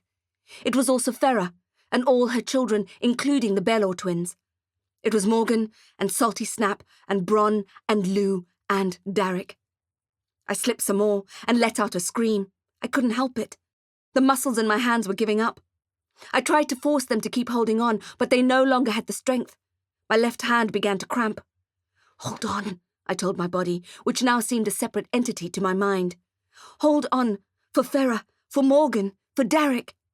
But I slipped again, and I knew I was out of time. I was just hanging on by a fingerprint. I cast around one last time for something to grab onto, something to kick towards. I stared longingly at the next window across from me. It had a thin sill. It wasn't deep enough to give me any real traction, but it was something. The problem was that it was too far away. I had nothing to push off to launch myself towards it. It was not within reach. Dio damnatus, I said to myself. FML. After all this, after everything, was I really going to die like this? Falling to the ground outside a shopping mall for feck's sake? And not only that, a destination shopping mall. Destination Halloween Heaven. I could hear the sugared-up kids singing already, that creepy song from the Freddy Krueger films. 1, 2, Freddy's coming for you. 3, 4, better lock your door. 5, 6. My fingers slipped, and I fell. Panic made me lunge for the next window, but I didn't reach it. I bounced off the ledge below. It cracked my jaw, blinding me with stars. I couldn't see, and I couldn't grab, and I went tumbling down in the dark night. It felt like I was falling into nothingness, but I knew that wasn't true. I knew to expect the lethal slam of the tarmac below. There was a terrible rushing sound in my ears, and then a swishing. My heart was racing. My lungs gasped for air. The chaos jar, with its beautiful blue lightning, was my final thought before the black oblivion took me. Chapter 38. Shattered Skeleton. I woke up with a start, confused as hell. My jaw was sore, but the rest of my body seemed to be in one piece. Where's the blood? I thought. Where is the shattered skeleton? I began to wonder where I was. Not at the bottom of a skyscraper smashed into bits. Not in a morgue. Not in Halloween Heaven. I blinked and tried to look around. I was alive. With a shock, I realized I couldn't move my arms or legs. Had I crushed my spine? Was I in ICU? But I knew that the hospitals were closed. Samantha Fazard had told me so. I felt something hard against my back. I was sitting in a chair. No, I was tied to a chair, and surrounded by stained walls and the stink of orc leather. Before I could begin to work out what had happened, something moved behind me, right up against my head, and I yelled in fright. But it came out muffled and muted. I was wearing a gag. I couldn't see it, but I could tell it was grimy, and it smelled like vomit. The thing moving against me was another person. Someone else had also been tied to a chair, and we were sitting back to back. I tried to yell again, but it was hardly audible, and the stink of the cloth made me retch. I tried to squirm out of the rope that was binding me to the chair, but it was too tight. Orc leather, I thought. An orc leather tannery. The production of orc leather was one of the realm's dirty secrets. Theoretically, it was illegal to use orc skin to make leather, but it was an excellent product and fetched such a high price on the export fabric goods market and brought so much money into the country that it was often overlooked. As long as the orc was dead to begin with, and not killed for his or her leather, the officials would often look the other way, or slap the offender with an eye-watering fine. I thought of the poisoned wedding party lying at Alcazar. Maybe the hammerskins would be useful to someone after all. Perhaps their tattooed skin would even fetch a higher price. Some countries liked exotic things like that. Neo-Nazi lampshades, hammerskin handbags. There was a sound off to the right, but it was out of view. The person at my back moved and yelled. Morgan. Morgan! I shouted. Morgan! But it just came out as a groan. Hope in my heart. Morgan was alive. She squirmed as I had done, and then gave up. I wondered what kind of danger we were in. What was the kidnapper's plan? For a horrified moment, I imagined the person arriving with a sharp tool to remove our skin. But I pushed it out of my mind. Just because we were tied up didn't mean we were here to be flayed alive, did it? There could be a perfectly reasonable explanation for the rope and the gag. An orc stepped into view. A skinhead. I swallowed hard. The high, one-dimensional lighting gave him a scary mask for a face. In his hand glinted a curved knife, perfect for peeling. I shook my head and started to moan, and Morgan did the same. "No," I was saying. "No, no, no." His chin was wet with saliva, and his eyes were black vacuums. I could hear and smell him breathing. He walked up to Morgan. "No!" I screamed, and I could feel her body vibrating in terror behind me. "No!" I shouted again, trying to break the bonds that held me to the chair. He held out the knife, and my chest almost exploded with the terror I was feeling. If I still had access to my magic, the emotions I was feeling then would have blown the whole tannery to smithereens. Instead, I sat there, useless. "Pretty," the orc said to Morgan. I assumed he was holding the curved knife to her cheek, but I couldn't see it. I fought against the restraints again, tears of frustration springing into my eyes. "Don't touch her," I was yelling in my head. "Don't touch her! Rather kill me!" As if he had read my thoughts, he sidestepped and stood next to me, blade in hand. He held it to my face, and I felt the blade pinch my skin as it penetrated my cheek. I yelled in pain, but the sound was no longer muffled. He had snipped my gag off, and it fell to my lap. Warm blood ran down my cheek. "How did I get here?" I asked. "What's happening? What are you going to do to us?" I didn't expect the hammerskin to answer me, but the question spilled out regardless. "General," he said. "General will decide." My stomach turned to stone. The teetotaling general had not drunk the wedding champagne. I imagined he was infuriated by his entire army being killed inside the fortress and planned to take it out on me. I stared at him while a vague memory began to surface. I was falling into nothingness, air rushing in my ears, when I heard a swooping sound, a flapping cape, and suddenly my body stopped falling and I was locked into a warm embrace. Arms like steel held me tight, and I fainted into the broad, warm chest of my invisible saviour. Chapter 39. Leather Factory. But why would Lysander bother to save my life just to bring me to this nightmarish leather factory? Was it so that the few remaining hammerskins could exact revenge for the mass murder of their men? Lysander wouldn't do that, would he? "He's a vampire," the voice in my head said. "Vampires are cold-blooded, heartless psychopaths." But Lysander had saved my life before, and I his. He had respected me at a time when I didn't respect myself. It's like we had some kind of unspoken agreement. Vampire and vampire slayer. We knew we were supposed to hate each other, but it never seemed to turn out that way. Although, I should probably think about re-evaluating that, seeing as he had delivered me to the ruthless orcs who had every reason to want me dead. There was a swish of a cape, and I sat up straight, expecting to see Lysander and his turkey-carving cheekbones. But instead, it was Demetrius, and I felt hopeless again. "You," I said. "You," he smiled, showing his fangs. "Why am I alive?" "You know why you're alive," he said. "They must know I have the chaos jar. I'm the only one who can remove it from my pocket." I caught him looking at the tattoo on my neck.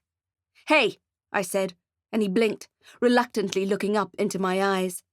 His black hair was slicked back, Count Dracula style. "Why Morgan?" I asked. "The cop was getting too close for comfort," he said. "We don't need humans stumbling in and wrecking our very carefully laid plans. We're so close now, so close to realizing our ultimate destiny." I thought of the red hardcover book by Zolostaro. I remembered the illustration of the New Dawn throne, replete with orc leather seats. "Morgan was investigating the V-Cult case," I said. The symbol Demetrius wore as a diamond pin on his expensive-looking cape was the same symbol as Liz Durrison was branded with, an upside-down anarchy sign, a V breaking out of a circle with a double line drawn through it. How did the serial killer tie in with the New Dawn? "Morgan was getting close to the truth," I said. "When she phoned me, she said she knew who the killer was." "As I said, we don't need people like her around." And yet, she's still alive, I said. We needed to lure you in somehow. We kept her as bait. But then Lysander brought me in. Yes, said Demetrius. It came out as a hiss, as if he'd disapproved. You going to kill us both? I said. Or leave us to the Hammerskin General, which will have the same outcome? No, said the vampire, smoothing his hair back. The order, unfortunately, is to keep you alive. Whose order? I asked. Demetrius looked surprised. Acheron Baldassar, of course. I tried to kick against the chair, but it didn't work. Damn Demetrius, damn Lysander, and damn fixing Acheron Baldassar. I wish I had plummeted to my death outside the Carlton Centre. I refused to be taken to Acheron and made into some kind of house pet. It would be a fate worse than death. Demetrius began moving in the direction of Morgan with a hungry look on his face. You stay away from her, I shouted, as I felt Morgan squirm against me. She moaned through her gag. Demetrius looked at me, annoyed at the interruption, then crept further toward Morgan. His fangs were sharp and faintly tinged with yellow. I'm warning you, you cretin, I said. If you so much as touch a hair on her head. I rocked in my seat, using all the strength I had to break loose. I screamed with the exertion of it. It didn't put Demetrius off. His face was right beside ours, his copper-crimson breath warm on my cheek. No! I screamed. No! I was out of control, hysterical, desperate for my magic, desperate to stop Demetrius. My stupid hands remained spark-free as my emotions exploded. In a frenzy, I shot up, pushing off the ground, trying to escape the binding. I lost my balance, and the chairs, with both of us tied to them, fell sideways to the stained floor. I heard a whack as Morgan's head bashed the floor, and she stopped moving. Morgan! I shouted, but her body lay limp beside mine. I wanted to weep, but the adrenaline shooting through my body allowed no such comfort. Demetrius was not put off by Morgan's unconscious state. Again, he crept towards her, and again I shouted at him to stay away. I could kick and scream as much as I liked, but I knew that Demetrius was going to keep going for Morgan until he got what he wanted. Wake up, I said to Morgan, but I knew she couldn't hear me. Demetrius's face loomed over us, his handsome teal cape hanging from his shoulders. My terror sucked all the air from my lungs. He crouched down over her, and I could feel his weight against me. I could smell his deathly skin. Demetrius moved his head back and opened his dark, horrible hole of a mouth, baring his fangs. Then his face came forward, and he sank his teeth into Morgan's neck. Wake up, I whispered.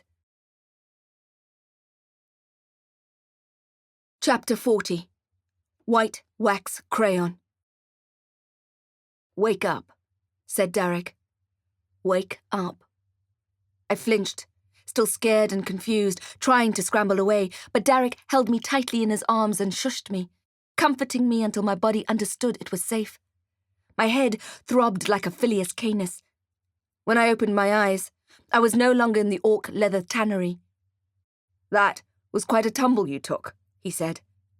What? My mouth was dry, my voice croaky. Where was Morgan? Was she dead? Or worse, was she a vampire? I leave you alone for a few hours, he said, and when I come back, you're flying out of a window of a skyscraper like some kind of barefoot superhero. Derek was at the Carlton Centre? Morgan, I asked, my voice croaky. Dead? I heard a nervous cackle and moved my head in the direction of where it came from. Morgan stood, arms crossed, very much alive. Demetrius bit you, I said. You're a vampire. Morgan unbuttoned the top of her white blouse and showed me her neck. It was perfectly unharmed. Oh, thank the void. Oh, thank you, I thought. I started crying, and Derek held me close again, and I breathed in the scent of his body. They let me cry for a few minutes, and the ache in my throat subsided. What happened? I asked. You were dreaming, Derek said. It's normal. What's normal? I said. Normal for what? Normal for coming back from the dead, said Morgan. Derek looked into my eyes. Not quite, but You did have us worried. Morgan stepped closer. Derek broke his arm catching you. I glanced down at his arm, worried. It's fixed, he said. Don't give it a second thought. How are you feeling? Headache, I said, and happy to be alive. If you felt a kind of paralysis before, that's normal, said Derek. I thought of the sensation of being tied to the chair. I was right next to you the whole time, said Morgan. I had such a bad dream, I said. A nightmare. You almost died, Jax, said Morgan, standing on that ledge between life and death. It's bound to bring up some scary stuff in your subconscious. I don't know what magic you used to slow yourself down during that fall, said Derek, but it worked. We'd both be dead without it. I stared at him. The vault cuff was still firmly attached to my ankle. My mind swirled with pictures, and I couldn't figure out what was real and what belonged to the nightmare. Talk me through what happened, I said. Pretend I'm 5. I went back to your apartment, said Derek. Gizmo was there, frantic. He wanted me to find you. I had the feeling you were in danger. He led me to the Carlton Centre, but before I had time to enter, you came flying out of that window. The zombies, are they real? Yes. That's Acheron's army, I said. That's why they were trying to kill me. Possibly, he said. After I destroyed the Venom lab, Lysander said they came up with a new plan to recruit the Untouched. Some kind of mass mesmerization, said Morgan. Something like that. And the Council, I said. They're after me too. They both blinked at me. I understood that I sounded paranoid, but it was true. Where are we? I asked, looking around at the clean white walls and minimalist design. My panic room, said Derek. Your home is no longer safe. With so many powerful enemies, nowhere was safe. It's chaos out there, said Morgan. Everything's gone mad. It's snowing, said Derek, and I frowned at him. Really? I thought of the superstition we held as children at the Copperfield Institute, leaving a white wax crayon on our windowsills as we slept.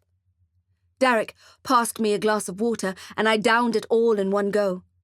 I had to tell them about Musubarin, the Council, and the Chaos Jar, but my mind was muddled, and I didn't know where to start. Derek let me go. I've got something to show you, he said. I'll be back in 2 minutes. He left the room, and the door locked automatically behind him.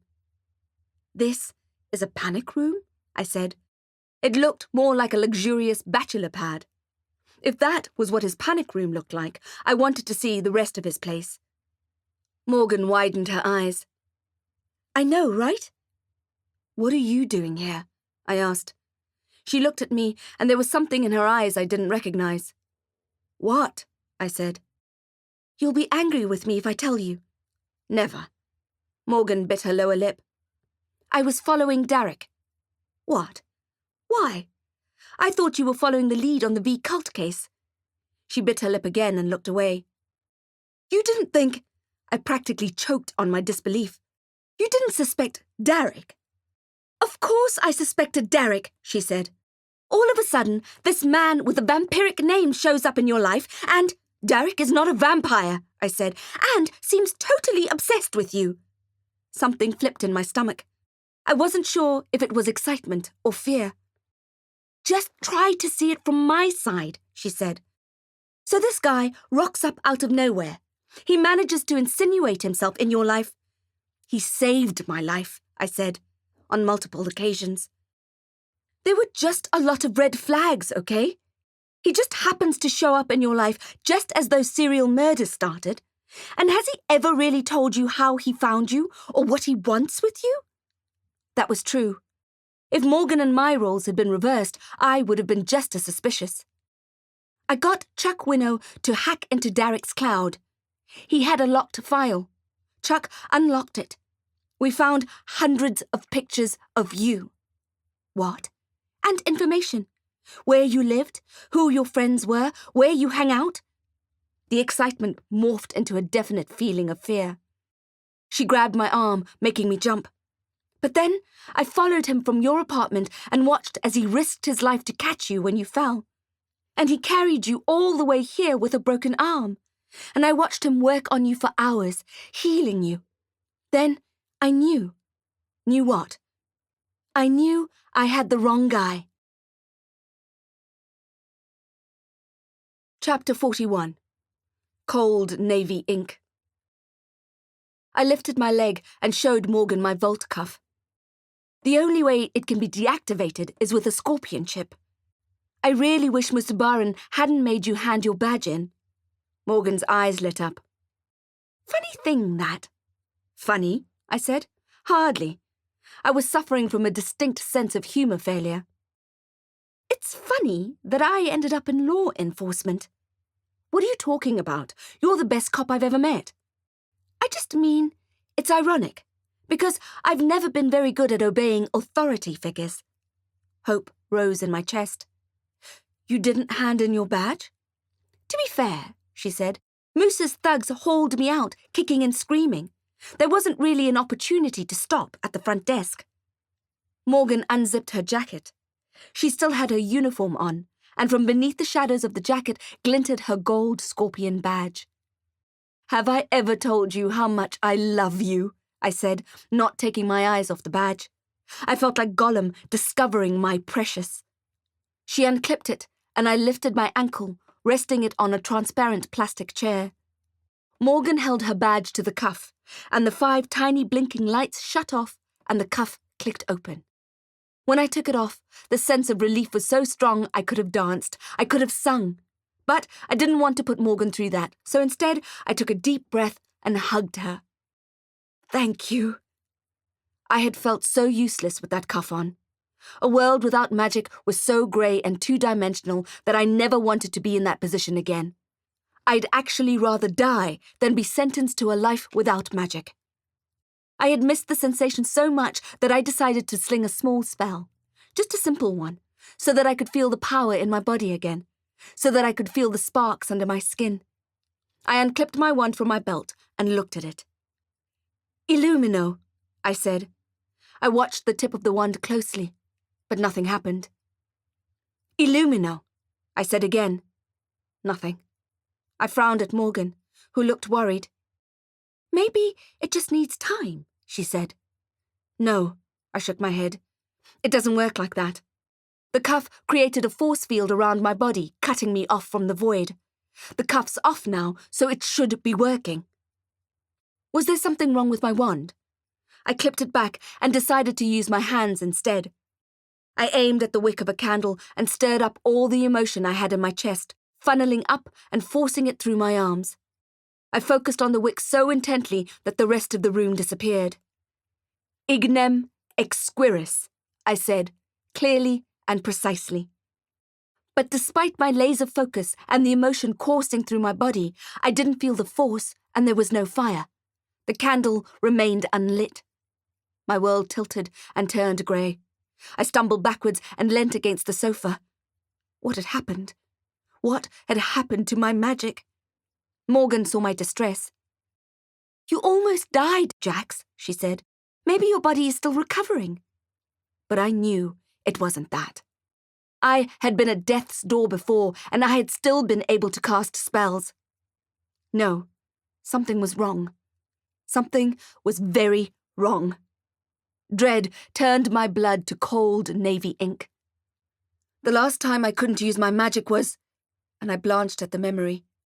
I had to put both my hands on the back of the sofa to steady myself as the implications revealed themselves. What's wrong? Asked Morgan. The last time I couldn't use my magic was when I was imprisoned in Slyden Aberon's basement, I said. He had put an enchantment on the room that cut off my power.